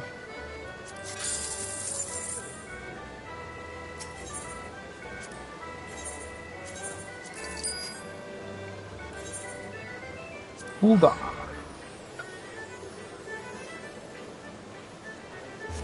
Guess I can close the Reddit post now.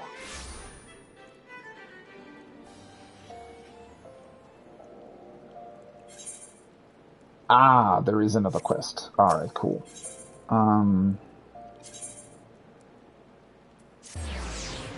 Let's do that one first then. Though it is right next to where you do the triple triad thing. What is that? Crown pie? Why do we get that? that a craftable item? Or is that for coin, country, and comrades? Master Percival, I am pleased to inform you that the storage vault you discovered has been thoroughly inventoried. And as Her Majesty previously mentioned, she wishes to discuss the findings with you in person. Have you a moment or two to take tea with the Sultana? Oh boy. Not the fondest memories of tea with her, but then again, that's not her fault. Very good. Pray take the time you need to freshen up and change your wardrobe if you so desire. Then meet me on the hustings strip.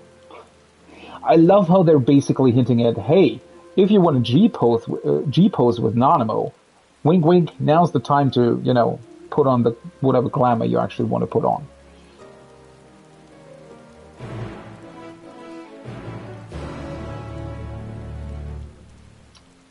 Yeah, we'll do the triple try thing afterwards.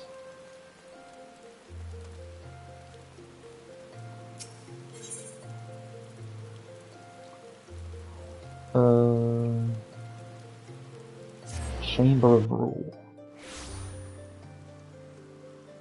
Been a while since I've been here, honestly.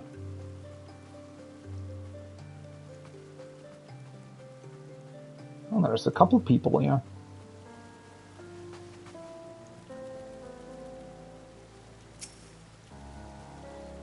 Thank you for coming, Master Percival. Her Majesty will see you now. I really still love her outfit, by the way.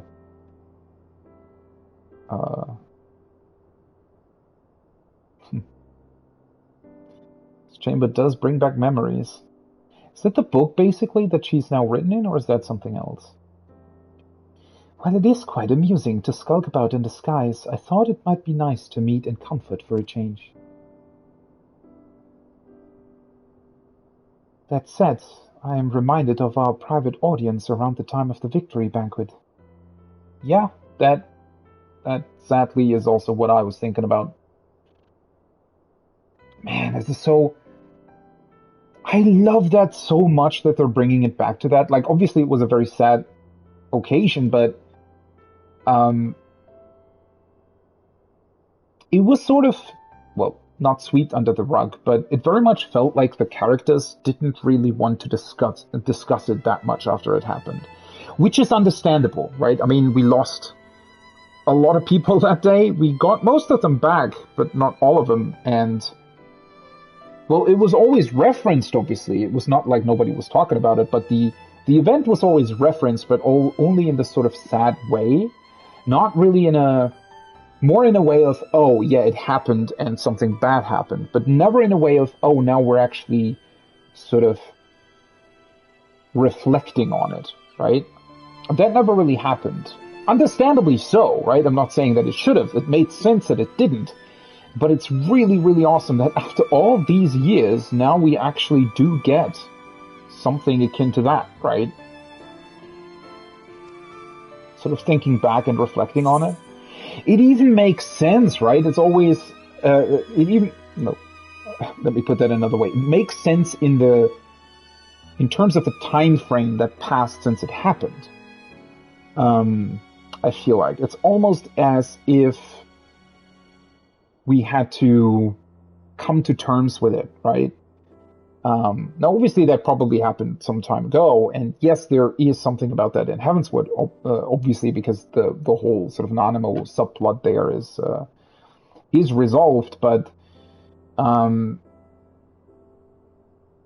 it's...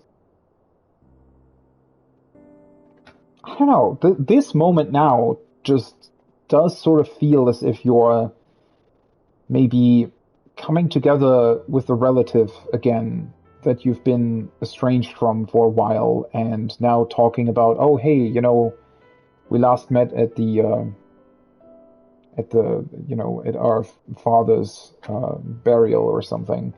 Not that has ever happened to me, but it does somewhat remind me of a situation like that somehow.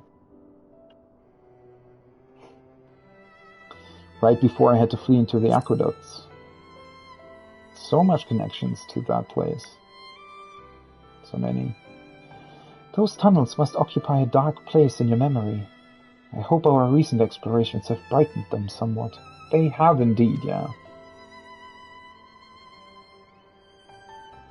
Honestly, I wouldn't have thought that the variant dungeons, considering at first, right, when I saw that there were 12 endings and only quote-unquote 3 bosses, with the first boss, like the middle in between, 4 bosses technically, and the middle in between was always being the same one. I was kind of afraid that they were growing very, very stale very quickly. But now, actually, you know, having reached all the endings and all of them, they really did do an awesome job. Despite all the potential that is still there, what we got is still pretty incredible, honestly. Kokoshu will have told you of our progress in cataloging the Sultan's vault. She did indeed. I deployed a hand-picked group of soldiers to compare its contents against the inventory list we recovered, and it would seem all items were present and accounted for. There was no evidence of thieving or vandalism, nor Thal be praised. That is actually quite surprising. The question then is, what did the Sultan of the Thorn dynasty deem so precious that it must be concealed in an underground archive constructed for the purpose? You still haven't really resolved the... like, what was behind all the secrecy, right? It was a gift. Other kingly treasures were stored there, of course, but pride of place at the top of the list was a tribute from the Amalja. Uldans and Amalja once fought side by side to purge the Sildian subterrane of the undead, and this tribute commemorated their well-fought victory. True accounts of the matter, however, have long been stifled for political expedience. Thus did generations of rulers seek to keep the tribute safe and secret, that evidence of our historic alliance might never be forgotten. That is both sad and so well written, honestly, in terms of how they've incorporated that into the whole thing. Because, yeah, you do ask yourself, well, why wasn't this, you know, if all the sultans ever since then knew about it, why was it never, you know, public knowledge, or why was it never, you know, used for a modern day alliance with the Amalja, for example? But considering the problems with Uldar's rule and the fact that the Syndicate has way more influence than the Sultana most of the time, or had over the last, well, hundreds of years, really. Yeah, in that context, it does make sense. So they wanted to preserve it, but they didn't really dare or couldn't really do anything more with it other than just keep the knowledge alive, so to speak. They believed the world would change for the better. They believed that preserving our people's shared past would aid us in embracing harmony, and the time was ripe for reconciliation.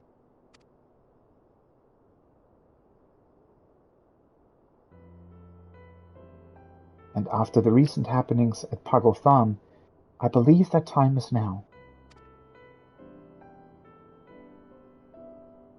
For coin, country, and comrades in arms, we bequeath this trust to the House of Ul.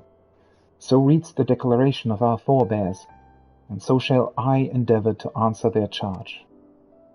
There are no few on both sides who seek to decry our efforts, but peace between our peoples cannot be attained. Yet with the gift of precedence in hand will I have the means to convince them.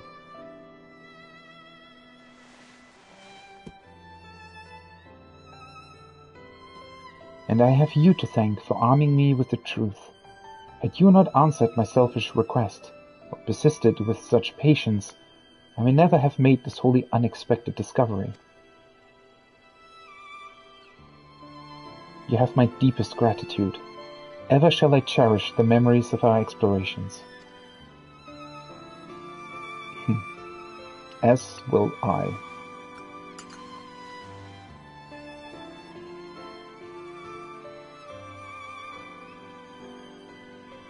That cake looks quite delicious, by the way.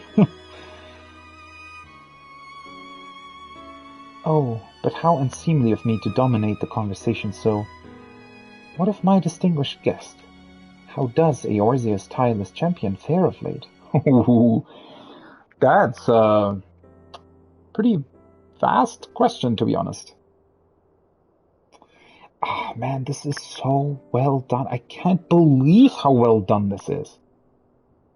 And the implications are quite something, right? Because while we have done a lot to rid the world of big, threats, universe-ending threats even, the sort of everyday political struggles very rarely were in our focus after A Realm Reborn, right? Now, granted, in Heavensward it was a big deal, but even then, right, Heavensward was, well, we ended a 1,000-year-old war. But it was all connected also to Ascians, to Nidhogg, right, all of these things. And to have something here where it seems like we're bringing about political change, but it is not connected to some sort of outside threat or some big enemy or whatever world-ending doom, but rather just a historical discovery, right? Is such a cool, and yet it all fits together so well, right? It's such a cool thing. And it's actually very much in line with what I was thinking, for example, about the Ishgard role quest. Because that as well, not as, I guess, down to earth as this one, because it was still connected to the final days, obviously, but it also showed a whole bunch of sort of basic political problems in Ishgard after the war. And I always love it when they do that, when they have these, because the most of the time the what's the word, like the sad or very profound and in general very serious quests are mostly contained to the main story, right? And the big side quests like the trial quests and alliance raids and whatnot. But to have a more sort of real side quest like this also involve some major political implications is really, really cool. And again, I think the reason why I like this the most is because it's finally, again, not connected to any sort of threat. I mean, yes, we fought a bunch, obviously, but it is literally just, we're uncovering some historical records. And that's it, right? It's just, we visited an old place that's connected to Uldar's history and uncovered some interesting historical information, but that's it. Nothing more, right? There's no political intrigue, no opponent, no neighboring city that wants to go to war. And I absolutely love that. I love that so much, because these are the types of stories that can often be very, how do I put it, like they can make the best character moments, right? And because they have to do a lot with very little in terms of suspense and dialogue and what have you. And so, yeah, it's just really cool. How did you enjoy your tea? The Sultana had much to talk to you about, it seems. I understand that an adventurer of your caliber is in high demand, and we do so appreciate you taking the time to assist Her Majesty, both now and in the days to come. I also understand how difficult it can be to finish one's cake in the presence of royalty. Here, I've packed you some sweets for the road. Fare you well, Master Percival. Is this really some unique item?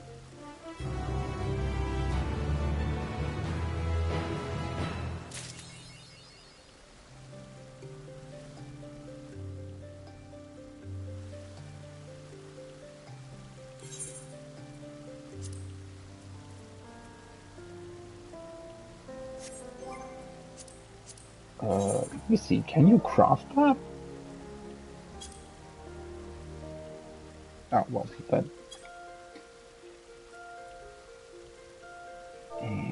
I know that you can craft pies, but crowns?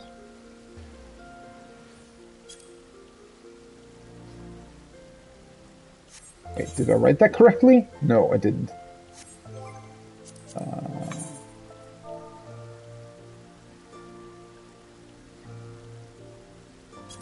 Crowns.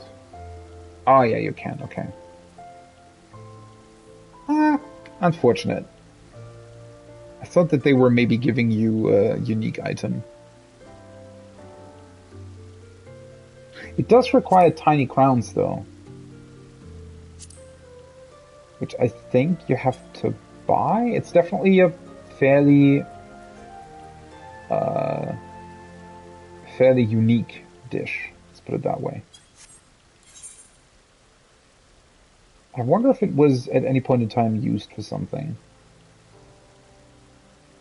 It actually feels kind of bad to just sell this, especially because it won't sell at all now that everybody gets it, but... Huh.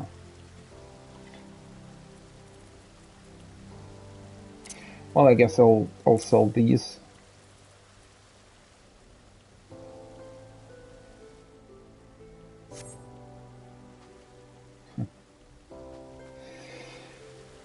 Music's also pretty beautiful. As I said, it's been a while since I've really been here.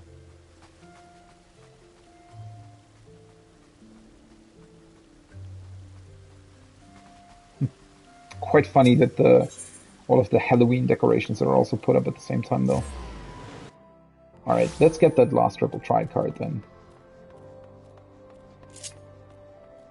Oh yeah, this achievement doesn't really give anything else, right? That's just for... Oh, it's Sultana's Shadow.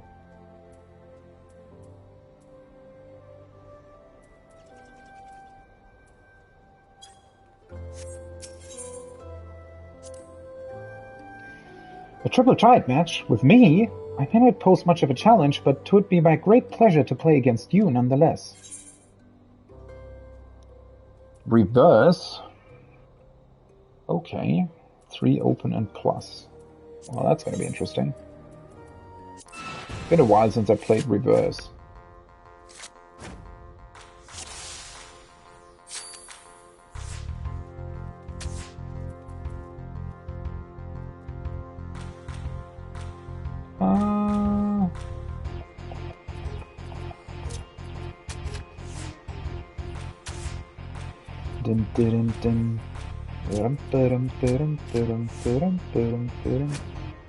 Of course.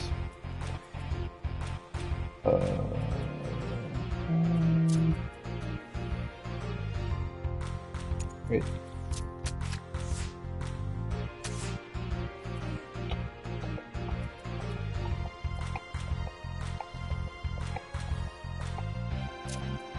Let's do it that way.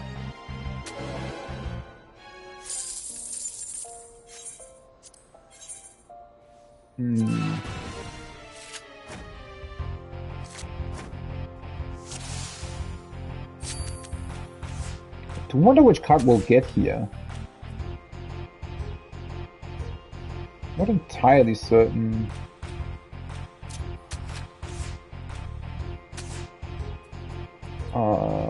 Which one would be the one that we win?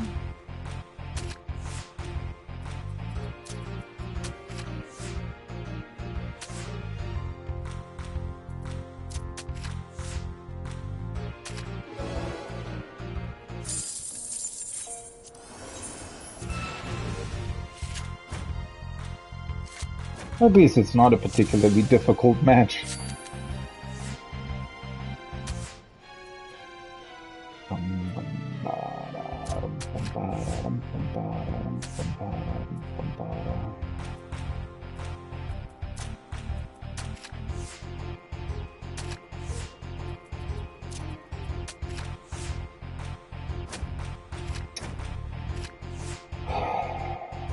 These fucking plus cards every single time.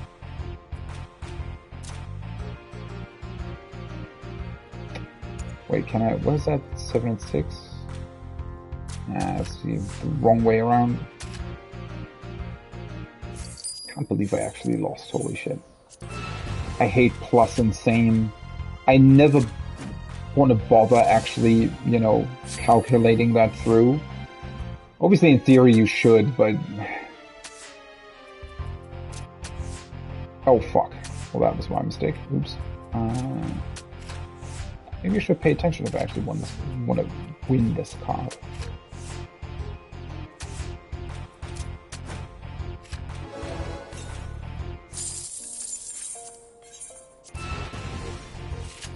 But yeah, sadly, it's never really...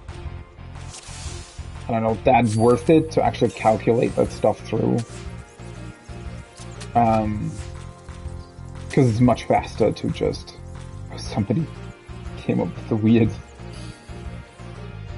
it's much faster to just go for it, essentially, right? Just play and play and play. You'll get through it eventually.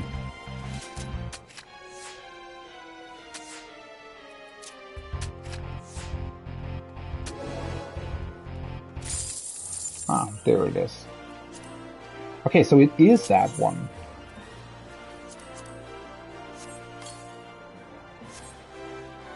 I guess I suppose because the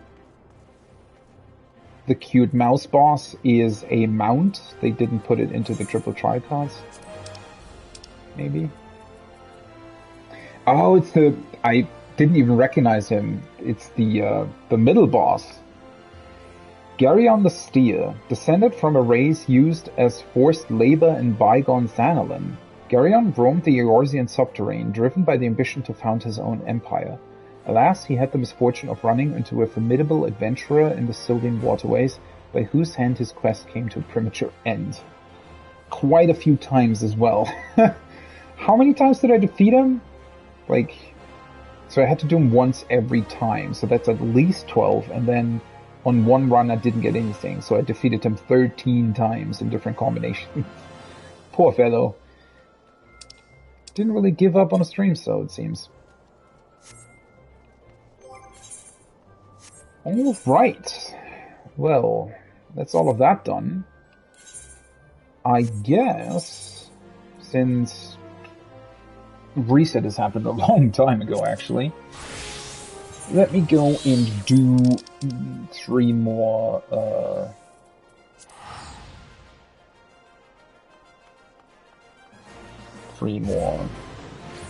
tribal quests. Wanted to say Beast Tribe again. It's gonna be a while though, since until I get the next, what is it, like 4 days until I get the next rank? Or is it 4? Wait, or 3 days? No, it's 3, right? Oh yeah, by the way, let me write down that I did the,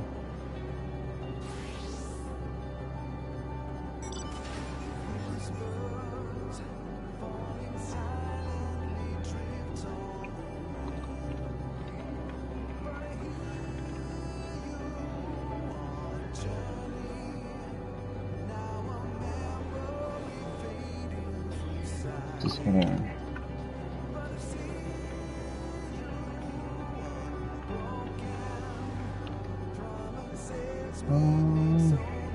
that in here.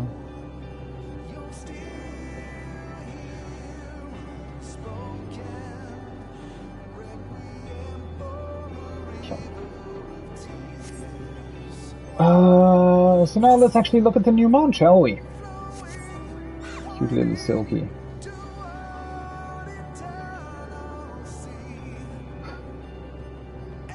I love it. This is the coolest though. The way it flies. It's a little bit dark here though. Let's actually go into the light.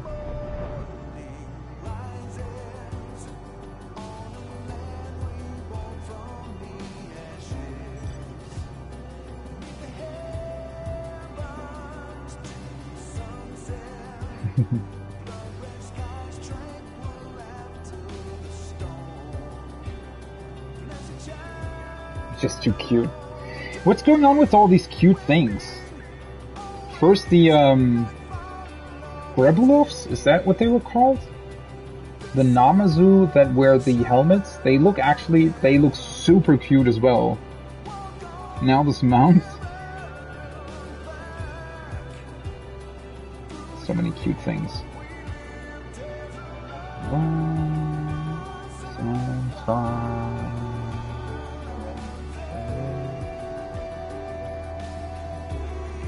Just need to send this picture to a friend.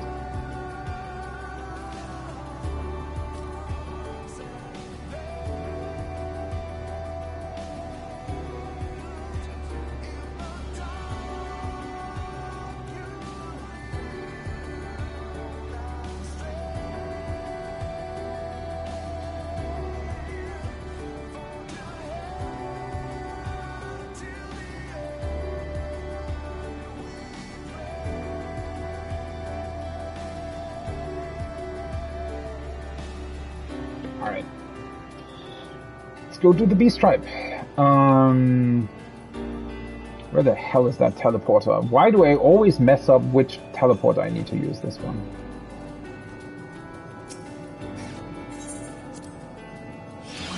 Also, what's so cool about this mount is that as a boss as well, but also as a mount, it just has really, really cool animations.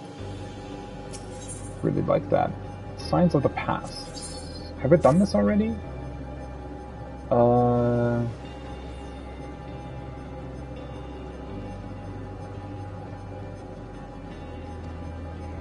Yeah, I've already done this. Coffee Talk I've already done as well. Twice, I think. Well below standards? Accordance with protocol introduced by last direct water supply. Yeah, okay. Ah, that's a little bit of a shame. All three already done.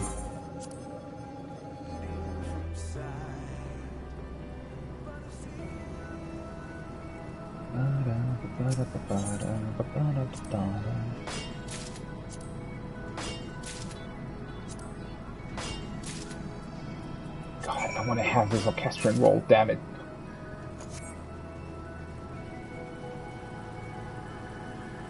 Oh yeah, I have to say coffee break to them. God. Coffee break. Why do I always write that? Somehow I always think that's an emote.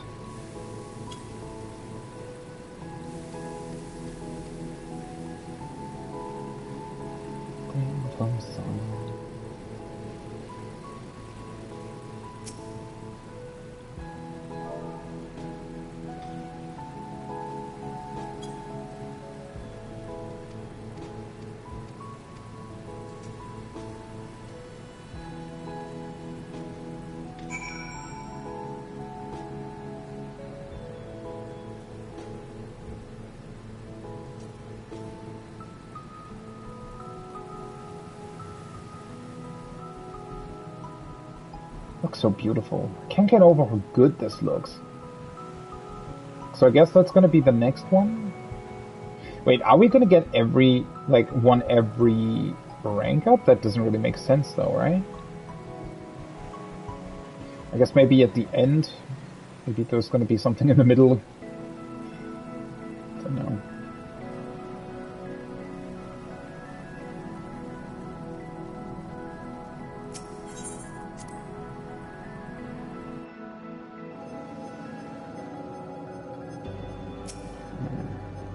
Turn into one quest already. I wonder, that's buggy, by the way. There is like one quest that is always green already, even though I haven't collected the stuff yet. Wait a second. Back to base Omicron first. It is somewhat strange though to have the version with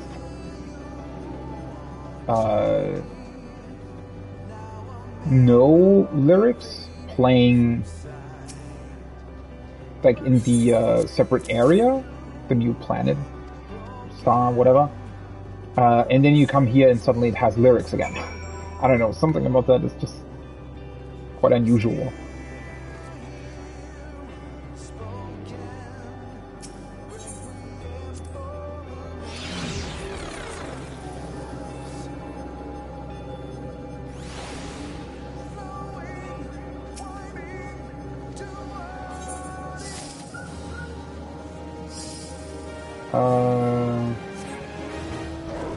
Just for the last one, I'll just fly over there.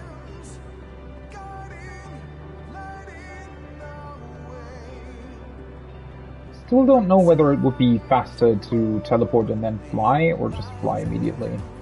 I mean, in theory, I think teleporting is like a really, really tiny bit faster, especially because you don't have to do the height difference in terms of distance, but it can't be more than like 8 seconds or something.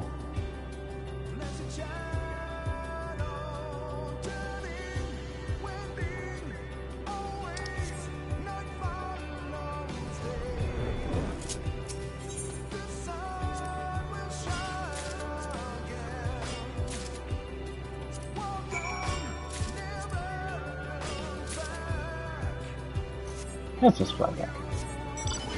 I don't want to teleport all the time. Also, this area is so beautiful, you know.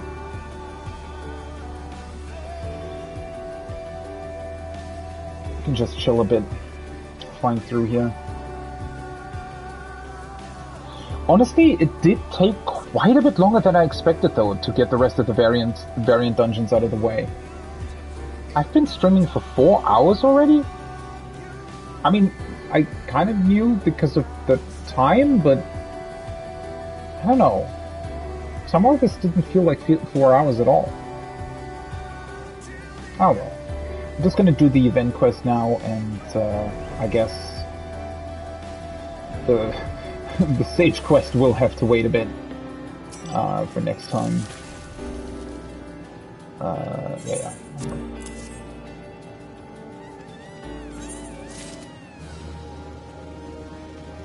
Because I don't really want to wait with the event either. Where would that be? I guess the All Saints Way quest is always in Gridania, right? Is it? I think so.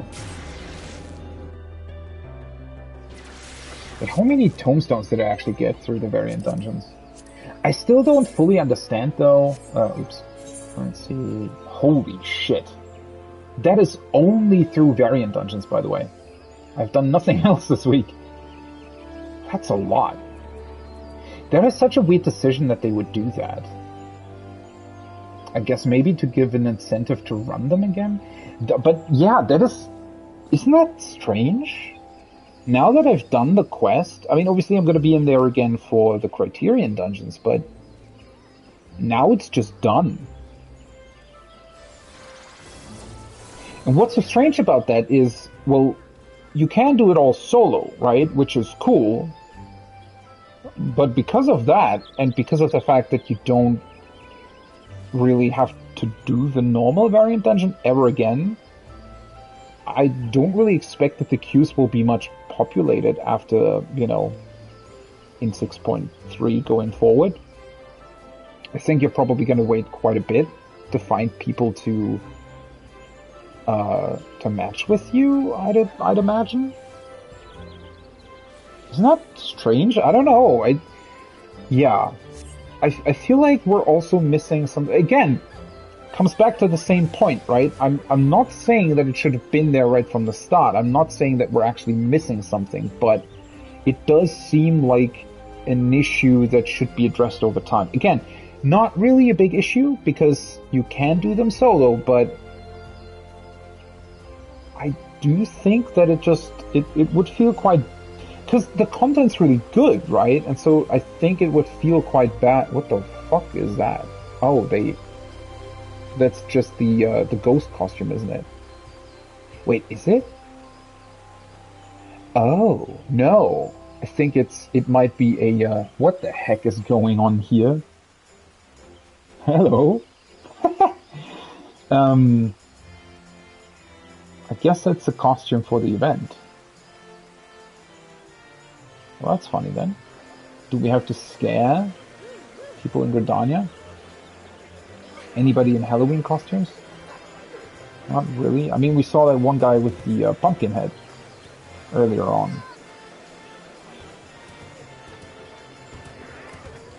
But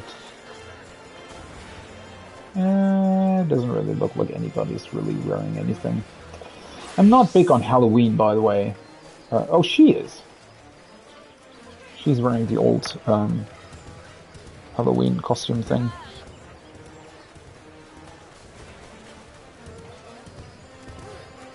Oh, that's just the vendor.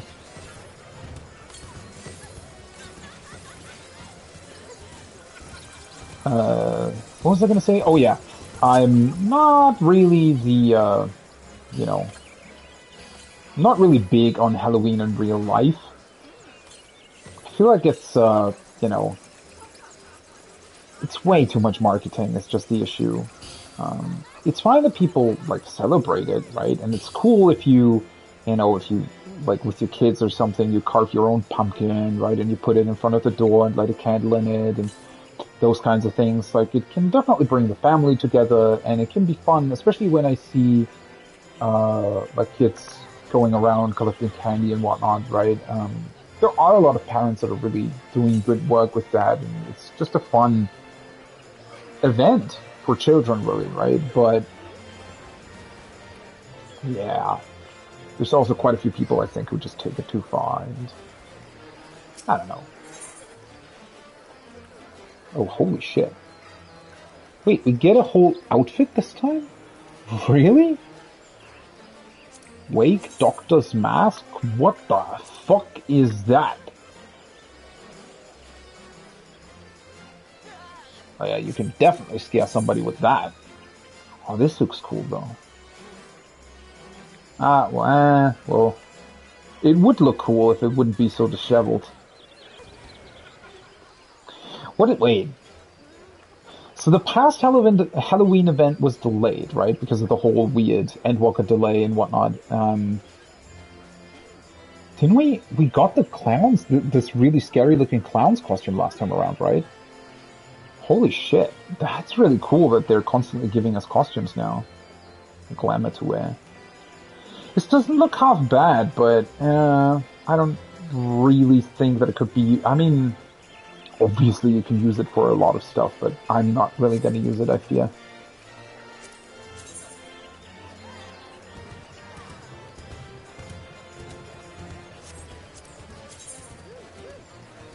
Oh, these look cool, though. These are literally just, like, sort of black jeans with a really cool belt. Yeah, never mind. That's really awesome. These are a little bit boring, though.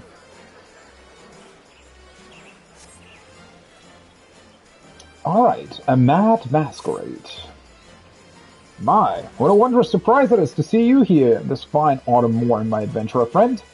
Resistance proved most essential to my past investigations, which is why I would again seek your aid. By the way, now that he's saying autumn morn, how awesome would it be if an MMO would actually follow real-world seasons for how everything looks, right?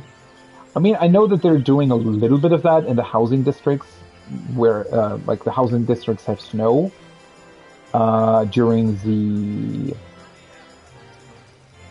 Christmas event. But that's really not much, right? I wish they would do way more with that.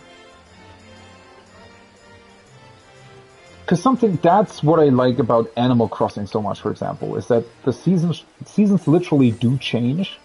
And, well, you have to wait a year, essentially, until they come back around, right? So that's pretty crazy, honestly. You have my thanks. Now tell me, does a traveling circus troupe known as the Continental Circus ring a bell? Is that the same guys from last time? Each year, when it comes time for All Saints' Wake, they set up shop here in town, conducting all manner of suspicious activities. Though they appear to be ordinary performers, each and every last member is a most vile and despicable voidsent. Under the guise of events and festive merrymaking, they carry out acts both mischievous and malevolent. But worry not, for I have a plan. This year we shall hold an event of our very own, thereby supplanting their modus operandi. Brilliant scheme, would you not agree? Considering everything that has been put up here, isn't that what we've always done in the past? I'm confused. Wait, is that Cryo? Oh, no, never mind. Cryo Maya Beldesian. Okay. The main spectacle shall be a costume cottage, but for those without suitable guises, my colleagues at the Alchemist's Guild have devised a most ingenious solution, a special concoction that will temporarily transform any individual into a most ghastly visage.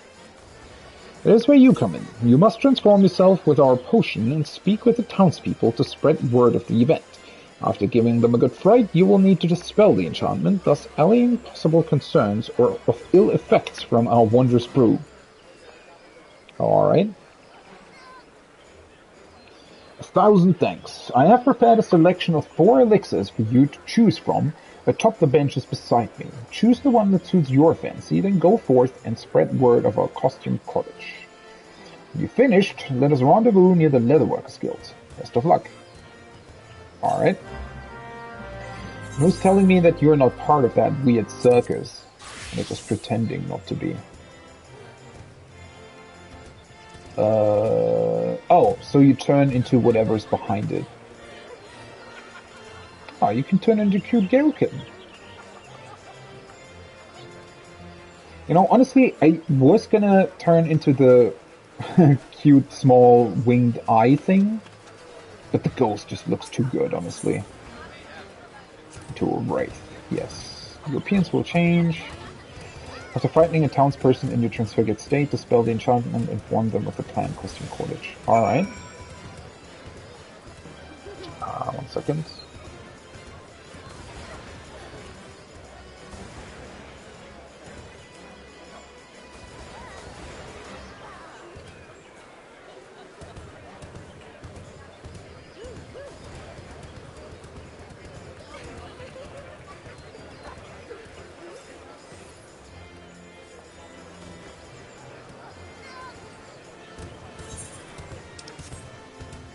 I wonder if this is done. So what they've usually done now in the past sort of 2 years, I think, is that most of the events were actually sort of randomized to the point where you could meet and interact with different people that you knew in the past. Unamused lass. Oh yeah, that's gonna be fun. Wait, how do I do that though? Do I just talk to her? Yeah! Don't just stand there, dearest, do something! Oh god, she has a friend. What if I say no? Oh. She just turns back around. That was anticlimactic. Oh, wait, so you're not a ghost? Shame on you, I was nearly frightened to tears. You were able to transform into that abomination by merely drinking a potion? Well, where might I procure a vial? I'd very much like to pay forward this little prank of yours.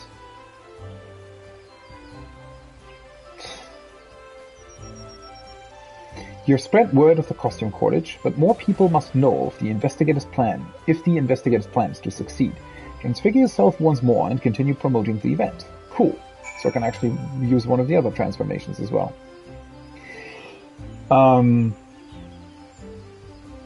Another thing that I also always like when they are doing things like this is that you actually see the other people doing this, right? So you see all kinds of people just transforming into the most ridiculous things and doing these quests, which is just insanely fun.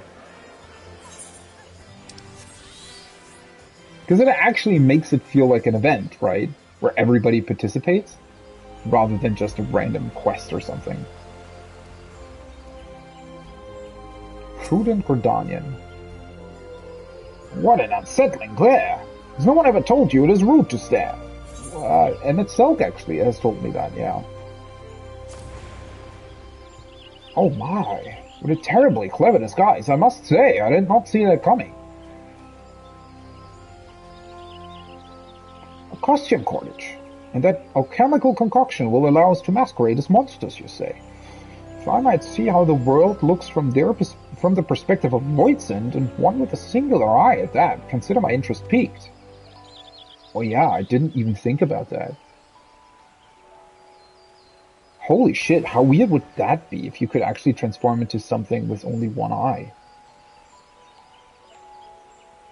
I mean, I guess it would be equally weird if you were to transform into, like, one of those weird fish, or rather, like, any sort of creature that has eyes on both sides of their head, right? Where they can view either direction, but probably don't really have, like, a 3D vision as we do. I guess you could simulate something similar if you wear a VR headset or something. God, that would probably be really strange, though. So very sorry to have kept you waiting. I've been gravely busy attending to my own preparations. Tell me, how did you fare? Are the townspeople at all interested in attending the cottage?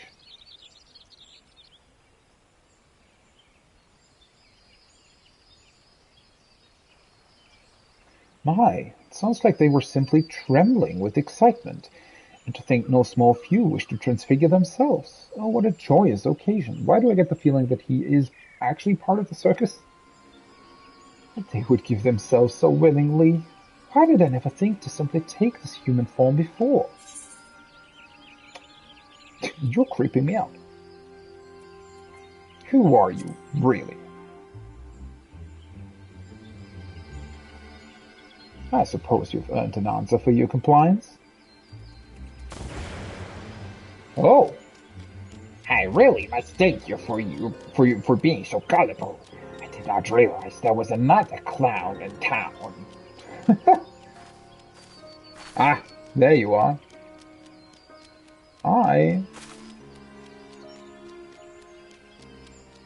Papa Gruff, my darling. It looks like all of your hard work has finally paid off. Ah, there he is. I was gonna say. Same guy from last time. Indeed, my beloved. I'll proceed apace. Once I've finished settling matters here, we shall enjoy a magnificent feast. Dear, oh dear, you appear to be confused. While the effects of the potion I gave you lasted for only a short while, the potion we've brewed for the townsfolk is a touch more potent. With but a single sip, none shall return to their original form. We shall harvest the dread that overwhelms their feeble minds when they discover this truth, and use it to summon forth our brethren. Then we shall have our night of devilry at long last. Actually, a decent plan this time around. The Gruffs will be the envy of all Voidsend and live as royalty. All is falling into place just as I schemed.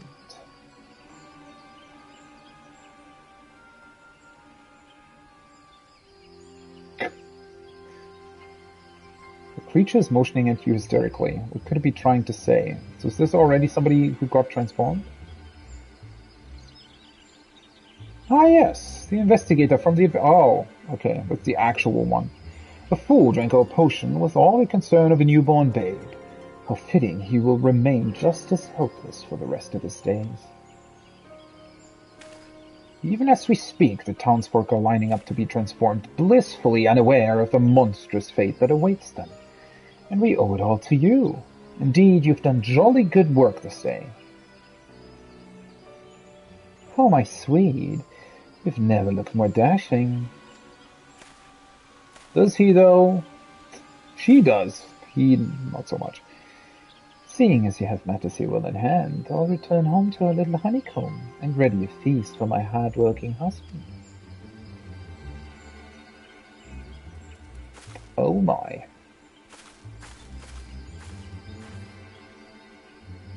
Well then, I'd best be off to finish my preparations. It will be a night to remember.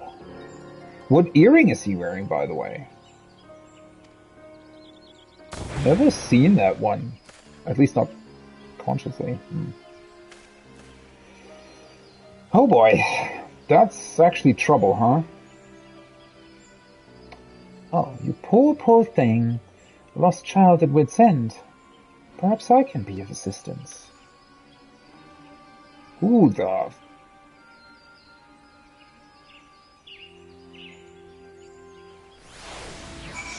Wake Doctor. What is that name?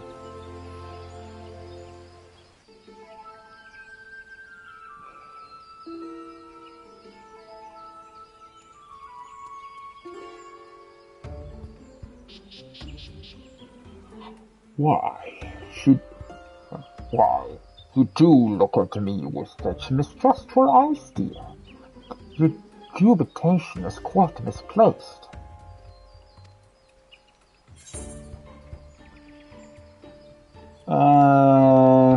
Something off about you. First of all, the outfit is definitely...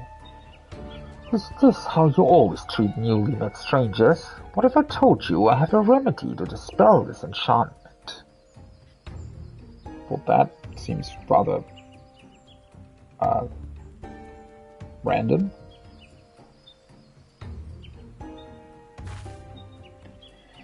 Here, drink this. Given the situation, I do not blame you for being wary of gifts from a stranger, but I will gladly drink it myself, should that ease your concern.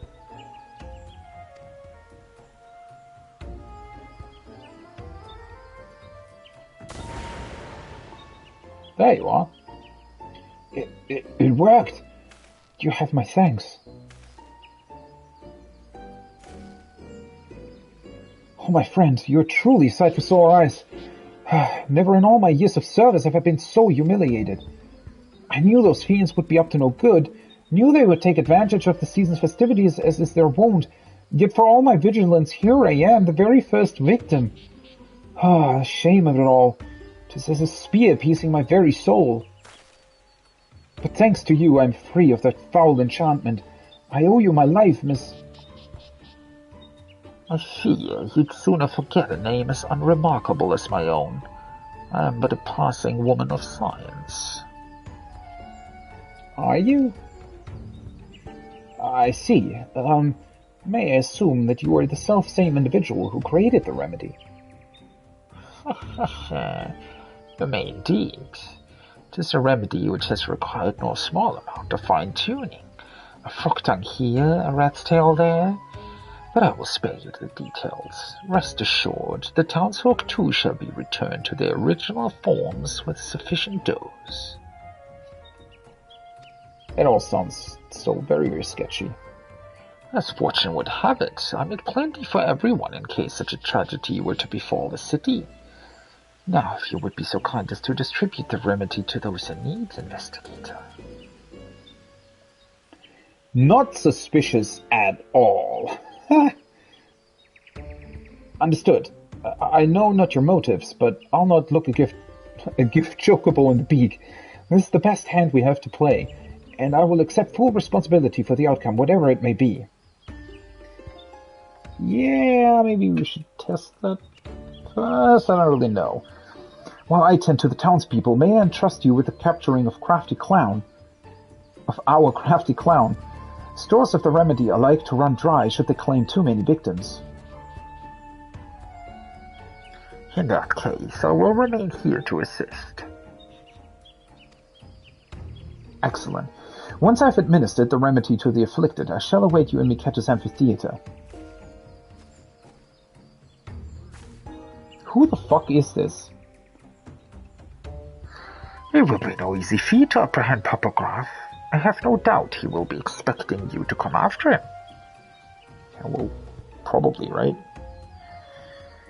That's why I propose you give him a taste of his own medicine with a disguise. Ideally, the guise should be of one dear to him, of whom he would let down his guard around. What's more, I would suggest someone whose appearance you can recall clearly. Oh boy.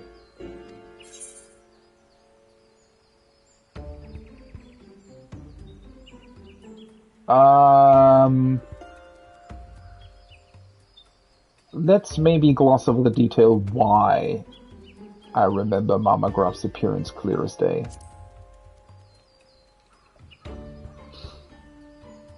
Let's turn into the sexy Voidsent, shall we, huh?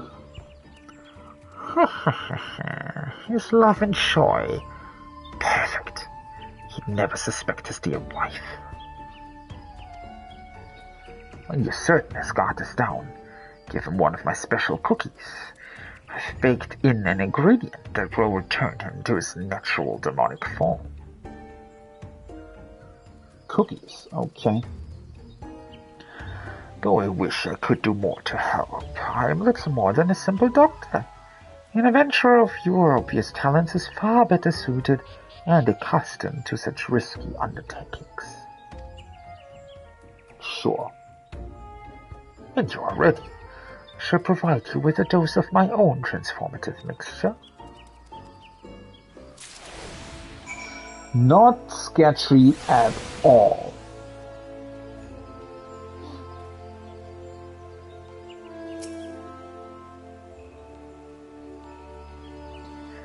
It shan't be hard to locate Papa Graf. Knowing he prepares for the night of devilry, I suspect he will be waiting for more Voidsent to gather. As such, he is most likely hiding in the vicinity of the riverbank, out of sight and out of mind. He will no doubt have returned to his guise as the Adventurers Guild investigator, so as not to arouse suspicion. Now, I recall an image of his beloved in your mind's eye, and I shall weave it into reality with the power of alchemy. Oh boy. Remember, once you've found Papa Graf, use whatever guile you can muster to trick him, then offer him my special treat. Oh god, do we have to... Oh yeah, this is gonna be awkward.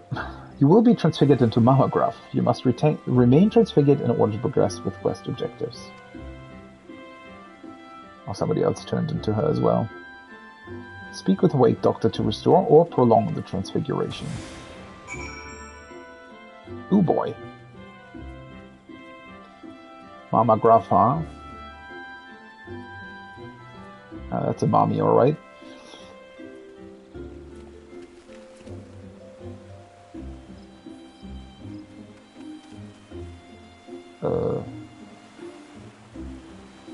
Oh. Like the riverbank? Didn't even realize you could go down there, honestly. Have I ever been here?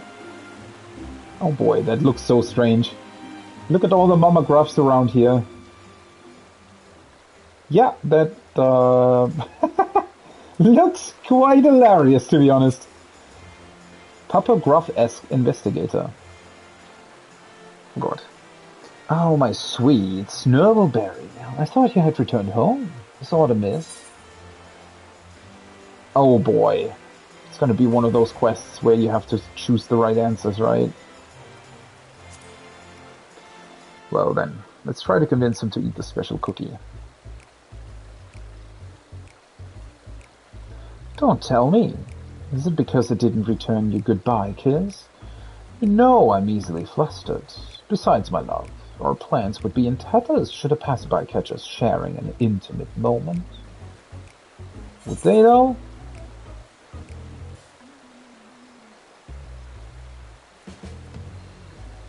I know you've been up to no good, mister. I was worried and wished to be certain all is proceeding apace. Why? I merely wanted to make sure you were safe and sound, dearest.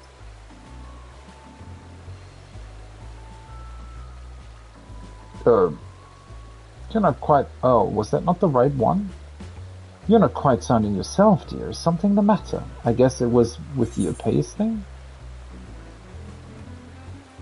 Oh. Wait, surely it's not this one, right? Oh, or is it supposed to come across as sexy? I know you've been up to no good, mister.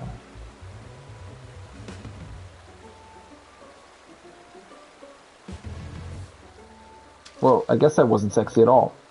Well, what are you saying, my love? I'm in the midst of preparing for the night of devilry. Now is not the time to be joking around. We can have our fun later. Really? I was worried and wished to be certain all is proceeding apace, for fuck's sake. I guess you're not meant to be giving a right answer? You came all this way because you were worried about me. Oh, I'm not worthy of such a caring succubus. Alright, that's... well, whatever. But fear not, your beloved has everything under control. Thanks to that wide-eyed adventurer, the idiot humans are drinking our concoction in droves. That's so weird how we always sort of look to the side. Enough with the act, you're not fooling anyone with that performance. You'd better not be lying, darling.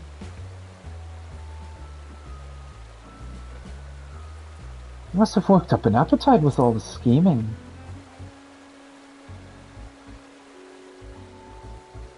You always know just what I need, but moments ago I was thinking what I wouldn't give for a snack.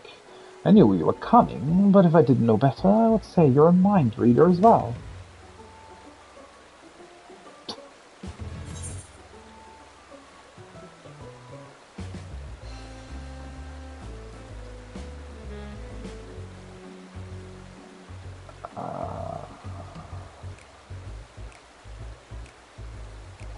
Would she say this?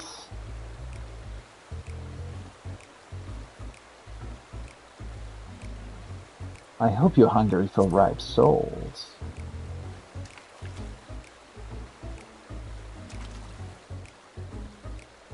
Ah, there you go, teasing me again.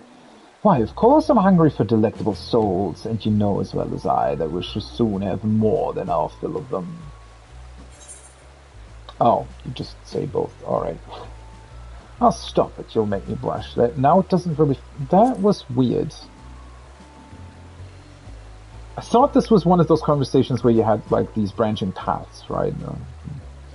Cookies, my favorite! Well, then, don't mind if I do.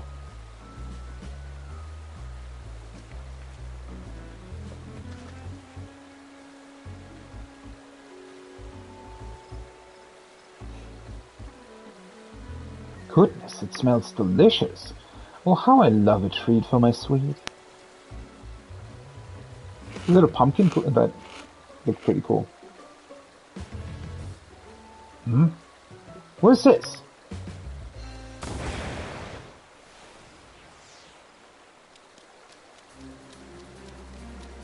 Huh. Well, what's the meaning of this? Hi there. Why, you conniving little... You may have put a damper on my plans, but all is not lost. Yes, if I start again now, all can be ready in time for supper. Oh, is it? Surely you jest.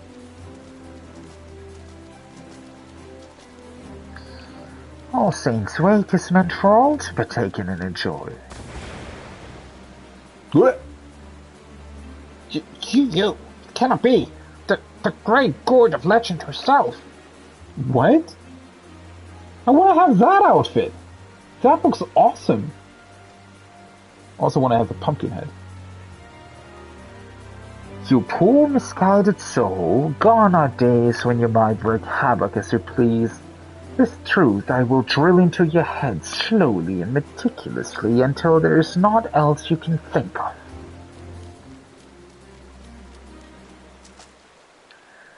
Ever frightened you, child? Forgive me. Such was not my intention.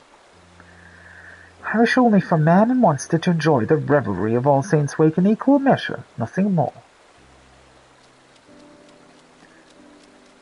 For a mercy, his mischief-making was brought to a halt, thanks in no small part to your efforts. But if the day's festivities are to be cancelled, despite all we have done, the townspeople would still suffer for his transgressions. He has caused much grief, and I will punish him accordingly. So I ask that you place your faith in me and allow the festival to continue as planned. There will be no further disruptions. You have my word.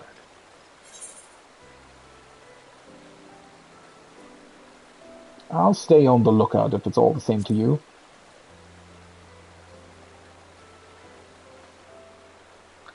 You have my gratitude. Perhaps you should apprise the real Adventurers Guild investigator of the present situation. He said he would await you at Miketta's amphitheater, as I recall. Once you've done so, come and speak with me. There's somewhere I would like to take you, by way of recompense for the trouble this ill-mannered child has caused. Until then,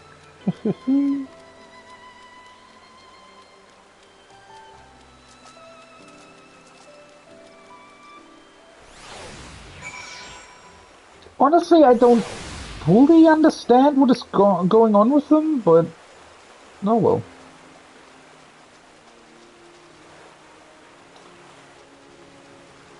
Can I jump up here? No. Actually, I have to go this way. I always thought that you were only able to go this far. And not actually into the river. For some reason.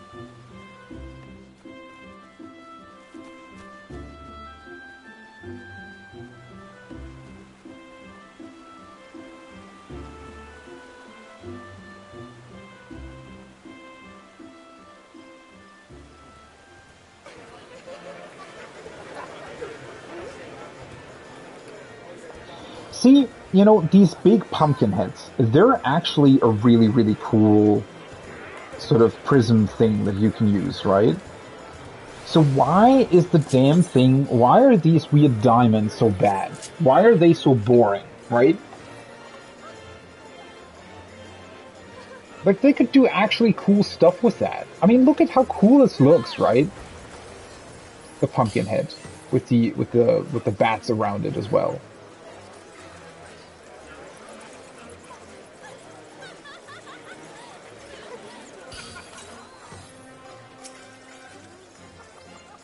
Ah, there you are. You'll be relieved to hear I finished administering the remedy to all the afflicted. But tell me, how did matters fare on your end? Quite well, I guess. So the fiend has been reverted to his true impish form, I see. Well, eccentric though she may be, if the doctor claims she can keep him on a leash, I believe her. With a surplus of curative potions, I can see no reason why the costume cordage should not continue. I will, of course, remain vigilant for other disturbances. Your assistance has truly been invaluable, my friend. With this trouble now behind us, I trust you will take at least a moment's respite. Why not spend it donning the guise of monstrous and mischievous creatures? Many faces.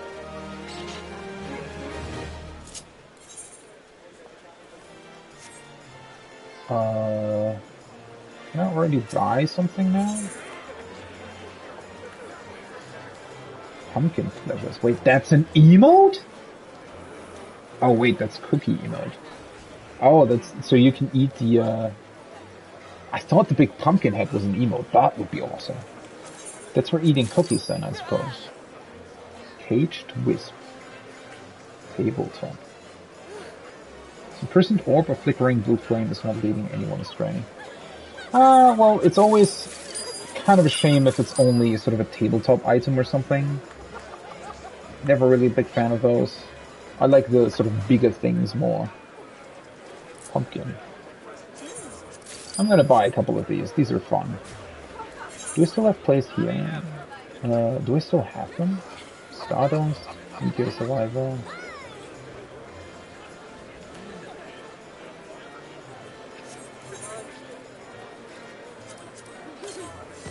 Oof.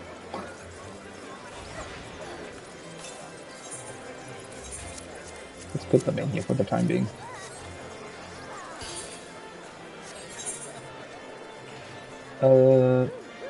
Yeah, I shouldn't forget about these, by the way. Ah, well. Unusual usher. What are doing these guys here? I'm dreadfully sorry, but you must first speak with my master before I can escort you. Oh. Wait. Papa Gruff is back here. Oh, cheer up, darling. How is this close? This close? That's really awesome that they put him onto the like off to the side. Be our guest. I want to have that costume. Let's not go with the voice anymore. So you remembered my request. I am pleased. As I mentioned earlier, there is somewhere I would like to take you, though I'm afraid it is a place not easily reached. When you're ready to depart, pray speak with the usher here, and he will escort you. So we can go back into the, into Hauke Manor. Ah, you must be the guest of honor. If it please you, I shall escort you immediately. I shall take my leave first and make the preparations necessary to receive you. Do not be alarmed by what you see, child. Okay. We shall not be far behind. Now, if you would follow me. I just realized that you see that, to the right, there are 3 Loporrits studying the pumpkins. Holy shit, that's brilliant. So you only get that if you finished Endwalker, I presume.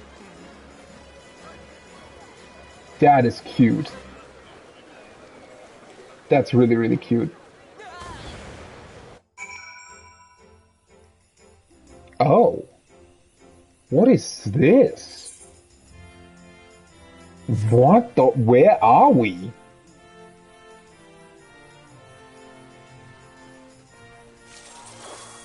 They build a new area for this?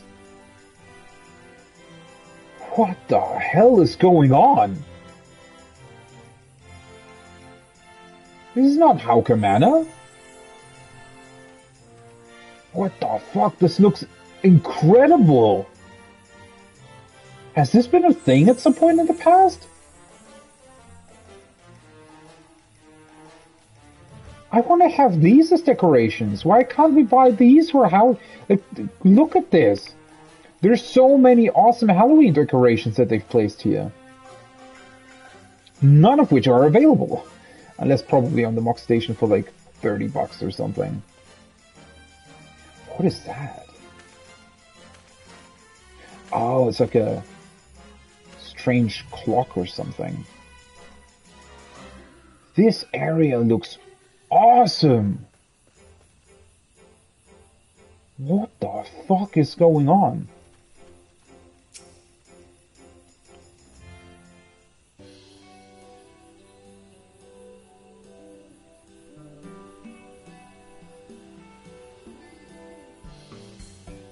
Oh, hello.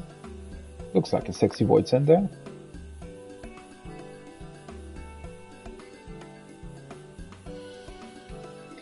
This is actually quite insane, the amount of detail they put in here. Welcome to my humble abode.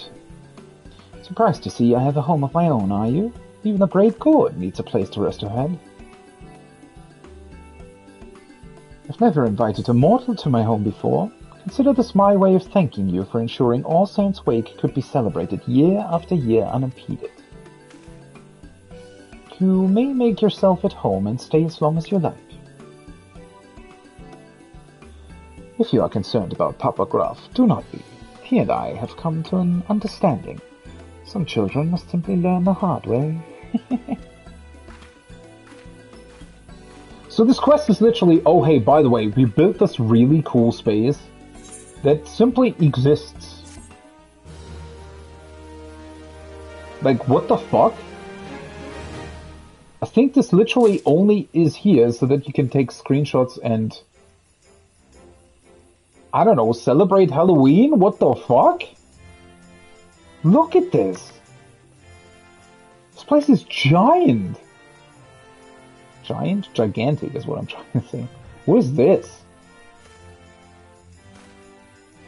How are there this many cool decorations? Oh yeah, hello. How's it going? Oh my, we have a guest.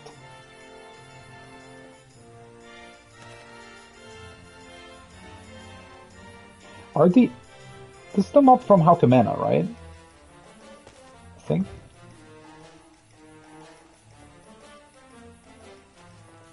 Look at the carpet. This looks absolutely incredible. Honestly, if we had this many cool decorations, I would actually redecorate my garden for these. But the problem is that there just isn't enough stuff unless you pay for, past events when I didn't play the game.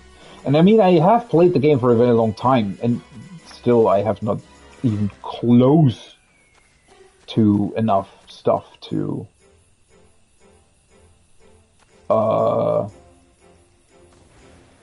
Oh, I was gonna say, what are Ishtola and Thancred doing here? But I think you can change into them. Yeah. They've done that in the past as well. Up to something? Me never. I am but a fun-loving imp here to help my fellow revelers enjoy the wake. I confession you are very convincing guys for the masquerade. All I need for you is to recall a journey unforgettable. Traverse your memories and tell me what you see. Journey to forge this realm anew. Good. Now think of someone remarkable you encountered in that time, someone powerful. Yes, that's it. Oh my god. Pajali woman is gentle yet indomitable as nature itself. Solid Rogadan woman.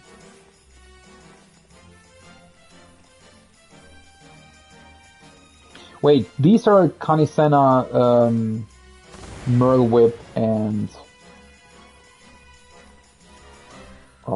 Ban, I guess? Nanamo?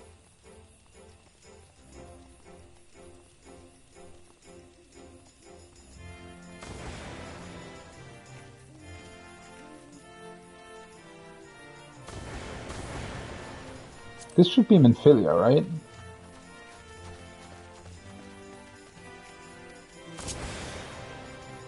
Yes. Okay, sure.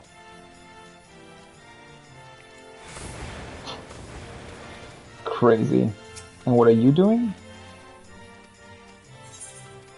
Ah, okay. Silence, Song of Oblivion, Proclaim the Night Sky, Liberate that. Kind of weird that they split that up, but whatever.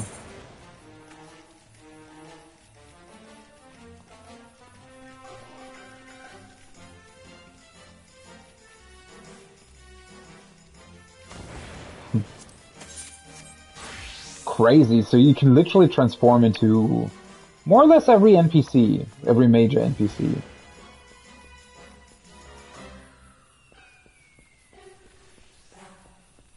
I can't believe how fucking large this area is.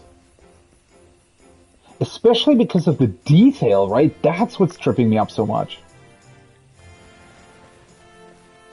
I hope they keep this around for future events. I guess they will, but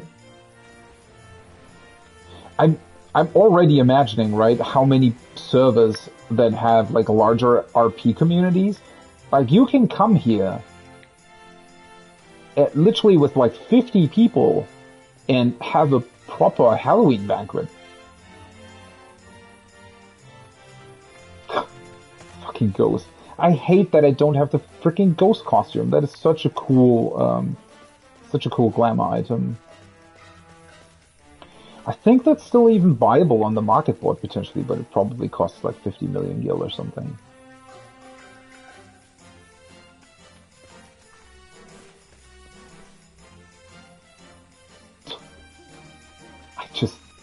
I can't believe that they put such a large area in here. Especially because it will be gone in 2 weeks, right? That's the craziest part.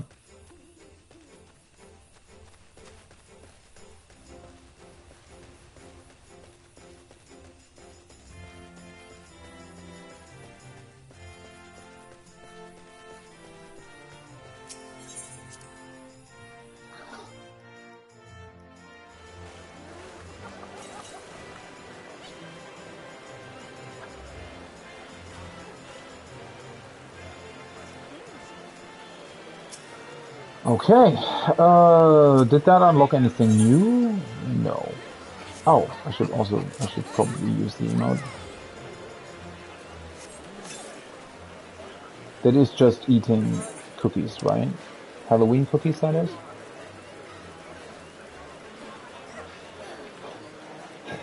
So, breakfast, eat rice bowl, eat apple, eat egg, eat pumpkin cookie. But of course the fucking drinking emote is still locked behind a paywall. They haven't introduced any other drinking emotes. They know what they're doing, I guess. Spooky celebration. Hello there. Tell me, are you aware of the delightful costume quartet being held at present? Of course you are. No small few have already joined in the merrymaking, and I dare say you would make a most welcome addition to their number. How about it? Raring to give the next person you meet the fright of their life? Of course! Wonderful. Take your pick from our selection of perfectly safe concoctions placed atop the benches beside me, and transfigure yourself into the creature of your desire. Before I do that, I do want to look at the lockerates, though. Pumpkin pudding. Sounds simply marvelous. Wait, pudding way? I just love that. That is such an awesome detail, right? And you know that it's special for the people who've completed Endwalker because the quest is probably level 15 or something, is what these event quests usually are. So cool. I was gonna say, is Alpha here too, but that's just a wind-up Alpha. Don't really see anybody else, though.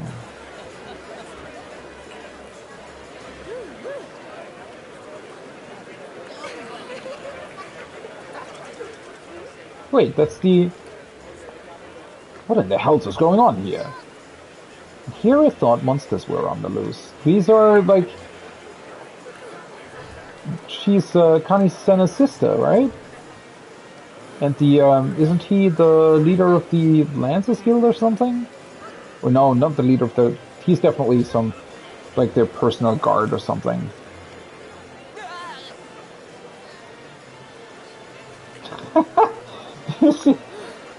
This guy here on my server, I see him a couple times. Boop my snoot boop is his name. And somebody booped his snoot. So now it says, Shade Blazer boops, boop my snoots, boop snoot. That's really awesome.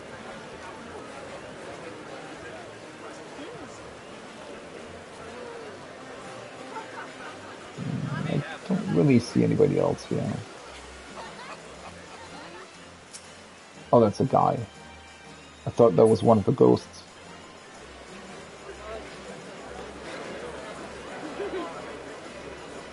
Man, I love that so much. When everybody's here, right, for the event. So cool. Big crowd.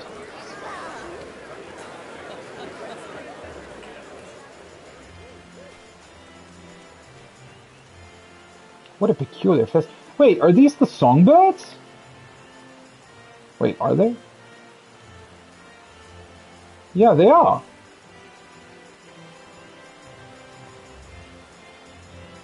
Oh, that's so awesome. That is so awesome. They're even bringing in freaking NPCs from other seasonal events.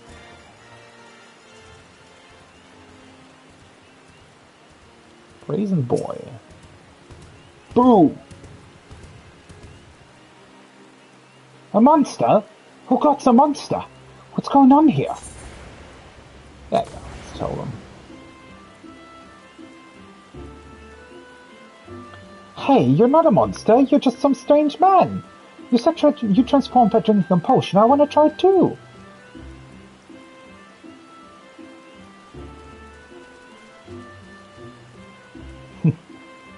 You do that. You spread word of the costume quartet. Report back to the Harlequin Guide and Minketto's Amphitheater. Oh, oops. Didn't want to sprint, actually.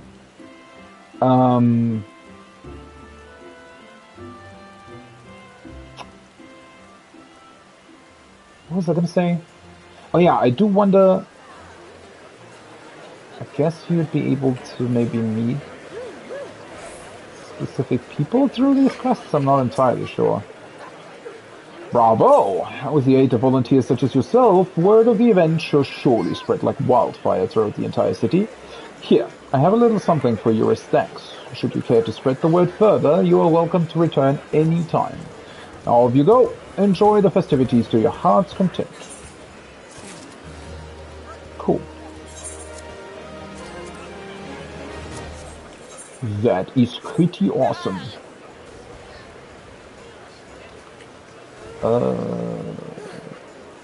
Actually, can I, like...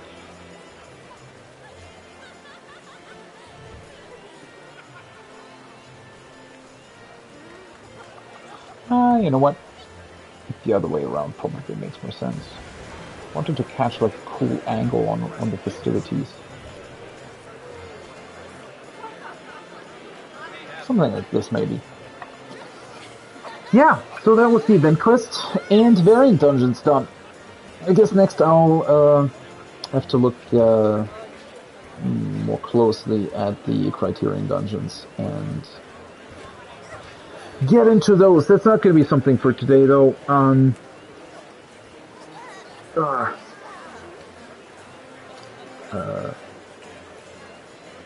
Yeah. It was pretty fun. I mean, I already talked at length about the Criterion, or not the Criterion, the variant dungeon, so I don't think I have to repeat myself there. And the event is, as always, incredible. I honestly wish that they would maybe do a little bit, like, not do more with it. It's almost the same as with the dungeon, right? They include this gigantic area that looks absolutely phenomenal, but if you don't RP, you can't really do that much with it. I don't know. I also wish that they would, I mean, I completely understand, right, that they want to make money off of past events things.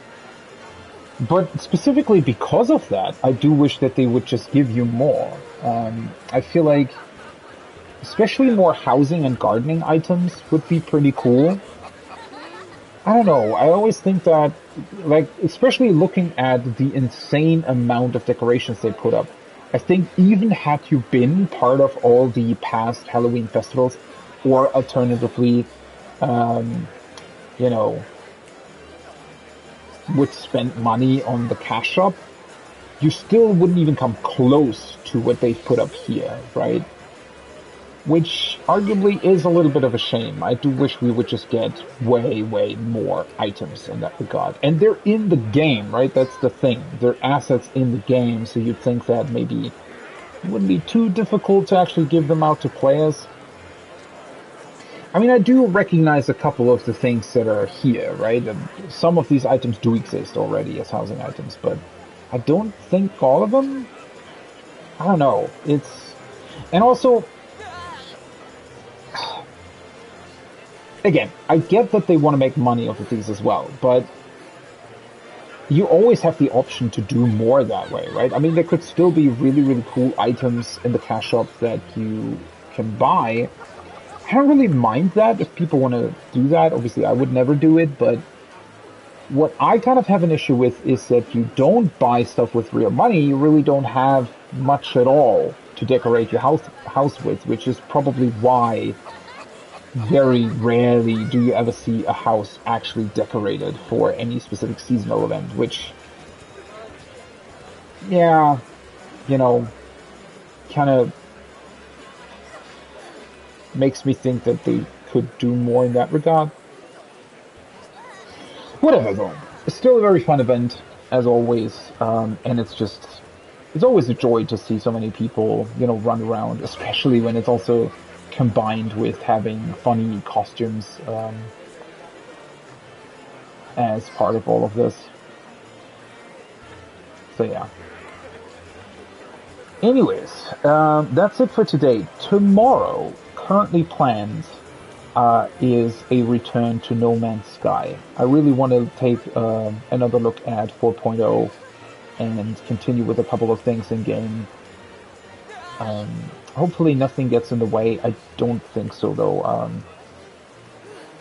So yeah, that's hopefully going to be a lot of fun. Other than that, that's going to be it for Final Fantasy 14. I will return to 14 on Sunday, probably, for more Dragon Songs Reprise prog. We'll still do stuff in the meantime, obviously, but I'm not really going to stream that, I think. And yeah, I don't really yet know how I'm going to approach the whole Criterion dungeon situation. But yeah, definitely another DSR stream on Sunday. So I hope until then you have a great rest of your evening, morning, day, wherever you are. Maybe I'll see you then. Bye-bye for now.